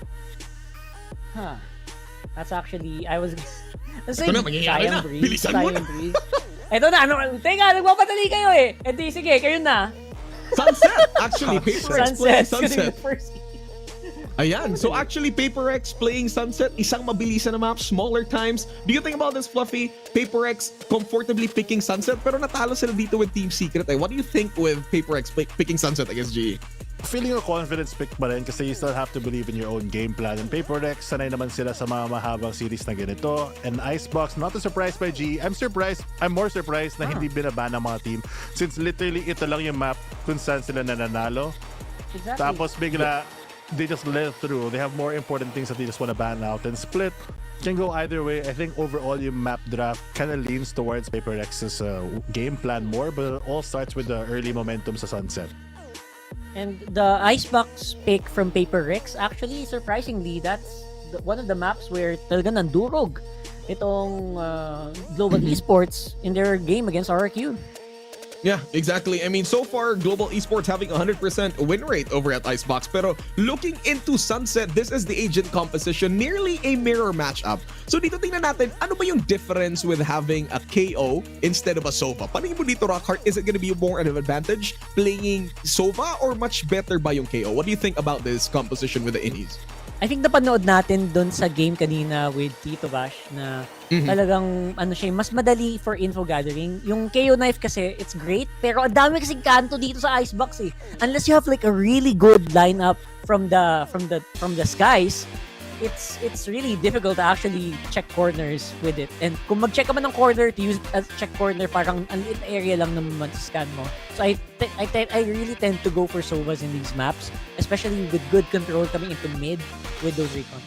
Alright, Fluffy? I mean, I have to agree then kasi I feel like in this tight map, especially when you're pushing towards A, clearing out B, you'd rather have like a Prowler or kahit yung Thrash from Gecko, something really to clear out a lot of these parang boom bot effects. Having such a broad scan like KO only really works kung maayos talaga yung pop flash nyo. I mean, yeah, it's still free info kasi hindi naman nababasag yung knife in a lot of areas. But the fact that you're able to just, like, it's good into Cypher, pero none of these teams run Cypher recently. So dun parang nabababa yung value ng KO. Kanina we did see a Gecko play from DFM pero hindi siya nag-work out. What was the main reason why Gecko just didn't work out for DFM? And both these teams going into the series, they both run Geckos. Ano bang meron sa Gecko na to for DFM? Why did it work? Yung crucial difference kanina with the way that I normally see Geckos is kawawa si Wingman kanina. Yun lang yung pinaka-big difference. As in, papunta pa lang si Wingman, binabaril na siya most of the time eh. Normally, some people would wait. Pero I guess, confidence na lang siguro ng Team Secret in the previous maps where they know they can kind of just take out Wingman and then they can still survive and take the gunfights. But obviously, Gecko is a huge part of this map and I think signature map niya to, di ba? Or something. Hold on. I mean, I feel like in combination with the KO, medyo malakas din siya because by throwing both flashes ng sabay-sabay, you really can't anti-flash the KO flash kasi mababaril ka pa rin ng Gecko flash. So it's one of those, it's like how players used to play Sky and Gecko together sa may bind. So having the two initiators, at least sa attack, can be very crucial. But the thing is, kailangan nila sabayan, kailangan nila makalabas sa choke. And that's something that in their previous series against Team Secret, hindi naman nagawa ng TFM. This time around though, these are two very aggressive teams. So feeling ko naman di sila matatakot na pumasok lang sa side. Alright, so ayun, super excited to see the WK Gaming na slightly toned down on the side of PRX going into sa laban nila with Global Esports. Now, let's talk about win conditions for both teams. On the side of Global Esports, ano ba yung dapat key factor ng galaw nila para, to try and topple over PaperX? Simulan natin sa'yo, Rockhart. Number 1, huwag kayong papasindak. Nakikinig ba kayo, guys? Tagalog ba kayo? Huwag kayong magpapasindak ha. Kasi yun yung magpapanalo. Nagpapanalo sa mga games ng PaperX, sa totoo lang. So, keep that in mind. Alright, Fluffy. Para sa akin, parang kung hindi nawala yung mga key pieces nila very early, kung aware sila na aggressive yung both sides, playing a bit slower in the start before they explode, can be good for honestly both teams. Alright, so there you have it. Now this time, in just a bit, pupunta na tayo ulit sa Korea para makita natin yung agent compositions for both. Really excited to see kung ano ba yung final compositions ng dalawang teams na to. Now let's talk about PaperX. Ano ba yung dapat strategy nila? Stick with the W key or may dapat ba silang adjustments with GE? Simulan natin sa'yo, Fluffy. Honestly, basta huwag sila mag-over-rotate. Yun naman yung problema nila against Team Secret. Since wala silang Sentinel, paikot-ikot lang sila, tumatakbo sa city, sa mid, wala silang makontrol. So this time around, mag-aggro sila sa isang side. Just don't give anything for free. I'll double up on that kasi you're gonna have a lot of crucial info gathering tools. Use them wisely. Alright, sige, there you have it. Iti-triple ko na rin yung sinasabi nyo, pero mabilisan lang. Bibigay natin to sa ating mga casters kasi handang-handa na sila para sa series number 2 natin. It's Global Esports versus PaperX, Honey Glaze, and Dash. Okay. Okay guys, welcome into the second series na nga ng araw natin na ito. Nagulat ako sa updraft mo na dahil oh my god, pinapalipad tayo kaagad ni Bruce. Again, Honey Glaze and the W nga po pala, kasama ko ngayon si Dash, and we're welcoming you onto the second series na kung saan this is PaperX and Global Esports. And sa game naman ito for Global Esports and PaperX, honestly, favorite talaga nila na manalo dito yung PaperX just because it's PaperX. Kaya understandable naman na i-expect nila naman nanalo yung PaperX. Pero Global Esports are not slacks either dito sa series na to. I'm excited to see this matchup dahil again, makakalaban ni Ben kaya itong mga past tropa niya, mga ex-tropa niya. So let's see kung ano bang kaya nilang ipahiwatig na dito. Finally, dahil sabi nga nila, di ba, nanalo na at least isang series dito ang GE. But unfortunately, ang laking top dog pa nitong mga katapat nga nila going into the series. Yeah, and also meron rin kasi problema from the side of their side. Nahirap talaga for them na makuha ng kills if ever man si Colby hindi naka-activate, if ever man itong sila Blaze King hindi makakuha ng kills. So that is where the problem lies for Global Esports. We hope na activated sila this series. I really do hope for the best for GE. But again, kung makakapasok ang Team Secret sa playoffs kapag natalo yung GE, let's go PaperX. Pero sa makikita naman natin, again, this is PaperX and the rest of the gang. Medyo masama ang naging previous game man nila para sa kanilang team. But then again, let's not forget, this is still the madmen or the madmen coming in from the side of PaperX na pwede pa rin naman dito manumbalik ang kanilang composure to tackle down GE.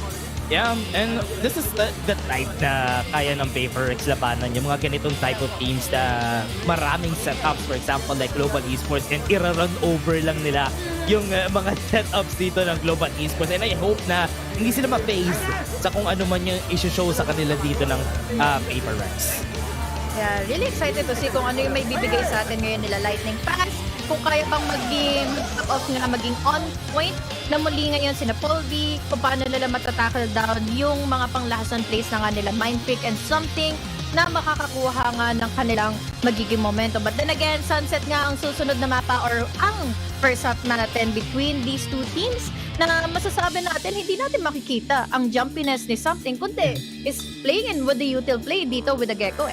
Yeah, and yun na nga yung hindi natin makikita dito for the games. But what I wanna see dito naman for the side of Global Esports is if ever man na magamit nila ng operator, like they use the operator every time on Polvi, lagi natin nakikita yung for the side of Global Esports. Is it gonna be that effective on a map this close na Sunset? Hey, what's up?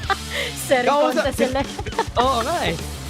Nag-usapan lang natin si Polvi. Siya pinakita. Kaya nga eh. Nakatingin ka kagad. Nakayatingin kagad siya Polvi. sa'yo dahil pinag-uusapan natin siya dahil may mga times talaga na nagkakaroon siya ng momentum, especially kapag meron na siyang hawak na operator. But will he be able to do so? Lalo na, sabi nga natin, may pagkasikip nga dito yung Sunset. We're going into the agent selection real quick na kung saan Jing, let's welcome him back once more onto that race. Let's see kung gaano ba ito laban sa no dual setup ng GE.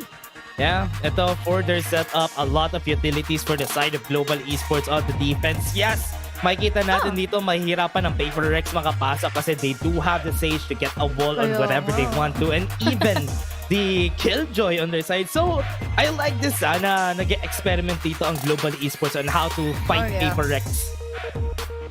Wala silang Viper. So, meaning to say, they're relying more onto the Killjoy lockdown para makapang-overwhelm nga rin ang fight. Pero same naman din sila. Wala namang Viper pareho. Pero what crucial point we have here is still para sa side of Paper Rex is they only have here the Sage para nga sa kanila magiging Sentinel. So, by all means, they're playing in for contact potentially dito sa ating matchup. Yeah, I'm really surprised dito sa mga pinagbago nila for their side din. Kasi during the last time na nakita rin natin Global Esports dito, they don't really like playing a lot of Sentinels then on their comp. They have a Viper most of the time. Pero this time around, okay. I hope lang na practice nila to kasi against Paper Rex nakakatakot to Tapos atake pa yung Paper Rex with Jing onto that race. Yes, may potential nga na makapang-overwhelm, at least makapang-hold on sites dito si Benkai since he knows already paano ba ang laro dito ng Paper Rex. But then again, pambulabog factor pa rin itong setup kasi na Paper Rex, we have your Forsaken onto that bridge pa. Ang dami nilang pang entry talaga for the side of Paper Rex. So, marami silang tools na pwede nila gamitin in order for them to get into the site as fast. Ang nakikita ko ng problema dito is etong B push na to. Kasi dahil walang presence sa isang Cypher, and dahil malayo yung turret, they're just gonna be giving up this B site. Kumbaga retake na lang ang lalaroin nila dahil yun nga yung turret all the way from the back pa. We even have already the smokes. Pero all the way from mid pala magagaling dito ngayon ng GE for the retake. Pero it just goes to show that they are ready already para i-deny itong plant na gagawin ng Paper Rex. Pero nung nalaman nila walang katao-tao sa loob ng B, na-exhaust tuloy yung utility dito ng Benkai. And insta-rotate naman ito. Going ito A-side. Jump-baited ang players ng GE. Very smart. Ang daming utilities silang ginamit doon. Wala na silang utilities na pwede gamitin if ever man papasok sila dito sa site na to. And that's why that is such a smart play from Paper Rex, baiting out Global Esports. Kainis dahil wala na sila swarm grenade and whatever not na nga nagagamitin nila later on dito sa retake na ito na kung saan magkakaskas-kas pasilaan ng yelo dito, makakapasok, makakabigay ng delubyo ka na Mindfig. At least Mindfig fast dito, matatraded off lang din naman. Kaagad nila buy something all together. Down we go to a 2v3 situation na kung saan nakapangbawas pa nga si Benkai, muntik na for a good clutch. Unfortunately, that's still the pistol round para sa Paper Rex. Really fast start for Paper Rex. Yung ginawa nilang bait onto the B site, napahirap yung entry dito ng members ng Global Esports. So, wala na silang really good way to go for the retake. It's a good thing they had the Wingman and even the Dizzy na nakuha uli nung Gecko. Pero, in the end there, PRX was still able to get to the site faster. Yeah, it was a big challenge for the side of Global Esports. Sobrang challenging nun dahil lahat sila na bait out going into B, lahat sila naggaling nga dito mid into market, tapos walang kahit na sino naging ready doon sa rotate na mabilisan naman din ginawa ng Paper Rex. This time, it's different story. Rush naman ngayon para sa PRX again, going into B. B na naman. There's a lot of people here. Right now, they want to go in, pero hindi nila alam. Lahat sila nag-aabang dito sa likod for the side of Global Esports. And nakaready pa sila si Rotinde, yung flash na touch pa nga. And PRX is just gonna mow over everybody from Global Esports. Kung ano bang singbeles ang ginawa ng Team Secret kanina, hindi magpapatalo ang Paper Rex dito sa Sunset. Bukang doon na rin naman na tayo patungo, pero tingnan natin ha, buy round na rin naman na ng GE sa susunod nating round. orasan daw natin HD. Parang yun yata kasi ang PR. Orasan daw natin kung gaano kabilis din yung PRX this game kasi nagmamadali din sila sa nakikita natin dito sa game na to Kung totoosin, ang bilis nga ng mga nangyari kanina, even though na kahit papaano pwede ka mag-slow down dito, may mid-takes pa rin naman here in Sunset. But yeah, since confident enough dito ang Paperless to take on the duels, na-condition kasi nila yung GE kanina into rotating quickly. Papasok na nga ng site, but now, buy round, para kina Blazing. Nako, bawing-bawi na kaagad with a double kill, pero quick trade naman ang ginawa ni Mindfreak. Unfortunately though for Paper Rex, tatlo na lang kaagad ang natitira sa kanila. 3v4, good bonus for PaperX. Nakakuha agad sila ng isa, pero meron pa silang plans in order for them to get into the site. So nakikita naman natin for the setups na ginagawa ng Global Esports dito, talagang iniiwan nila talaga yung swarm grenades dun sa B site. Hindi sila mag-a-anchor on that site. Hahayaan lang nila yung PaperX na pumasok dito sa site na to. Tatlo. Wala pa silang duelist. Okay lang naman dahil there's still something para nga makapag-plant.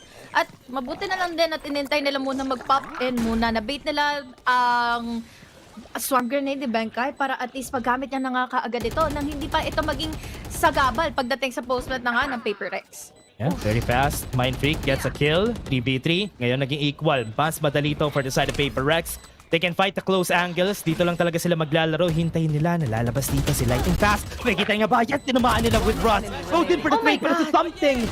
Nakuha pa siya ng kill. Here comes Trash. 1v1. Benkay. Eto na. Incoming from something. And that's it. You don't want to see that into this 3-0 score loud. Nagulat na ako kasi again, nakakuha pa ng duel dito. Panalo yung duel na yon for something. They won a good start pa naman dito for GE. But then, pagdating ng double kill na yon ni something, he immediately takes out Trash. Dahil nakiduel naman dito si Mindfreak at yun na nga kaagad. Wow.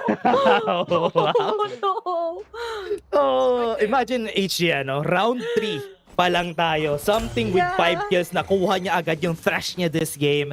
And yun na nga, dun pa lang makikita na natin gaano ka-healthy yung PRX this game dahil ganito sila ka-confident pumasok sa mga site nila.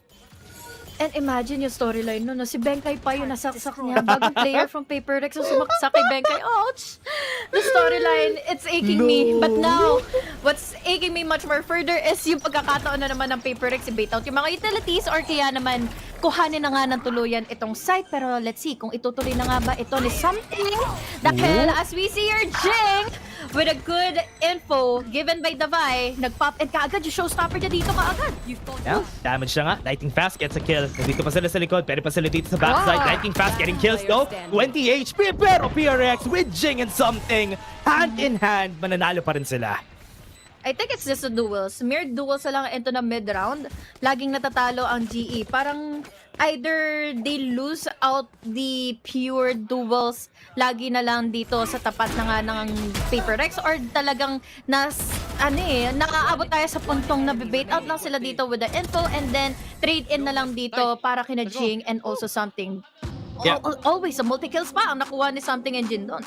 Yeah, one of the problems rin kasi for the setup na ginagawa ng Global Esports dito. Kasi kanina, nakita natin sa Team Secret and DFM, yung Team Secret nag-a-anchor lagi sila sa site para yung Gecko hindi makapag-plant. Pero yung ginagawa ng Global Esports is something different. Hindi sila nag-a-anchor sa site. So, yung Gecko, free lagi yung wingman niya na mag-plant. Which is why ang hirap. Na after ma-plant yun, what else can they do? May wall pa sa harap nila, which is why ang hirap mag-retake.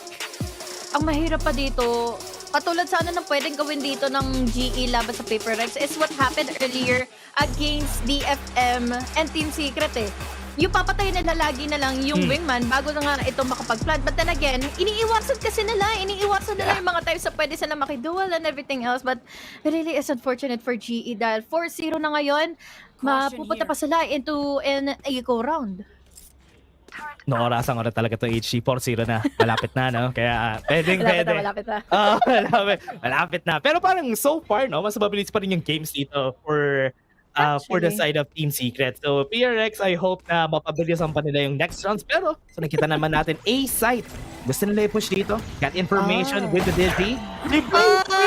Tumatalon-talon sa harap ng pader. And yun na nga, Hostage detected. Meron silang na-suppress pero hindi pa rin tapos. Yung site may naka-anchor na dalawa. Wala silang barrel. Kaya pinagbabaril sila ng PRX. Grabe, wala man lang mercy na kahit ano ipakita dito ang PaperX dahil they already know what to do. They already know the punish na nila ang GE into an eco round dahil ilang consecutive rounds din na yun na nag-half armor lang sila. And unfortunately for GE, they cannot counter in the space na kinukuha sa kanila ng PaperX. Wala silang magawa eh. Every time na nag-take ng space dito yung PaperX nila, even if they try to anchor, yung mga duels lang, yung shield duels lang, nananalo lagi yung PaperX. Kaya wala rin eh. Kahit they position themselves well, as long as they don't win the fight, PRX pa rin mananalo. Pero ito na ang sagot nila. Yung kanilang operation. Ang tanong lang dito kung tatama ba, kung on point na ba dahil again, championess is the key for Jing to win up any kind of duel na pwede ngang i-hold sa kanila dito. Nip na Polby together with Lightning Pass, magpipick Lightning Pass, mas makakapatay and Polby, tumabi ka, ako na. Dabay naman dito para ma-resist something and now, kumpleto na ulit sila. Wait, naging 4v5 bigla. Napunta sa side of PaperX yung advantage, ha? Nakuha nila yung kill and now A site is gonna be open, so...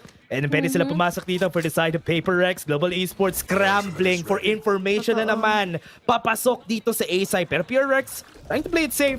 Clear sila ng angles. Hintayin nila kung makakapasok sila. Colby gonna peek out. Something makita niya pero nothing yung kill niya. And Viper is gonna get one. But Ross is gonna be there. Gets 2 kills. Shash is there to get them. And nakuha pa nga nila 2v3. Patapos. Tapos sila fault line. And ready pa sila. Ready na nga with the duo, with the focus, and now with the bait. Now all up to Benkay. Benkay, meron pa rin naman siyang lockdown na magagamit na nga. Pero ang tanong, gagamitin niya nga ba ito? Dahil again, this is still 2 players na baka sakaling rotatean pa siya going to the stairs. 6 HP left for Benkay at hindi na nakabawi pa kahit isa. That was their buy round and unfortunately, ito ay nawala lang din kaagad sa kanilang mga kamay. PRX still winning. Back to the cycle itong Global Esports. Pero at least meron sila mga half armor. Nakita naman natin dito during the start pa lang na I thought they're gonna be winning. I thought that was a mistake on the side of PRX's part na namatay yung isang member nila. Pero in the end, it still worked out. Nagka-man advantage pa rin sila. Mind Freak holding on to A site, naghihintay ng rotation was a good formula para magka-advantage sila for PRX. And akala nila magpo-full on commit na yung PaperX kanina in B dahil ang dami na nga rin na-exhaust nakakuha nga sila ng kill but now with that one-way smoke, ito sana yung pwedeng pumabor nga kay Blaze King onto that duel but fortunately still nandito si Mind Freak, Jing naman with another and now dalawa na kaagad na nawala sa mapa for GE. Speaking out again in PRX, pandalo na naman sila sa mga fights nila. It's just gonna be a repeat of what happened during the past rounds. Talagang natithin lang nila yung numbers dito ng Global Esports and then PRX is just gonna win by default dahil mas marami sila against the members of Global Esports. Smoke. They're planting in the spike already. May magdedink man all the way from backside but it's still the numbers advantage for PaperX. Slow and steady naman dito ngayon ang GE but I think on this kind of positioning and they're running back away from A side is hindi na nga sila muna kahit papaano kumuha din ng kanilang exit frags dahil ang hirap na dahil sayang yung eco nila dahil salit-salita na lang yung mangyayari pati Yeah, good formula din. Si Ross, si Lightning Pass, and even Blaze King would have guns para makabili ng isa pang Vandal or at least dalawa for the other teammates na wala na ditong credits from the side of Global Esports. So, that's a good play for their side. PRX naman, they have just been winning these duels kahit saan silang pumunta. Mag-clear man sila sa mid, pumunta man sila sa A site. I think Global Esports, Russ! It's one though. Pero hindi pa sila makakuha ng susunod. Jing peeks out. Benkay. Nauubos sila. Pero marami pa naman sila. So okay lang. Totoo. They have rounds to lose. Ibig sabihin, they have enough eco to buy full on util and even their arsenals all together into the 8th round na meron na tayo ngayon. 7-0 na ngayon, Dash. Ang hirap sagutin din ng PaperX dahil sabi mo nga, it's just mainly the duels. Tapos kahit ng mga util play dito ay lagi sila na-overwhelm kahit na meron pa tayong ultimates available for GE to use. You know what? Yung ginagawa nila kanina probably was the best formula na gusto nila gawin. Talagang mag-retake na lang sila, hintayin na lang sila para at least 5 sila na papasok. Kasi during the past 3-4 rounds, lagi silang kulang every time na makakapasok yung members dito ng Paper Rex and na-overwhelmed by sheer numbers lang sila. And for now, ito naman natin B-site. Very conservative angles yung kinukuha dito ng Global Esports. So pagpapasok dito yung Paper Rex, free site na naman for them. Wala silang may sasagot dito. Ang passive nila. Ang passive nila to the point na naghihintay lang sila ng bato ng utility and entries and then play in for retake na lang. Hindi nila ninalaban mismo yung space dahil nasagutan na sila kanina pa ng mga early aggressive picks sana nila Polby. And speaking of Polby, nakakuha na siya finally ng first initial kill. This time, commitment na nga ba ito? Mukhang oo dahil meron na rin tayo rolling Thunder na ikakasa ngayon. Force the rotate, Market. Oh, Zen! Showstopper dito, mama! Pero Forsaken was there to help out. Jing takes space sa Market. Mahirapan sila pumasok dito. Kailangan nila i-clear itong Market pero merong lockdown in front of them. Kapag-plant na sila pero meron silang space para umalis. Nakikita naman natin, here comes the Thrash. Namaan si Something pero there's teammates to help him out. Benkai is gonna be here. Something is gonna survive. May ball sa harap ni Ross! So hindi nila makukuha yung kill agad. They're gonna be trying to go for the defuse. Meron silang smoke in front of them. So mapapahirap defusing si Wingman. Walang anybody but there you go. Nahat nila. That's perfect. Global Esports might take this round and that is gonna be a 7-1. Oh my God. It was such a good counter pa naman sana na i-wall yung stairs. Para wala masyadong vision dito yung magagaling ng backside at magbigay lang din ng mga free-fire kills all the way from B main. But unfortunately, dahil doon sa smoke and the numbers advantage and the pushback pa ang players ng Paper Rex all the way from B main is wala na rin silang naging bawi doon para sana magkaroon ng mga trade-offs dahil again, wala silang vision na makuha. Nice answer yung ginawa nila doon. Retake lang, wait lang tayo, try to take cover, or at least take space dito sa mid. And nakuha nila yung kill sa mid, napahirap na yung market control dito ng side ng Paper Rex. And now, they can do, Global Esports, try to change it up. Ngayon naman, magpa-play sila on the side. Benkai gets information na fault time, na slow, pero hindi pa rin sila papasok. Tingnan mo kung gaano kadali masira yung mga utility niya dahil sa mga paint shields lang ni Jing. Tapos wala pa silang ibang klase na distraction dito to deny that rush na manggagaling na nga sa Paper Rex and Forsaken manages to get an opening kill. Unfortunately, there was great trade-offs mula kina Lightning Pass at meron pa silang rest. But unfortunately, that was quick of an answer para kay Something with a shot getting into the head of Benkai. Tapos ngayon, dalawa lang sila. Wala lang natitira. What was Something doing? Isa na lang ngayon na TP out, nakakaligtas. Unfortunately, dito kay Blaze King is na-bait out pa siya. Now, meron ng info si Polby. Unfortunately, again for him, makikipagtalunan lang siya dito laban kay Mindfreak. But now, parang tinatayin yung pakubuha nga niyang kanyang DC or nitong nitong wingman niya. But it's already too late. Mindfreak with a clutch and a triple kill. Paper Rex gets their 8-point advantage. Ganda sana ng anchor nila doon for the side of Global Esports. Nakuha sila ng 2-3 kills on their side pero they weren't able to keep up the momentum in their favor kasi meron pa ring space na nakukuha itong wall. Which yung ginawa ni Something, he played around the wall. Yes, namatay siya. Pero in the end, Mindfreak was there to save the day. Good save. Good save. Ika nga nila. Paano kasi tumalon si Something doon? Huling-huli tuloy siya ni Paul V. Na-headshot kasi siya Good save na lang. Sabi niya, good save. Buti na lang nakapatay pa rin siya even though he was blinded by DZ. -1 again ang Paper Rex pero we all know for a fact na kahit bawas ang Paper Rex, medyo kakabahan pa rin ang GE dahil every single time nakakakuha pa rin ng iba pang kills dito ang Paper Rex. Kumbaga parang nasasalisihan pa sila TV5. Good setups na ginagawa dito ng Global Esports. Hinahayaan lang nila ng Paper Rex na pumasok. It worked one time so it's okay. Right now, hindi pa rin makapag-decide yung Paper Rex kasi until now, nagde-decide sila if ever man mabibait yung utilities or rotations dito ng Global Esports. Kasi so far, dahil walang movements, yung Global Esports naghihintay lang din. Tingnan mo naman kung paano sila push all the way from the back.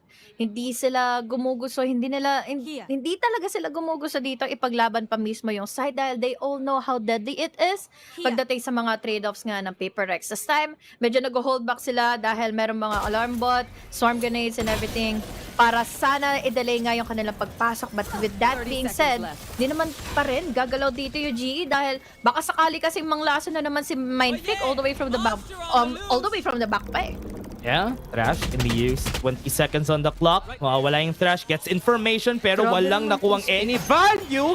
Mind Freak! Oh no! Yun na nga yung problema. The Knife was able to see him. And ito, 2v4 for this two. Meron silang wall in front of them. Pero yung wall na to matatanulan. Ay, mukhang hindi dahil mauuntog sila sa kisame. This time, Daisy and the Flash. Now something waiting all the way from that corner and an angle. 2 kills already. Babasag na nga ba yung wall? Triple going in for the 4. Unfortunately, it wasn't in his favor. Now, Blaze King, makakadali pa ng isa pang round for GE. Close, that was crazy. I thought makukuha niya lahat ng kills doon for something. But Global Esports, even with that advantage na meron sila, napahirap pa yung round na yun against them. It's just a good thing na nanalo sila and na-save pa rin nila yung kanilang operator this time around. But PaperX has rounds to lose, as you said, HG, kaya it's okay for them to lose that one. Yeah, totoo. They still have enough info. Kahit pa paano, wala naman silang kahit anong iisipin later on na paghihirap or any kind of rushes na pwedeng ang gawin ng GE later on dahil wala pa silang duelist for na mobility at yung mga distraction plays na pwedeng ang ibigay sa kanila katulad na lang ng ginagawa dito ni Jing. Paulby, still on that operator. Gives a lot of doubts dahil nag-jump pick na kaagad dito. Ngayon, something. Yeah. Some peaks. Ano silang information. Alam na nilang nandito yung operator on this side. They're already moving towards A side. Hintay nila kung meron pa sila makukuhang any space. But Global Esports still playing the same. A lot of people on B side.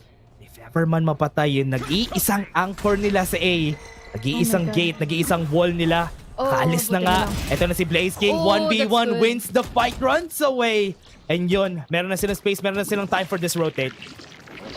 I really don't think he anticipated it already, but unfortunately for him, ang dami na kaagad na pwede at gusto makitrade off sa kanya. Numbers advantage, overwhelming them. Not checking in the right corner, kaya naman mahuhuli pa siya kaagad ni something or rather ni Mindfreak. We're down to a 2 or 3v4 at the moment. Opening up the space is with the Trash, pero ngayon, safely secure na kaagad ng PaperX inside of the site. Oh, diba? I'll be peeking. Alam ni Lighting Pass yung ginagawa niya. Alam niya nakatayo siya sa wall, nakatingin siya sa taas. So alam niya if ever man pipick siya, merong something dito. Pero si Defy pa rin yung nanalo in the end. Not picking at the right place at the right time. Nano 2v4, I think this is gonna be a safe angle for Global. Ang hirap nito for Global dahil alam ng PaperX na madedelay kahit papaano yung retake na gagawin ng GE dahil merong ang operator sa mga kamay ni Paulby. Imagine, hindi niya nga din nagamit sa DC and unfortunately for them, they were not able to create much more space na kinuha nga ng PaperX kanina and sayang yung first initial kills nila Blaze King. So now, it's a 9-2 scoreline. Mukhang hindi pa malabong umabot tayo in 9-3 kahit papaano for GE's favor. Yeah. 9-2. They really need a big round for them here. But from what we've seen from the setups na ginagawa dito ng Global Esports, I really like the adaptation nila middle of this half na lumalayo na lang sila, hindi sila magko-commit, hindi sila mag-anchor sa site in order for them to just go as 5. And yun yung mga rounds na nanalo sila dito against PaperX. But right now, need to find a way to get a kill with this operator from Paul V. Makakuha mo siya ng kill in the early stage, but it kinda be much more risky itong ginagawa na naman niya. All the way from mid, he's out in the open, wala siyang kasama for the trades. And now na may info siya, immediately gives away mid top. And now, ako, parang wala na naman sila makuha ang info. And sana, pwede silang malikuran dito kahit papaano yung PaperX, ha? Rex, sila sa mid. Timing's just gonna be right. Dalawang flash yung humampas dito kay Lightning Pass. Pero bilis rin yung reaction niya during that fight. Nakita yung barrel niya. Kaya si something yung nanalo sa fight na yon. Pero nandito pa rin sa likod. Nasa backside may 2 people na nag-aabang. Di pa rin sila nakapag-plant. Pero si Jing parang papadaliin yung kanilang pag-plant on their side. Nakakuha siya ng dalawa. Dito pa sa may boba. Nakita nila is not Jing going crazy. Paul V, is-save niya pa yung off sa last round? Siyempre hindi. It should not be.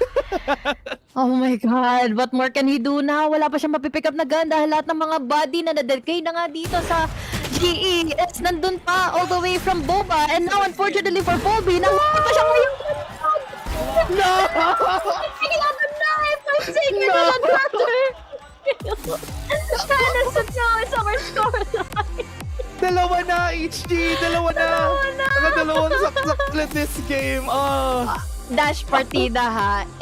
12-0 ang nangyari kanina for Team Secret laban Ayan. sa DFN pero walang saksak. Sila na daw ang magbibigay noon sa araw na to. Pinapaspice lang talaga nila yung araw natin. Okay, sa kaninang game natin pala for Team Secret, talagang inoorasan ko, HG.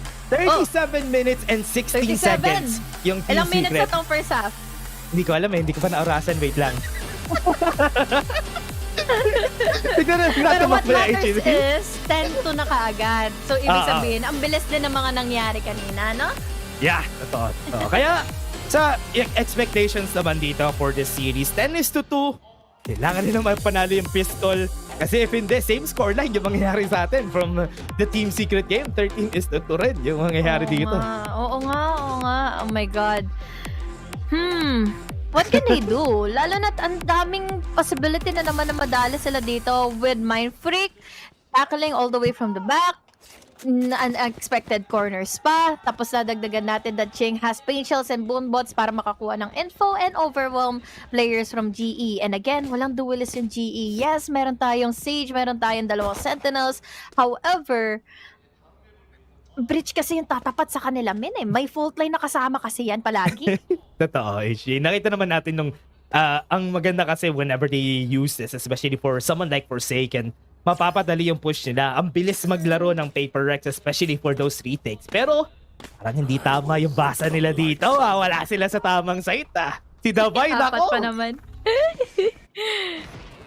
Okay lang, at least sa delay nila with the slow, hindi naman kahit pa paano magpapa-hinder out dito ang GE. But still, they're overthinking every possibility kung saan ba dito pupunta. Saan ba nakapwesto yung Paper Rex? Totoo.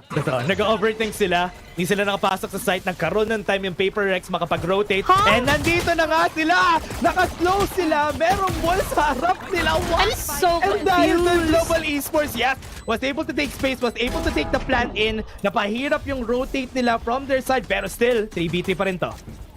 3v3, we have your Paul B, maiipit na nga sa loob, sa likod ng wall, tapos ngayon he's down to 48 HP na makakapagbigay pa kahit pa paano ng casualty ng damage laban kina something. We are still down to a 3v3 situation, but then we have our Blaze King para magkaroon ng mas magandang advantage with a right click onto their classic and Paul B with a triple. What a round it was para sa GE dahil so confusing ang wall nila kanina.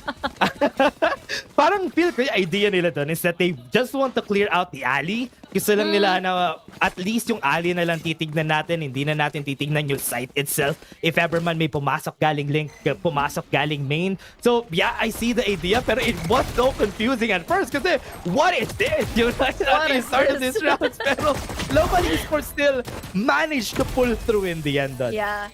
Alam mo naman kung paano ka annoying ng isang wall on a pistol round. Na doon pa sila lahat manggagaling all the way from stairs. Hindi na nila dinerecho pa yung alley. Dahil dalawa na nga yung namatay sa kanila kanina. This time, Paper Rex still in a 5-stack na going into B site and A site na naman ulit. Ang kukunan ngayon ng GE.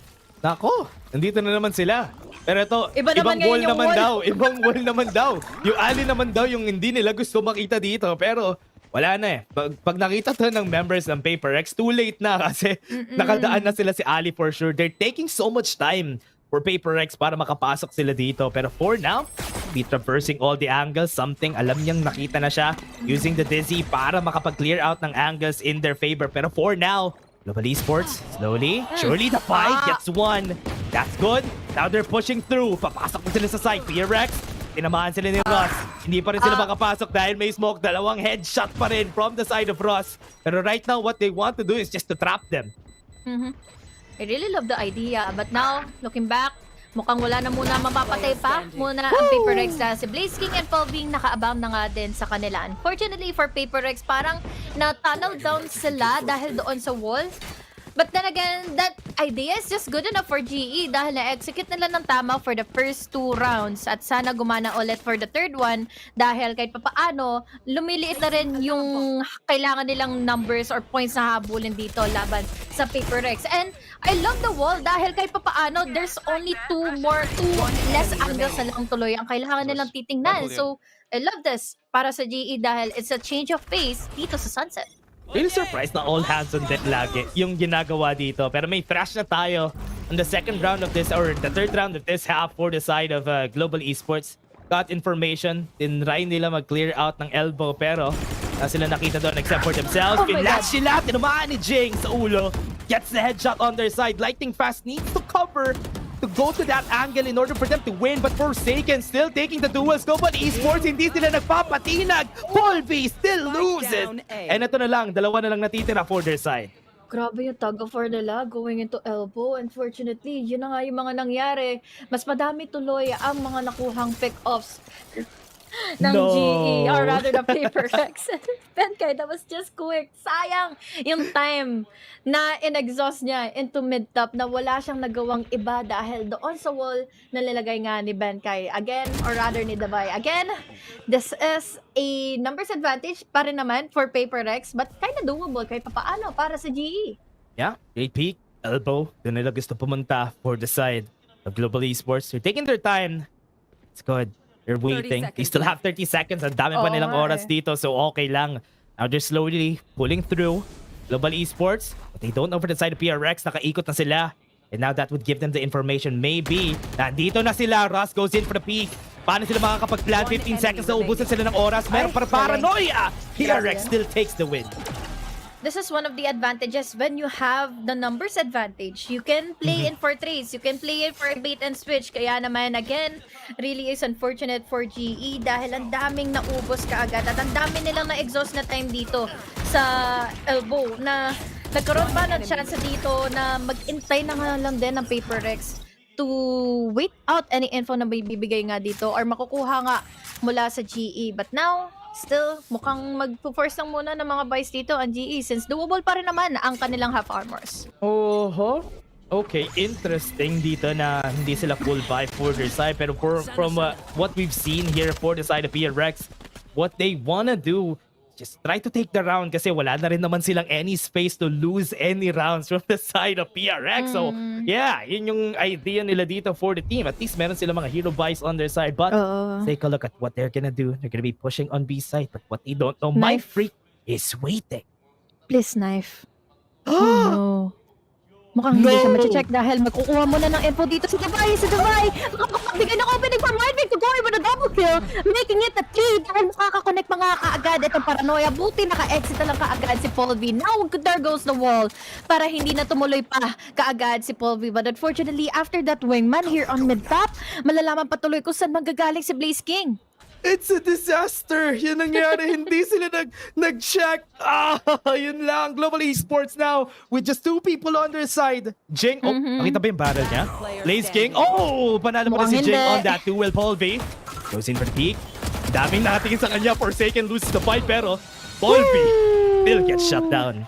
This is what I love about Paper Rex. Every single time before sila tuluyang to make ng duels or even just give or kuha lang ng info muna from a different angle is magja-jump pick muna sila dito before fully committing into it. Kaya naman, unfortunately, para dito sa GE is lagi silang na-overwhelm nga when it comes to the duels, raw duels lang dito ng Paper Rex. Para silang every time na isa na lang natitira on the side of Global Esports. Parang mga pirana yung Paper Rex, dire-diretso sila. Pag nagka-information sila, lahat sila tatakbo kung saan nakuha yung information na yan. Pero right now, on the last straw for the side of Global Esports, match point for Paper Rex. Tignan mo si Coach Alex nakangiti na kasi alam niya nang patapos na tong game na to Okay na, mamaya na lang ako mamumblema, sabi niya. Dahil match point na nga ito para sa Paper Rex at hindi pa sila kahit kailanman gumamit nga ng kanilang timeout. So again, well, smooth sailing lang muna para sa Paper Rex. Ang ganda nung nagiging record dito ng Paper Rex for the game kasi what they really want to do is just to run over yung members ng Global Esports during the attacker side and even during the defense. Nakita natin yung struggles dito ng Global Esports in order to pull off any of their executions kasi Paper Rex can and will fight if ever they need to, and yun siguro yung nagpapa-surprise sa Global Esports dito. Na-mention mo kanina yung about sa eco ng GE na hindi na sila tuluyan nag-full buy. Parang ito na lang eh. In-anticipate na nila na matatalo sila from the previous round. Kaya enough armors na lang nila. Hindi na nila finull buy para at least they still have enough eco para sa kanilang half armors pa rin. So ganun na sila ka-passive. Ganun na sila ka-condition ng Paper Rex. And to thinking na di natin kaya manalo sa mga duels eh. Di natin kaya pasukan nga dito yung Paper Rex. Pero let's hope for the best na dahil winull na nila another cheeky wall here on mid. Caught off guard pa rin naman nila dito si Forsaken, but unfortunately also caught off guard is Ross na yun naman tuloy ang naging trade-offs for down to a 4v4 quickly. Yeah, ikaw sila ng wall on mid top. Pwede sila pumasok sa A site, something. The only one remaining member on the site of PRX dito sa site na to. Mag-run over na sila dito sa site. What they don't know is that something is waiting! Pero si Lightning Fast naka-ready siya for that peak.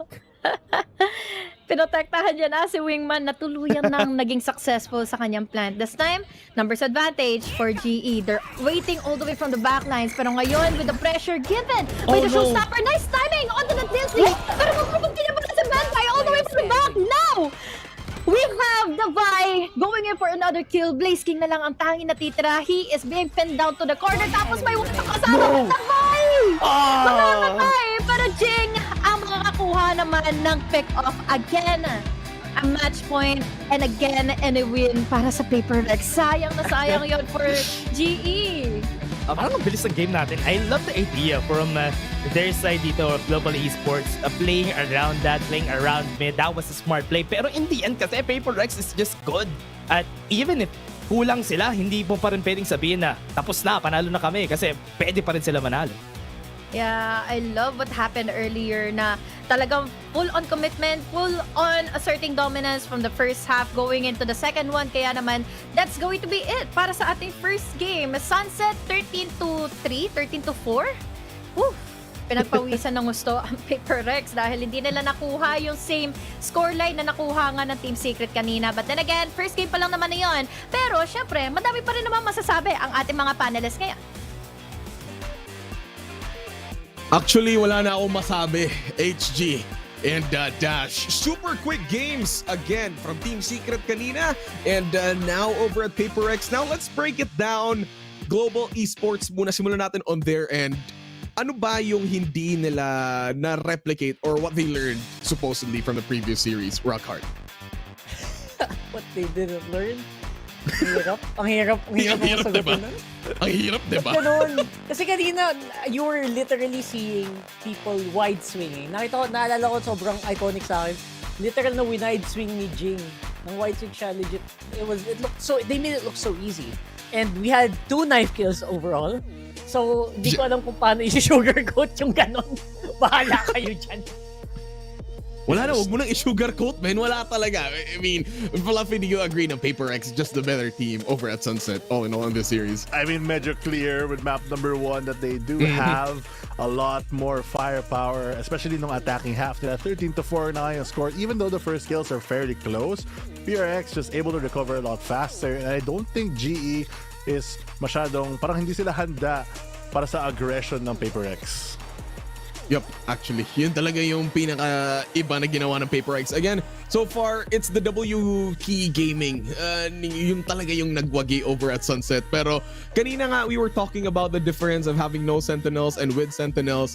Did that mistake from Paper X naging apparent pa rin ba against a Killjoy and Sage into this game? Rockhart, what do you think? You know what? With the Vi playing like that, yes, very, very apparent. Although both teams really had the Geckos, I feel like the literal Senti diff, even with the Vaya just playing a solo Senti, and you know what, on side of Global Esports, KJ and the Sage, you could really tell who was playing better. Yeah, I mean, kita-kita naman dito sa statistics of proving that the Vi far outclassing in this game Lightning Fast on the Sage. Pero I do feel like there is a factor na wala silang hard Sentinel, not a lot of utility really coming into play dito on the side of GE. I mean, they have a Killjoy, but what is the Swarm and everything gonna do if you have your mga teammates that can really play off it and just TP across or satchel across? Not a lot of things that can really slow them down. If they had maybe tougher time attacking by having like a trip or something, baka mahirapan sila to go that fast. Yeah, actually, I mean, we're doing panel now, pero kung i-breakdown natin yung game na to, parang isa lang yung parang common dividend. Tama ba yung math ko? Common dividend? Common denominator? Common denominator! Yun! Yeah! We mathing, yo! Salamat, HG. Si HG bumulong sa atin eh. Common denominator is just that. Denominator. Just the better team. So far now, approaching Icebox. This Icebox is a pick from GE. Ano ba? Is them confidently picking this against PaperX, or is PaperX doing bad in Icebox? How do we break down for the second game? For GE picking Icebox, I think it's very apparent how they want to play this game. They want to play this close, they want to play these tight, and yung alam mo yung cool, calm, and collected, they're trying to emulate what they saw probably in the previous game, especially with Team Secret. And that's something that you can really do. Pero it's also going to be doubly difficult kung kalaban mo is itong tulad ng PaperX na napakalikot, lahat ng miyembro napakalikot, gusto kang saksakin from the back, and it looks like definitely may vendetta dito somewhere that we're not seeing. I think you're gonna have a hard time. I mean, it's an ideal map pick for those who want to try to slow down their gameplay, but you're doing it against the wrong team, yo. PaperX is gonna go crazy on you in that map as well. Yeah, I mean, I have to agree there. Yung Icebox, kitang-kita naman natin yung lakas ng GE against RRQ. But unlike RRQ, PaperX has a different pace of how they play. RRQ, a bit more methodical. Naghihintay sila. It allows yung mga gaps that GE can really expose and really push through. But PaperX, hindi sila ganun. Lalaban sila. Pag aggression yung gagawin mo, aggressive din sila. They don't really fall back at times. And pound for pound, I think a lot of yung mga players na individually are at a slight advantage towards a lot of the GE players. Yeah, exactly. Para masasabi natin, PRX, sila kasi yung klaseng team na yung tempo, sila yung nagdidictate eh. And once you are that team who falls into that trap na parang you're trying to play and go up against the pacing of PaperX, parang ikaw pa yung madidihado. And we've seen that over at Sunset. Now that we're going over to Icebox, ano ba, do you think this is just gonna be a clean 2-0? Or with the statistics of GE so far, with their win rate at Icebox, may chance ba? Panayin mo, Rockhard. I still think na despite their performance, may chance. Siguro mga 10% chance na mag-game 3 to. Oh, that's really low. Fluffy. Yeah, that is actually so low. But honestly, I'd have to kind of agree here. Feeling ko, PaperX really want to close this out in a 2-0. And I don't think that the score will be as huge yung gap kunwari sa map number 1 where it being 9 rounds. Maybe a bit closer this time around since malakas naman din yung GE sa Icebox, and I feel like Icebox is hard to recover if you're able to really attack well. So it's more of who gets that early momentum in the first half will really decide a lot of this map number 2. Alright, so that's it. We're heading over to Icebox in just a bit. So parang we're about to head on over to the agent selection as well. On the end of PaperX ba, is there such a change na pwede nilang gayahin? Could they duplicate yung ginagawa na DRX, which is technically playing a harbor into Icebox? Or should they stick with the same composition na it works out so far for PaperX? What do you think? I want to see some chambers, man. I want to see some chambers. Labas nyo na.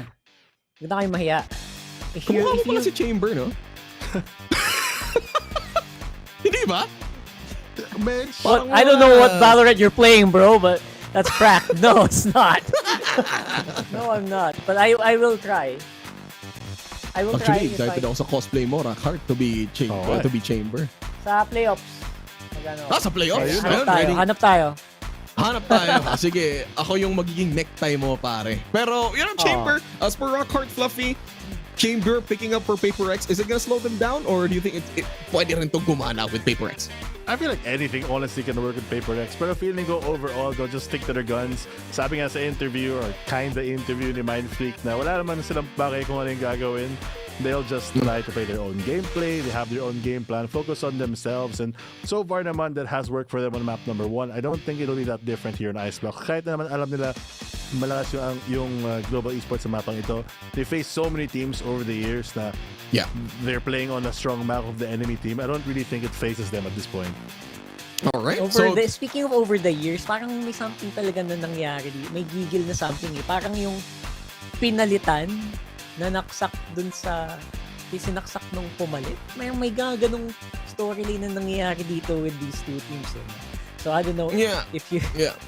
I mean, if you think about it, every player now, you know, when you get into a team, there are some roster changes and all that. So parang for the end of both players, I think it's just a game. Kung tutuusin mo naman for both teams. And I think with the end of Global Esports, super excited actually na parang they could stretch this out to game number 3 kasi gustong-gusto nating makita for more Valorant action in going into this matchup. Pero now let's look at Global Esports, who are like the parang key players so far, even if it was just a 4 points over them at Sunset. Sino ba yung isa sa mga players para nakikita nyo na who tried to really, you know, uplift the game mood? Fluffy. Uplift the game mood. I feel like honestly it's kind of depressing for 4 to 13 map number 1. But of course, Blaze King and Polvi trying to step up for the team. Makabawi sila, and especially on that Omen, it's a lot of pressure that he was able to provide. Hopefully, they can do the same here on Icebox. Yep, exactly. Blaze King definitely number 1. Let's go.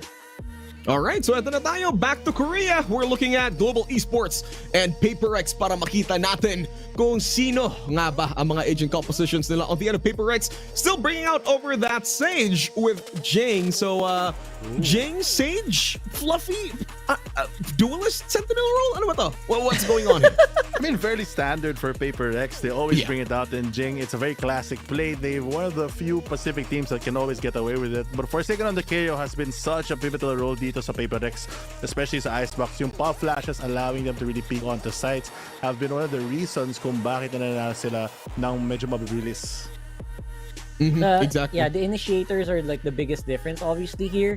And this time around, compared to the previous game, I think mas okay pa rin yung, mas okay talaga yung KO dito. Obviously, you can have a really good utils with the Icebox Gecko, but you know what? KO can really do some damage. Alright, tingnan natin kung pupunta ba tayo sa Game 3. Pero before that, punta muna tayo sa ating mga casters, HG and Dash. Palamigin nyo na ang Icebox. Or painitin. Depende. Malamig na nga ang ating gabi ngayon dahil nandito na nga tayo papasok into Icebox, in which this is one of the best maps again for PaperX. Will it be doable para sa GE dahil Dash? Nako, it's a 72% win rate for PaperX, and we see here again the most familiar Sage ni Jing.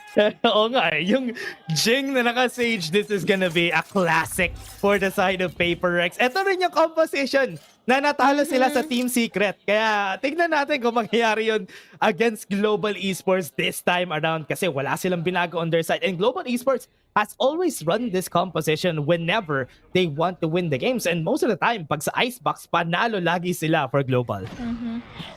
Tingnan natin ha, dahil kahit paano nga, this is still Global Esports, this is still GE na nakakuha rin naman ng ilang mga kills na pwede nilang i-commit later on in the later round phase. Pero sa makikita naman natin, post-plant agad, papasok na nga tayo kaagad dito with GE, with retake, with a double, with Volby and Russ all together para ma-overrun pa dito sila Something. And now Something na lang agad ang natitira, dalawa pa ang makakatapat niya. And unfortunately for PaperX, sinbilis naman ang pag-plant nila. Itong retake na ginawa ng GE sa kanila. Buddy system yung ginawa dito ng Global Esports with that retake. Yes, nang-delay sila dun sa wall na ginawa ni Jing kanina, pero it wasn't really enough if ever man na mating yung numbers nila before sila makapag-set up ng post-plant positioning nila for the side of PaperX. That's like Global Esports just run them over. Talagang enough time nila yung tempo nila para hindi makapag-ready yung PaperX. Sobrang hindi nakapag-position well dito yung PaperX dahil immediately after nila makapag-plant ng spike is nasa backside na kaagad dito. Sina Russ and Polvi all together. Kaya kahit si Polvi nagulat sa mga nangyari. Okay na lang siya, HG. Kasi alam nga, kasi na-surprise din siya on how fast they did it, and that's exactly what you need to do. Labanan mo sa bilis, yung bilis ng PaperX, and it worked out for Global. Yan nga ang mga nakita natin kanina in Sunset, diba? Yung parang nagiging passive altogether ang GE. Now this time, it's a different story dahil sila na ngayon ang nakakakuha ng first initial kills. 4v5, makaka-reposition naman po si Blaze King kahit nahuli siya. Ngayon nila Something na nakapag-dash in na hindi naman dito nakapag-react on time si Blaze King. At yun nga, free gun na makukuha pa ngayon ni Something. Nakuha ng gun dito si Something, 4v4, now bearable for their side at least. Na nakapag-post-plant na naman sila, extra 200 din yan for the side of PaperX. And ito, kailangan talaga nila dito yun for the team. But right now, Setting up, they're waiting, goes in for yellow, push pit sa likod. Kita naman natin dito for the side of PRX na nag-ready sila for the setup dito, pero naging masyadong mabilis si something kaya napabilis din yung pagkaubos nila on their side. Goes into yellow, pero mamatay pa rin dito si Mike. Ay, bilis sa mga nang pangyayari na naman dahil bawas kasi yung Paper Rex kanina kahit mabilis man silang pumasok na nga in B site. At least, they got the spike band. So, extra credits naman itong mapupunta into the next round for Paper Rex. Yeah. The 300 din yan for the side of Paper Rex. Pero yung mga post-plant nila, no? Kasi it is nice na itong mga setups talaga ng Global Esports has been like this. Kaya na nanalo sila against most of the other teams. And even yung retake nila against Paper Rex, yes, it is an eco round still for their side. But again, May Global slide Esports dun still. sa watch party nila! Paano kaya pag nanalo sila, no? Magsaslide sila lahat doon, ganun. Ang saya naman nun dahil ang mga nakaraan parang bar yung mga pinupuntahan nilang watch party. And that's fun dahil ngayon, nagiging winnable na naman yung mga rounds na ito dahil kay Polby nakakuha na naman na initial kill. Every time na nakakahawak ng any sniper itong si Paul V, going crazy! Si something hindi niya clear yung angle. Nako, wala na silang guns again. Ito yung mahirap dito. Once on the defense, Global Esports is just gonna show it again for the side of Paper Rex. May Wow. Ay nako, nakasalisip pa sila. Okay na sana may numbers advantage na ang GE, but not Polby with another. He's so deadly with the Marshall, or rather with this Outlaw, na ang bilis tuloy bumaksak na mga katawan dito ng Paper Rex. Still doable kahit papaano for Paper Rex since we still have the wall to use, and they still managed to go and plant in the spike. Yep, hindi nila ganito in-expect na mangyayari itong mga round na to. Alaka! Nakita siya! Paul V! On the timing, on the position again. 4 kills na. Is he gonna get the ace here? Meron siya. Dito, naka-ready with the Bulldog from Paul V. Papasok siya against the Vi. Ready siya. Pass up, go in. Hindi niya makakuha yung ace, pero Global Esports still wins. Yeah, a win is a win. A round is a round for GE. And oh my god, that was quick and that was so cheeky for Polby to win. And to get a lot of duels, to get a lot of bodies sa side ng Paper Rex dahil lang sa Outlaw, and then quickly transition siya doon sa kanyang Blade Storm para makakuha pa ng initial pick-off dahil mukhang doon sa pwesto niya kasi kanina it's kinda risky kaya he needs na mobility para makatakas din quickly. And unfortunately for Mind Freak, wala nasa tamang position siya dito kanina para makuha na naman ni Paul V. Nako, naka-operator na itong si Paul V. Much more deadly this time around for Paper Rex. And hindi natin nakikita yung speed ng Paper Rex dito kasi even if they try to enter any site, nahihirapan sila makakuha ng space. Right now, the timing for Paul V almost getting the shot in, pero Esports still keeping their composure dito sa entry na to. Galing ni Paul V. Ang galing niya makapagbigay ng pressure this time. And iba yung pagkukondisyon niya dito ngayon, ha? He is kind of aggressive pero he still has enough space para makatakas at para makaback away. This time, he doesn't have any dash para makatakas, so he needs to commit into this position. Buti na lang na dito sila Lightning Pass and Rush makakuha ng mga pick-offs and then make an exit happen into his favor. Down we go to a 2v3 and now may pick-up na guns dito ang players ng Paper Rex, pero unfortunately hindi pa nila na-check kung nasan ba si Paul V. Yan di Paul V nasa taas. Mind Freak was ready for the shot in, pero Global Esports still takes the win, takes it to a 4-0 against Paper Rex. Grabe, they're getting wrecked already dahil nga ang bilis ng mga retakes, ang bilis ng mga nagiging follow-ups ng GE. This is what we were looking for kanina sa Sunset, na mabilisan nilang maaagapan dito yung mga exits ni Paul V, or kaya naman kapag nasa awkward position siya is meron ditong Lightning Pass and Rush na makakasagot lang din into their favor. So now, kahit mamatay si Paul V, they still have enough eco at meron pa sila kahit papaanong, I think they were able to save up the operator kanina, no? Yeah, really so good talaga itong Global Esports on Icebox. They really know how this map works, and PRX at a loss this game. Hindi nila alam how they will answer back. And even right now, they're trying to slow down PRX because kailangan nila malaman muna. Try to get information on where the operator is gonna be. Now they know. Nakita natin rotation around the map. Agad sila dun sa A site. Ang ganda na rin ito dahil kahit papaano, isipin na lang nila yung retake against GE. Pero syempre, dapat hindi sila magpahuli sa crosshair ngayon ni Lightning Fast, who is just waiting here para ma-check in yung maze. Quickly naman makakapag-plant dito ang Paper Rex. Makakatanggap lang din naman ng damage dito for a bit si Forsaken, pero quickly exit naman ito after taking down the spike. Yep. Nasa likod, Mindfreak really well aware na merong magpa-flank sa kanila, pero they're not giving it anything for their side right now. They're playing conservative angles, waiting for any pushes from their side. Lightning Fast! Something at least na kuha niya yung kill on that side. Gonna be pushing. And right now, they're slowing down. Benkai is gonna be seeing his head has been popped by Jing. Right now, they're gonna go to the backside. They're gonna get killed. And yun pa rin, PRX winning their first round. That was amazing kasi ang dami nilang contingency plans eh. Umikot bigla si Mindfreak doon into the condition na alam ng GE na maglalaro lang always inside of the site dito kompleto ang Paper Rex for the post plant. So ibig sabihin nito, they were not ready para mga maging separated yung kanilang naging attention at hindi tuloy sila naging full on force dito sa pag-check nga or pag-play in for the retake kanina. Now, finally around for Paper Rex and complete eco. Pero mula dito sa kabila, half armors pa rin ang i-execute nila.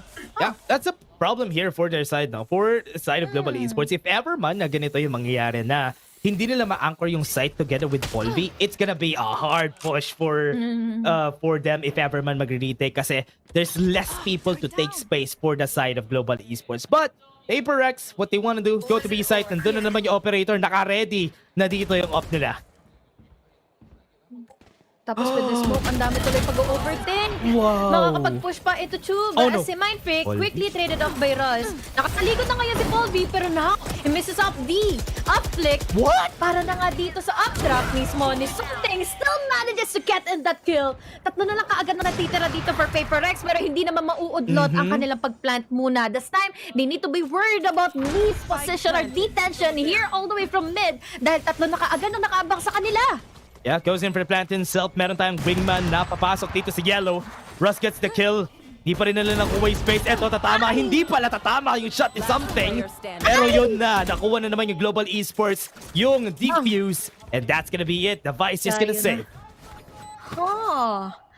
Hindi kasi napanagutan ni Mindfreak dito yung pagpasok into tube eh. Meron kasi kaagad quick trades and nung nasalisihan na nga ng once dito ang GE na nalikuran na nga dito going into backside nga ng A is doon na rin sila naging worried at naging na-acknowledge na nila yung factor na pwede ditong any single time na pumasok nga si Mindfreak and made an opening dito para nga sa Paper Rex. And now, they're holding on so fast pagdating sa kanila magiging mga retakes. Yeah, ayan, like galit na. I really like the defense na ginagawa. But hindi pa galit. Medyo mahinahon pa si Coach Alex dito for the side of Paper Rex. Pero nakita naman natin dito, kailangan talaga nila. They were scrambling sa nakikita natin dito sa Paper Rex. Parang hindi pa sila on the same point yung gusto nila gawin whenever they execute onto the site.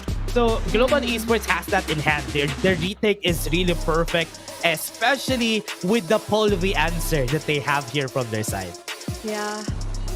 And nakikita ko na much more committed na si Polvi ngayon sa paggamit niya na nga ng operator. Nakakakuha siya na magandang executions and everything else dahil he is quickly traded off. And feeling ko mas malaganda na yung space dito for him to work around with compared sa meron niyang space in Sunset dahil ang daming cheeky angles, ang daming masisikip na kailangan niyang ikutan pa at hindi siya talagang long angles kasi to hold on to that operator eh. And so nakikita naman natin dito for what they wanna do for the side of Global Esports. Still same. Talagang kailangan lang nilang ilagay si Polvi sa where they think they're gonna go. I think A site could be a good answer here for Paper Rex kasi ito yung site na nanalo sila kanina. If ever man mapatay nila yung nag-a-anchor sa site na to na si Lightning Fast, it could be way easier for Paper Rex to just take over this site. Will set up, null command, good enough. But unfortunately, Forsaken quickly taken down. Susunod pa nga ng isa, parang pila. Ulan silang bumabaksak isa-isa all the way from up top, all the way from heavens above. Pero at least nabuhay niya ngayon si Forsaken, the vibe to trade Russ with a double. Ang daming sagutan na dito. Kahit pa paano, we're down 2v2 now. 2v3 dahil nakapag-up pa nga ngayon si Jing ng isa pang tropa. Now, it's all up to Blaze King. But unfortunately, with a little space that he can play with, mukhang may makakabang siya ng dalawa na nakabantay sa kanya all the way from May. So triple kill for Forsaken. Yeah, yung nakita naman natin doon, HG, no? Yung first kill na meron sila, it's a good thing lang talaga na naka-null command si Forsaken doon kasi kung hindi, could have been destructive for the team. They basically used 2 ultimates in this round for PaperX. Kumbaga, 7 silang nandito for the side of PaperX. Kaya lang sila nanalo dito sa round na to. Could have been different if they weren't able to use this ultimate. So, Global Esports still playing this so well. Totoo. And kahit na panalo nga yun ng PaperX, they are still finding a hard time para nga makapasok freely into the site.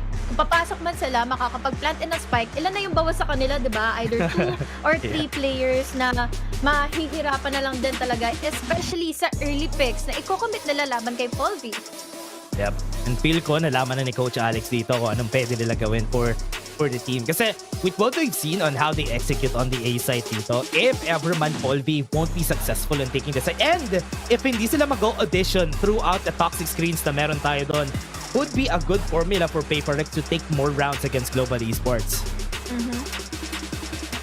Paul V, I think meron pa silang enough eco for him to commit into that operator, yun nga. Since again, 5-2 pa rin naman na yung scoreline natin, hirap ang PaperX ipanalo yung mga early kills dahil mukhang every single time anticipated sila dito nila Paul V. And speaking of, Paul V is holding into mid na nakabantay, nakaagapay pa kaagad ngayon si Ross, and every single time, siya yung nakakakuha ng trades for him. Yeah, may dizzy pa na naka-ready, pero si Jing nakasagot rin. Pabalik for the side of PaperX. Ang bilis nga ng mga pangyayari, pero still, makukuha pa rin nila yung operator nila dito. Benka is holding on it, liking fast moving forward, bit too far sa maze. Something, yung timing na yun. Saktong-sakto naman, nabuhay si Lightning Fast dahil doon. Nag-hold back pa siya eh. Tapos ngayon, isipin na nila yung utility sa the wall. Labas mo na yan, tol. Dahil na-timingan na nga, ikaw kanina ni something ang ginangan din naman siya. Keep pa rin siya. He tried to play in sneaky all the way from that space given by his wall. And now, maka-atras pa kahit papaano ang PaperX to the point na i-exhaust lang nila utilities again. And now with that 0 point, meron na kaagad sila pang deny of that util play mula sa GE. Yep, PB3, meron silang lockdown. They can buy some time. Meron silang time dito na pwede nila gamitin in order for them to just get more space for themselves. Pero PaperX playing around the area. Global Esports trying to back away. Pero ito na yung trash na naghihintay sa kanila. Papasok na nga, walang tinamaan. And that is big. Right now, PaperX has good angles for themselves. Right now, they go in. The bike gets one. Russ answers back. Forsaken is in a great spot. Jing with a 2v1 against Benkai. This is gonna be their chance and they still win in the end. Oh my God. Yung mechanical skills talaga by default, laging magkasama dito for a bait and switch ang PaperX. Na doon na lang din nagkakatalo-talo ang Global Esports kapag hindi nila nakukuha yung first initial kills. Yes, nandun nga si Russ para sana nakabantay na nga lang din kaagad for Colby and a trade. Pero kasi he was already too late. He was able to pick up Dizzy, yes, pero wala na nga si Colby immediately and down goes the lead tuloy with GE. But still, hindi pa, never ko pa nakikita ang full armor ng GE. Oo nga eh, parang half armor lagi sila ever since. And, nakita naman natin yung headshot na yun, something. Goes into the smoke. Drops down, lightning fast, gets a kill. Nakababa pa nga siya, and si Rods left alone. Hindi siya makabalik dahil sa fragment, pero 3v2. Meron ng tao dito sa screen, saka ready. Sure win na nila ito dahil nilabas na nga nila ang Viper's Pit. Again, they have the numbers advantage, pero syempre, baka sakaling makadilihensya pa rin naman si Benkai kahit papaano. Now down to just Blaze King, na meron naman din ditong judge. Pero again, madedecay kasi yung HP niya kapag pumasok pa siya sa loob ng Viper's Pit. Alam mo, HG, sinerch ko kung ano ibig sabihin ng dilihensya. Dilihensya. Hindi ko kasi alam yung feeling niya, pero eto na, pumapasok na si Blaze King with Judge! Goes din tumama sa ulo. And nakaready pa siya dito, dalawa. Sayang. Kine-clear niya yung site. Wala na siyang HP. Nag-iisa na lang siya dito, pero nalaglag pa rin. Yung Viper's Pit, Forsaken wins the game. Ay, ala eh, ang hirap sabihin kung paano nga ba dito makakapasok pa na maayos ang GE. Lalo na again, there's the Viper's Pit. At si Forsaken, ang cheeky pa ng position niya kanina para at least yung cheeky angle nga ay magamit pa rin yun into his favor. At dagdagan pa natin is I think hindi yata na-pop ni Paul V yung kanyang Blade Storm. So, ibig sabihin, he still has it. Ayun nga. Meron pa rin naman siya ngayon. So, ibig sabihin, makakapag-save up pa siya for this round na kung saan meron ring hero buy si Russ and Benkai. Yeah, goes in for the save here for, or at least half buy for the team. And for what they want to do here for Paul V. Oh! Blaze King answers with one Mind Freak. No more smoke for this, guys. For the side of Paper Rex, natanggal agad yung kanilang smoke, so kailangan nilang pumasok Bear dito for the side. Oh wait, ang daming tao dito sa A-side. Dami nga. Apat na yan may utility pa silang kasama. Cheeky enough, nandito na all the way from up top, Jing, para sana makakuha din ng info and then a kill. Something, hindi na nakakuha din ng pangalawa pa dahil nga nandito na si Paul V sa kanya. At least Forsaken is already there, blinded by the lights dahil kay Forsaken. Double kill already, but now, it's all up to a 2v2. Mag-isa na lang dito muna si Forsaken, pero at least they still have the second plan in mind. But now, masyado pang malayo si Davai. He still has, or Lightning Pass, still has the opportunity pa para makapag-reposition and then pick up a gun. Yep, goes in for the ult orb, has the resurrection. Kailangan niya lang makuha yung space, pero si Davai 1v1. Kailangan yung tabak mo dito. Kailangan niya makakuha ng revive, pero alam ni Davai, 30 seconds. They're taking time, lightning fast. Hindi niya alam ipaplant niya ba yung spike. Pero sa nakikita naman natin, meron ng turret for the safety net here for their side. Davai going for the plant, committing. As a maze pa rin siya, naka-ready.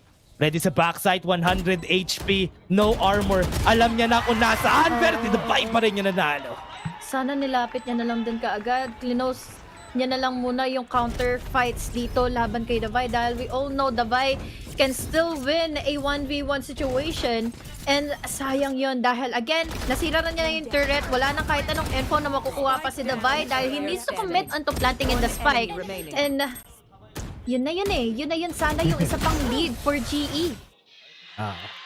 Yun na nga. And nakita naman natin yung lead nila kanina from the side of Global Esports. Pero parang nawala yung advantage on their side. Kasi 4 rounds consecutive na yung kinukuha ng Paper Rex dito. And they have been surprising the members of Global Esports. Nung na-break nila yung economy dito ng Global Esports, it started to fall down for Global.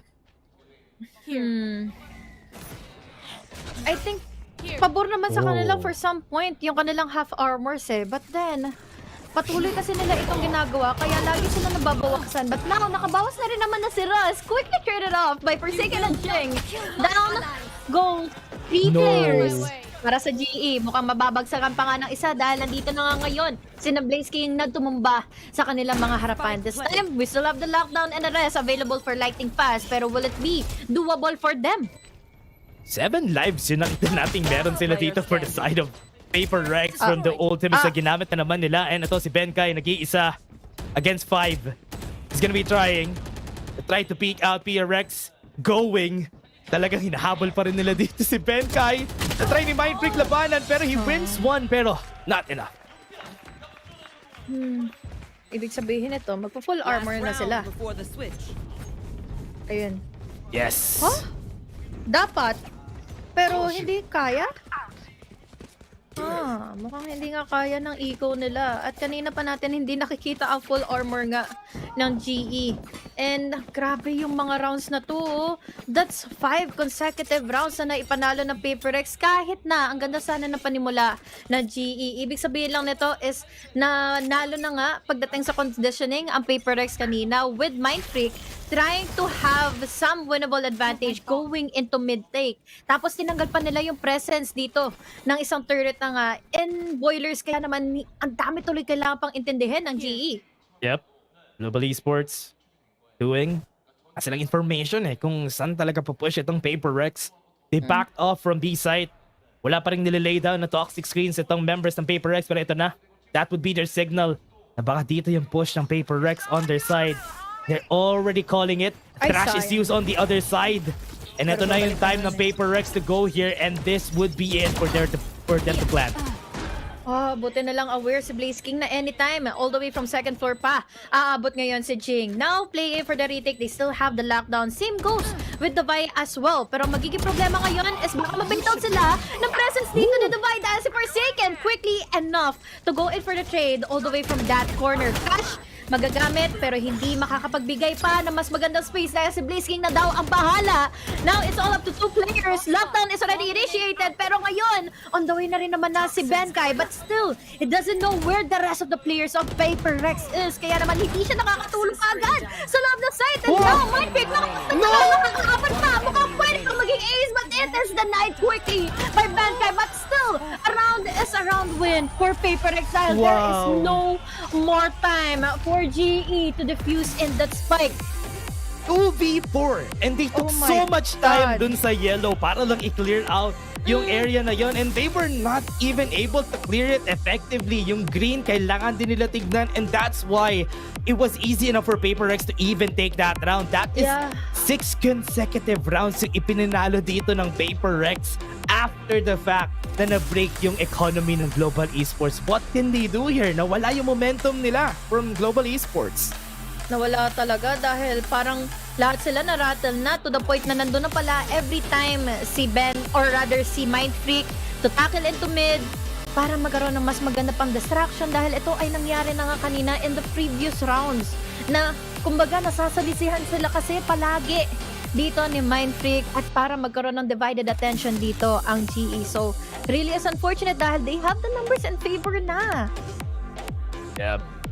It was ang hirap na for Global Esports once na nakapag-adapt na yung Paper Rex dun sa ginagawa nilang setups every time. Especially pag wala silang operator, napadali yung buhay ng Paper Rex dito sa pag-entry dito sa site. And they know, tingnan mo si Coach Alex sa saya niya oh. Kasi bigla silang naka-turn eh. Oh my God! Grabe. What a change. Coach, no? Oo. The world is changing for a better place. It's healing. It's healing. It's healing.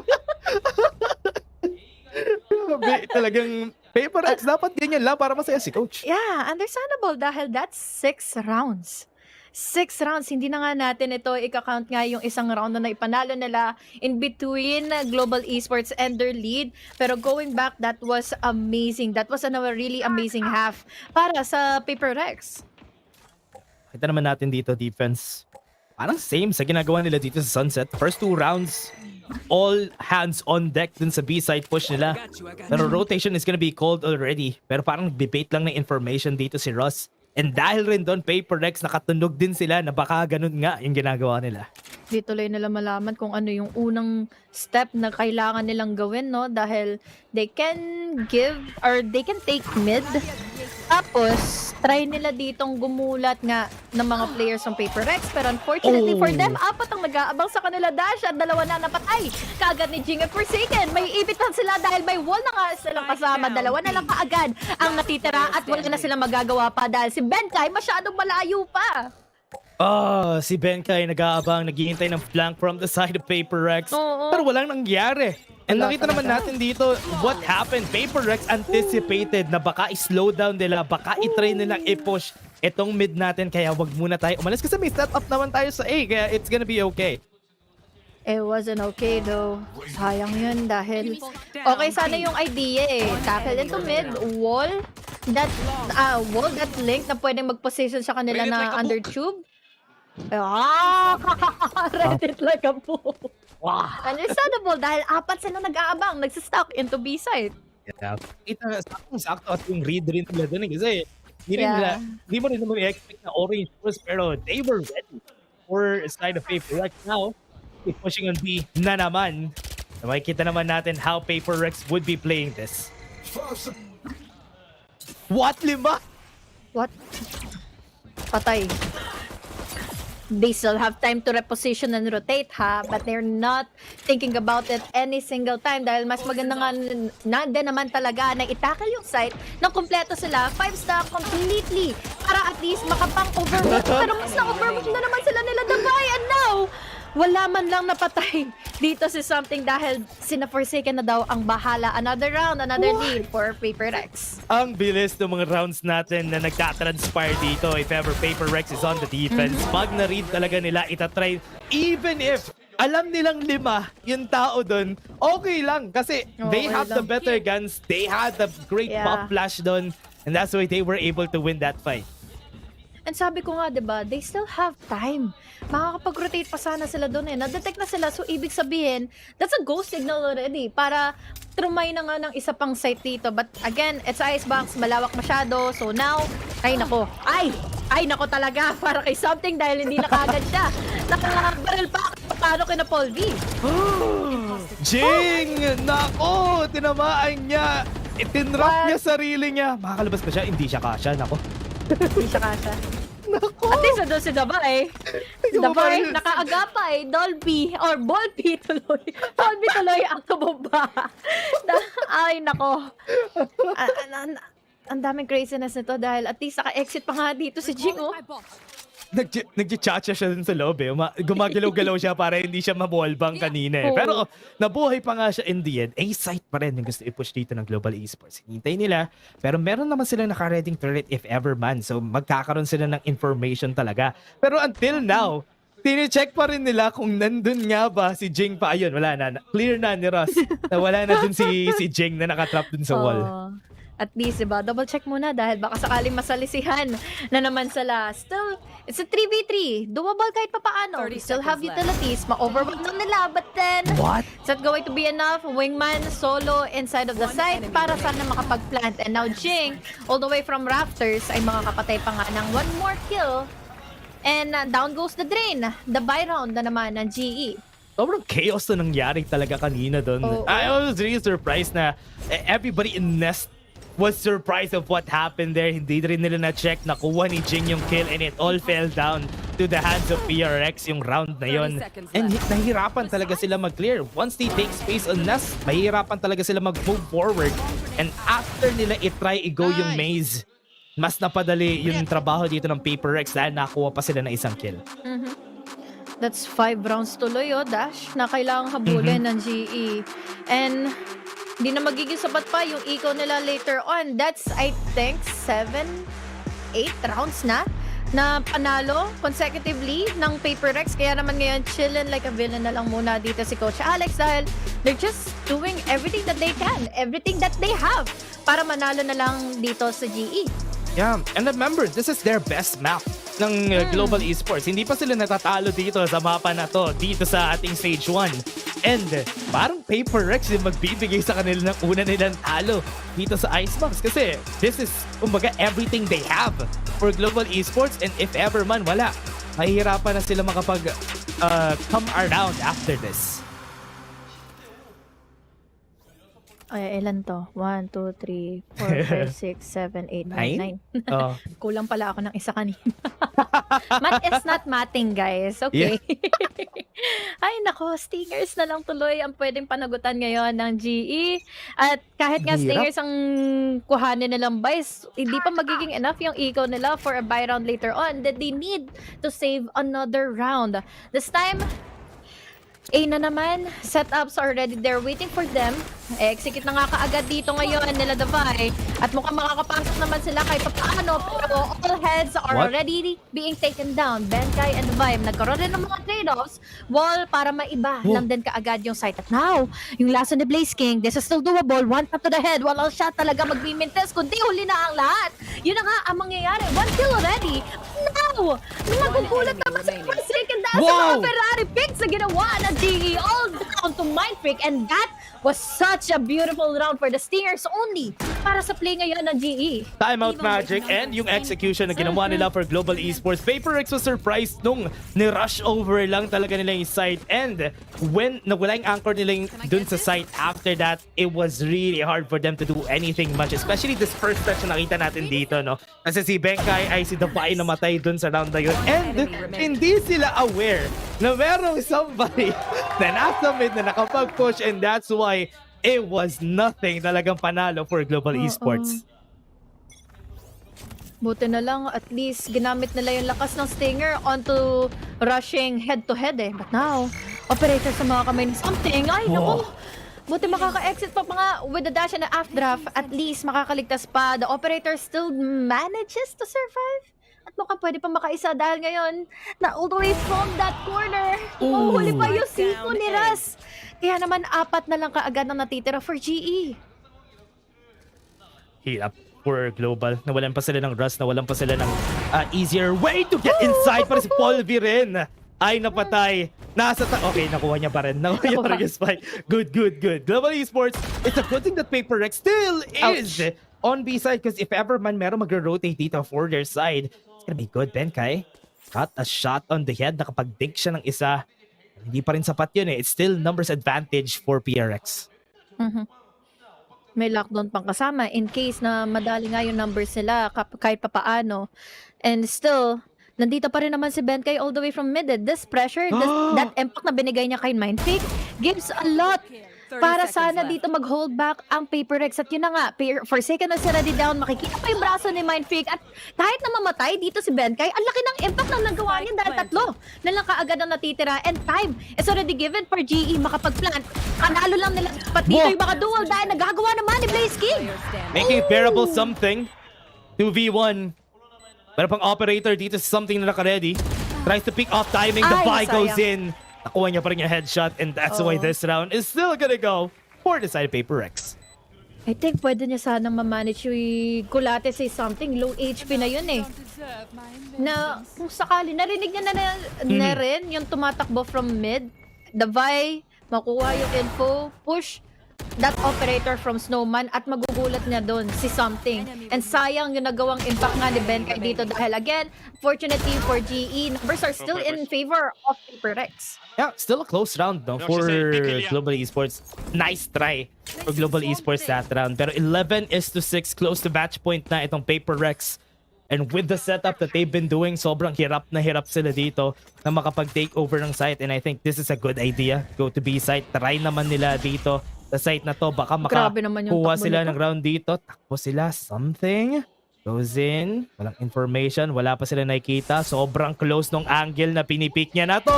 Makakita siya ng 2 and Polvi gets 1. Okay, sana yung idea. Hindi na siya naririnig. Yan ang kala niya dito. Na-bait lang yung wall siguro ng isang Blaze King nga going into B. But then again, he was completely baited out. Dahil doon sa presence na hindi pa binigay ng GE. This time, still no presence given by anyone na pwede nga sana mag-try, mag-push from Paper Rex din dito sa A. So, ibig sabihin nito is magiging mindful pa rin ang GE kung saan ba talaga nila hahanapin ngayon. Yung nakasetup na nga na Killjoy. Yeah, sobrang daming setup dito. Ang hirap makapasok. Nakaka-slow down pa sila. Hindi sila makapasok. Tinatry nila kumuha ng kill. Si Divine nakakuha ng isa. Nakapunta pa siya sa baba. Sa backside, napatay pa rin si Jing. And that is most members ng Global Esports nakapag-take over na dito sa side. Forsaken. He needs to get 1 kill para maging bearable tong round na to. 3 pa yung makakalaban niya. Still doable. Pero kasi Crossfire is already being helped. But now, buti na lang ang bilis na reaction time ni Blaze King para makaagapay dito sa kanyang tropa na nga. At the moment, 7-11 scoreline na nga and 4 rounds. Still not impossible para sa GE na mahabol ito. Yeah, far away. Pero kayang-kaya pa ng Global Esports if ever man. They could layer around their ultimates na meron sila. Probably the first ever dito na nangyari was something dying. Just with that aggressive push na ginawa nila from the side of PRX. Pero Global Esports execution run over to the side was good. Kaya sila nanalo dito sa round na to. That was good. At least kahit pa paano, they were able to anticipate the play from something. And speaking of, they are anticipating the play from something at the moment. Pero ngayon kasi, hindi nila masigurado kung ano bang buys ang meron na ngayon ng Paper Rex. Kulang sa eco, they are punished and now they're down on an eco. Jing on a cheeky corner, on a cheeky spot. Sana hindi ito matingnan ng GE kung sakaling pwede nga silang makakuha na ng match point. TikTok, yun na nga mangyayari. Nakakuha siya ng kill pero hindi pa rin enough. 4v5 pa rin. Wala sila masyadong guns pero ito, nakakuha pa rin sila ng kills from their side. Forsaken falls down. Pero naka-null command pa rin siya. Sa 2v or 3v1, meron pang nakalaglag. Davai gets it to match point. super unfortunate dahil the bodies are already being taken down sa Paper Rex. One by one silang tumutumba in A site. But what just happened earlier is just the buy all the way from backside na force back nga nila na maigi ang GE to the point na kahit kasi si Mindfreak dito nakakuha pa ng opening. And unfortunately for Folby, hindi tuloy niya nagamit yung full potential ng Bladestorm niya dahil sa null command ni Forsaken kanina. Yeah, not really a full buy nga din for PRX, pero they still managed to win the round. Now match point, mas mapapahirap. Global Esports needs to try anything that they can in order for them to win this. Pero PRX is not gonna let them for sure. Right now goes in for the push. Dalawa sila nag-peek, hindi nila in-expect yun. Tinry nila tumakbo pero patay pa rin si Something. But it's still good. Meron pa silang resurrection. Kahit si Jing, meron din. Pero problema, nasa enemy territory. Pero makakahuli pa rin siya ng isa. Still, equalizing in the numbers. Jing, what a guy. Grabe yung aggressiveness nila na to the point na parang kahit papaano, alam nilang mag-hold back pa rin into pushing ang GE. So, ibig sabihin nito, grabe lang din yung hold W nila going into screens, going into nest. But now, Mindfreak, grabe naman to. Wala siya kasama for the trainers and now he's there to manage and get in that kill. Colby naman dito makakabawi ng isa. Pero now, we still have numbers in favor of Paper Rex. One-way smoke really helped them out. Ito yung rason kung bakit naging numbers advantage ulit on their side dito. And now, Paper Rex needs to back away. Nagbabay ng time itong lockdown na to. 3v4. Goes in for the shot. Something goes for one. Pwede pa sila kumuha ng iba pa. Nakuha pa ni Mindfreak. And this might be the end. Plays King against 4. Something goes in for the headshot. But Jing from PRX takes them to a 2-0. Oh my God, what a game. What a series for Paper Rex. And every single time na magkaroon sana dito ng slight adjustments ang GE, hindi nila ito makommit furthermore into the round, furthermore into the half dahil there are also some micromanagements din naman na ginagawa dito ng Paper Rex, especially pagdating sa mga duels nila. They all know that they can win the duels even though naaabot tayo in a 1v1, 1v2 situation, kahit nga 4v2 eh. But still, really is unfortunate for GE dahil ang layo na narating nila for this game alone. Still a hard match for the side of Paper Rex. It was really far away when it came down to the second map. Talaga napahirap yung laban nila dito. Pero in the end there, it was still Paper Rex, the better team in this game. Totoo. Hirap na hirap ang GE. Hirap na hirap to the point na ma-condition lang sila once di Mindfreak into thinking na pwede sila dito mag-mid-take or pwede sila dito kumuha ng plan B to win out the post-plant is doon na kaagad na-divide yung attention nila. So unfortunately for GE, yun na nga ang pinanghawakan nila eh. Yeah, adaptation talaga for Paper Rex yung rason kung bakit talagang naipanalo nila ng mas madali etong mga games natin dito kasi it was a great start every time for Global Esports, pero in the end talagang nananalo na lang yung Paper Rex just because they know what to do after. The early initial kills, the early impact na binibigay dito ng Paper Rex, but that is going to be it for GE dahil this is another 2-0 na nga na mapupunta for Paper Rex. But syempre, para ma-analyze pa further ang mga nangyari na nga dito here into the series, pakinggan na nga natin etong tina Bruce. Hay naka Bruce, si Rarakart at syempre, etong mga panelists natin, sige na kayo na. Maraming salamat HG and Dash. Kanina bago sila mag-outro, naghahanap ako ng isang joke eh. Pero parang okay, shy type yung ating casters for today and they do deserve that break. And ayun, si Juicy Brucey ako. Sama ko pa rin si Rockhart and Fluffy and a quick 2-0 para sa ating last series for the last day on week number 3. Pero bago tayo mag-wrap up, analyze muna natin ng konti. I think, okay, what did Paper Rex do right? Rockhart. I think it was impressive that they were able to control yung control ng economy kasi I think na-point out din ng casters natin to. Kahit na nanali yung GE nung first few rounds, they were barely purchasing full armors and that's saying something, right? The economy control na pinapakita ng Paper Rex even though may mga moments na, may mga parts talaga ng game na to na sila yung behind. Yeah, I mean, exactly. Yung Paper Rex talaga really taking advantage. The moment na nakabalik sila after that medyo slow start against GE, they're really able to stabilize the game and keep that momentum up kahit papunta sa second half. Yeah.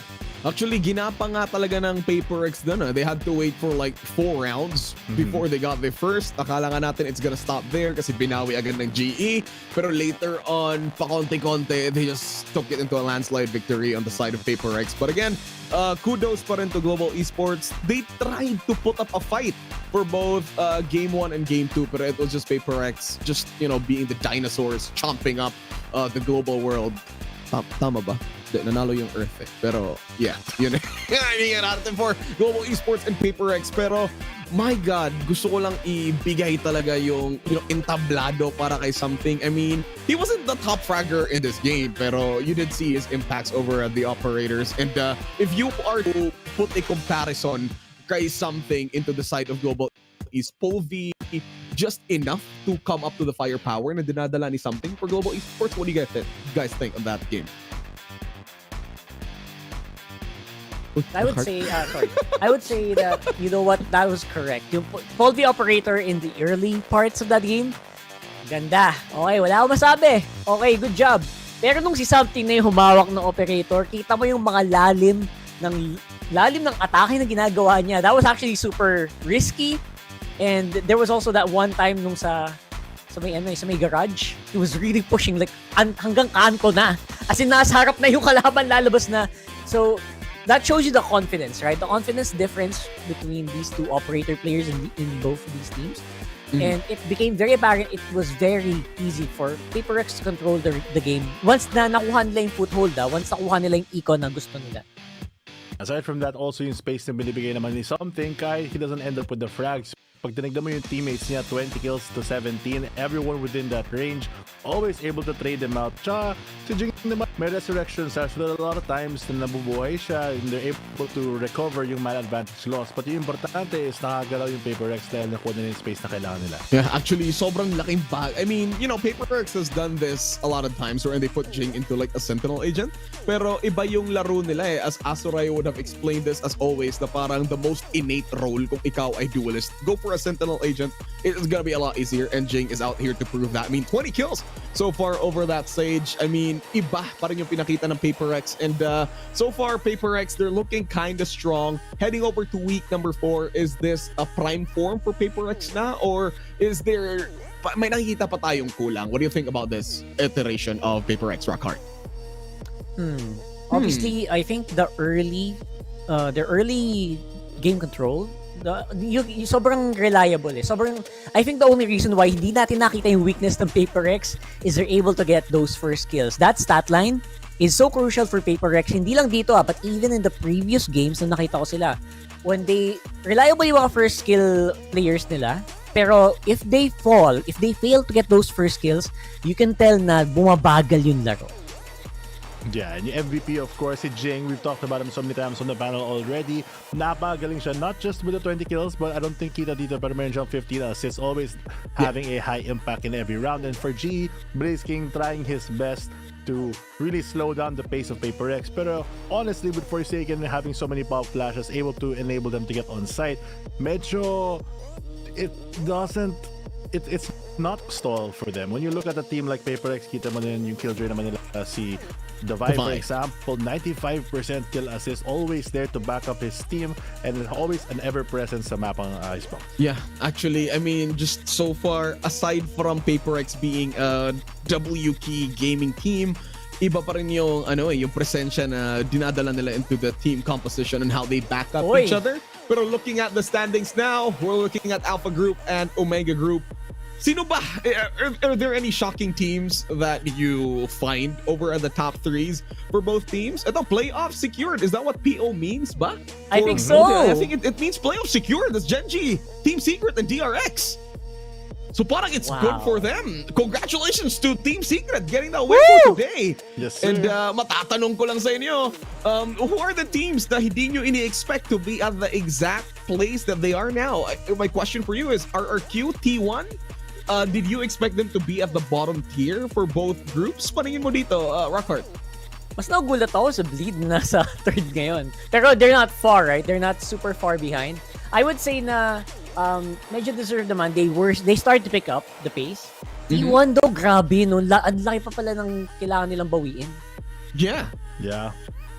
I mean, for me, RRQ naman yung pinaka surprising, I think, because not just because of the recent substitution, but the way that they're playing, they seem to be that very solid team, but it's in practice, parang nahihirapan sila, especially against a lot of these teams. Yes, they have their 2 points para ma-qualify for playoffs, but it's just very difficult to get through that map and round differential para at least they're not just qualified, but actually aabot sila sa playoffs. Yeah, actually, I mean, I think next week is the last week for the group stages already before we're heading over to playoffs. But again, congratulations to Gen G, DRX, tsaka Team Secret. I think if PO means playoff secured, well, we'll be seeing more of our hometown heroes na pupunta na exactly to the playoffs, and who knows, they might be going into the international stage once again. It's been so long, and gusto natin makita yung Team Secret into that pedestal. Pero for Gen G and DRX, let's talk about those two teams. I mean, Gen G, the current champions of Pacific, and DRX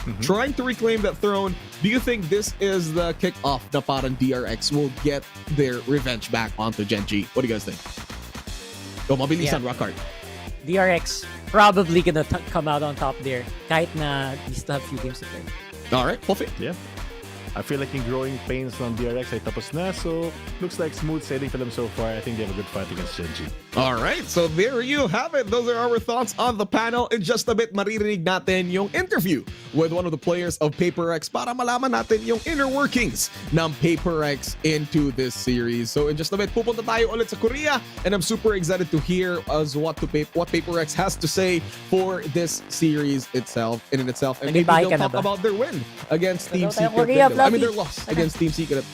Ay, hindi mo ba dadalhin yung shelf mo? Dalhin mo na. Mabigat eh.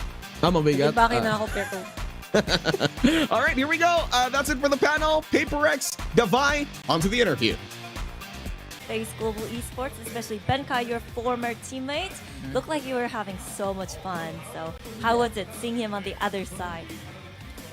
I mean, it's fun to play someone that you used to play with before, you know. So, I mean, you kinda knew that his habit, and he kinda knew that our habits, you know. Yeah. So I think it's better of who outsmart who, you know. So yeah, I mean, that overall is very fun, and also we just lost to Secret, you know. So it's kinda like angry Rex, you know. Yeah. I mean, yeah. I mean, we were able to see that angry Rex from the onset. So let me ask you about what happened after that Team Secret series. How did you guys kind of treat that loss, and what were the feedbacks around what happened on Sunday? I mean, for me personally, I kind of knew that it's gonna be a very hard game because we played them so many times, you know. I mean, they call us the El Clasico for a reason, you know. Yeah. So yeah, I mean, we played so much, and they kind of knew what we were doing, and they were hitting insane shots, you know, especially some of the players, especially the JC Veg and stuff, you know. So yeah, I mean, I would say, yeah, they just played very well, I would say. We are not on their level that day, and hopefully if we do get a rematch against them, then hopefully we're able to, you know, compete with their performance or energy at the moment, you know. So yeah. Well, yeah, but today we got to see that Angry Rex activated once again. I guess maybe thanks to Team Secret. But other than that, you guys pulled out a new comp on Sunset. Forsaken on the Breach, you on the Sage as well. So what was the main idea behind this change? You know, how was this supposed to make your Sunset even stronger? I think probably we saw a lot of other teams run Breach, you know, on this map. And I think it's a very good agent to have to kind of like add the set plays, I would say. So I think so far it's kind of working out for us, but I mean, just gonna get started very soon. But hopefully, if we manage to kind of like maintain our performance or even increase our play style, you know, in some ways that we could be more consistent, I would say. Because now it's kind of like, even though it's kind of like Angry Reds, but it's kind of like hit or miss for us, you know. Sometimes we play good, sometimes we like kind of like crawling, you know. So yeah. Hopefully. Right. So with this change, another thing I want to ask you is, whose idea was it, or who actually said, hey, can we give this a try? Like the comp? Yeah. I mean, it was just Jing's request, you know, because he had a bad performance against Secret, and we were like, JJ, what agent you want to run for? What do you need from us, you know? Like, we're gonna fully focus on supporting you, and you become the monster again, you know. Yeah. Yeah. And Forsaken was okay on the breach, right? Yeah, I mean, Yeah. he would love to play Yeah. as much as many agents that he could, you know, so that Yeah. he can increase the agent pool, you know. So yeah. I feel like if Jing asked Forsaken for, maybe ISO, Deadlock, Clove, he would have still Nah, I played, right? think Yeah. He will still play, but I think the other bros will like stop him from doing Yeah. that. I think because I don't think ISO is the agent to play at the tournament. You know, at the moment, maybe more buff and stuff. Maybe you in the know? future, Yeah, maybe in the future. But Breach worked out perfectly yeah, for him, but right? Yeah. I mean, it's Jason. I mean, it's Forsaken. He will love to play any Yeah. agent. Yeah, he will. Agree, Yeah, let me I play, let me agree. play. You know. I agree. Next up is Bleed. Now you have Ye on the other side, Zest on the other side. How is that Yep. going to go down? I mean, I think they had bad start in the beginning of the season, but I think after a few matches they're looking solid. So I think that's probably the hardest part when it comes to the league. I think so. Maybe they kind of like on form right now, and maybe they even have more time to study us. So yeah, we're just gonna have to try our best. And also Yeah. we are not in our best form, you know.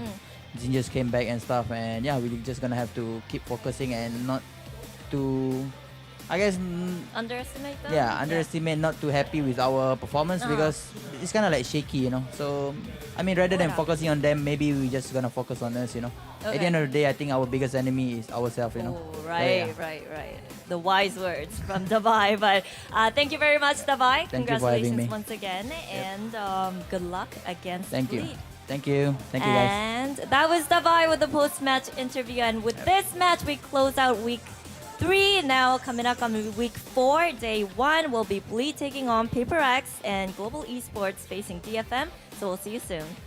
Thank you.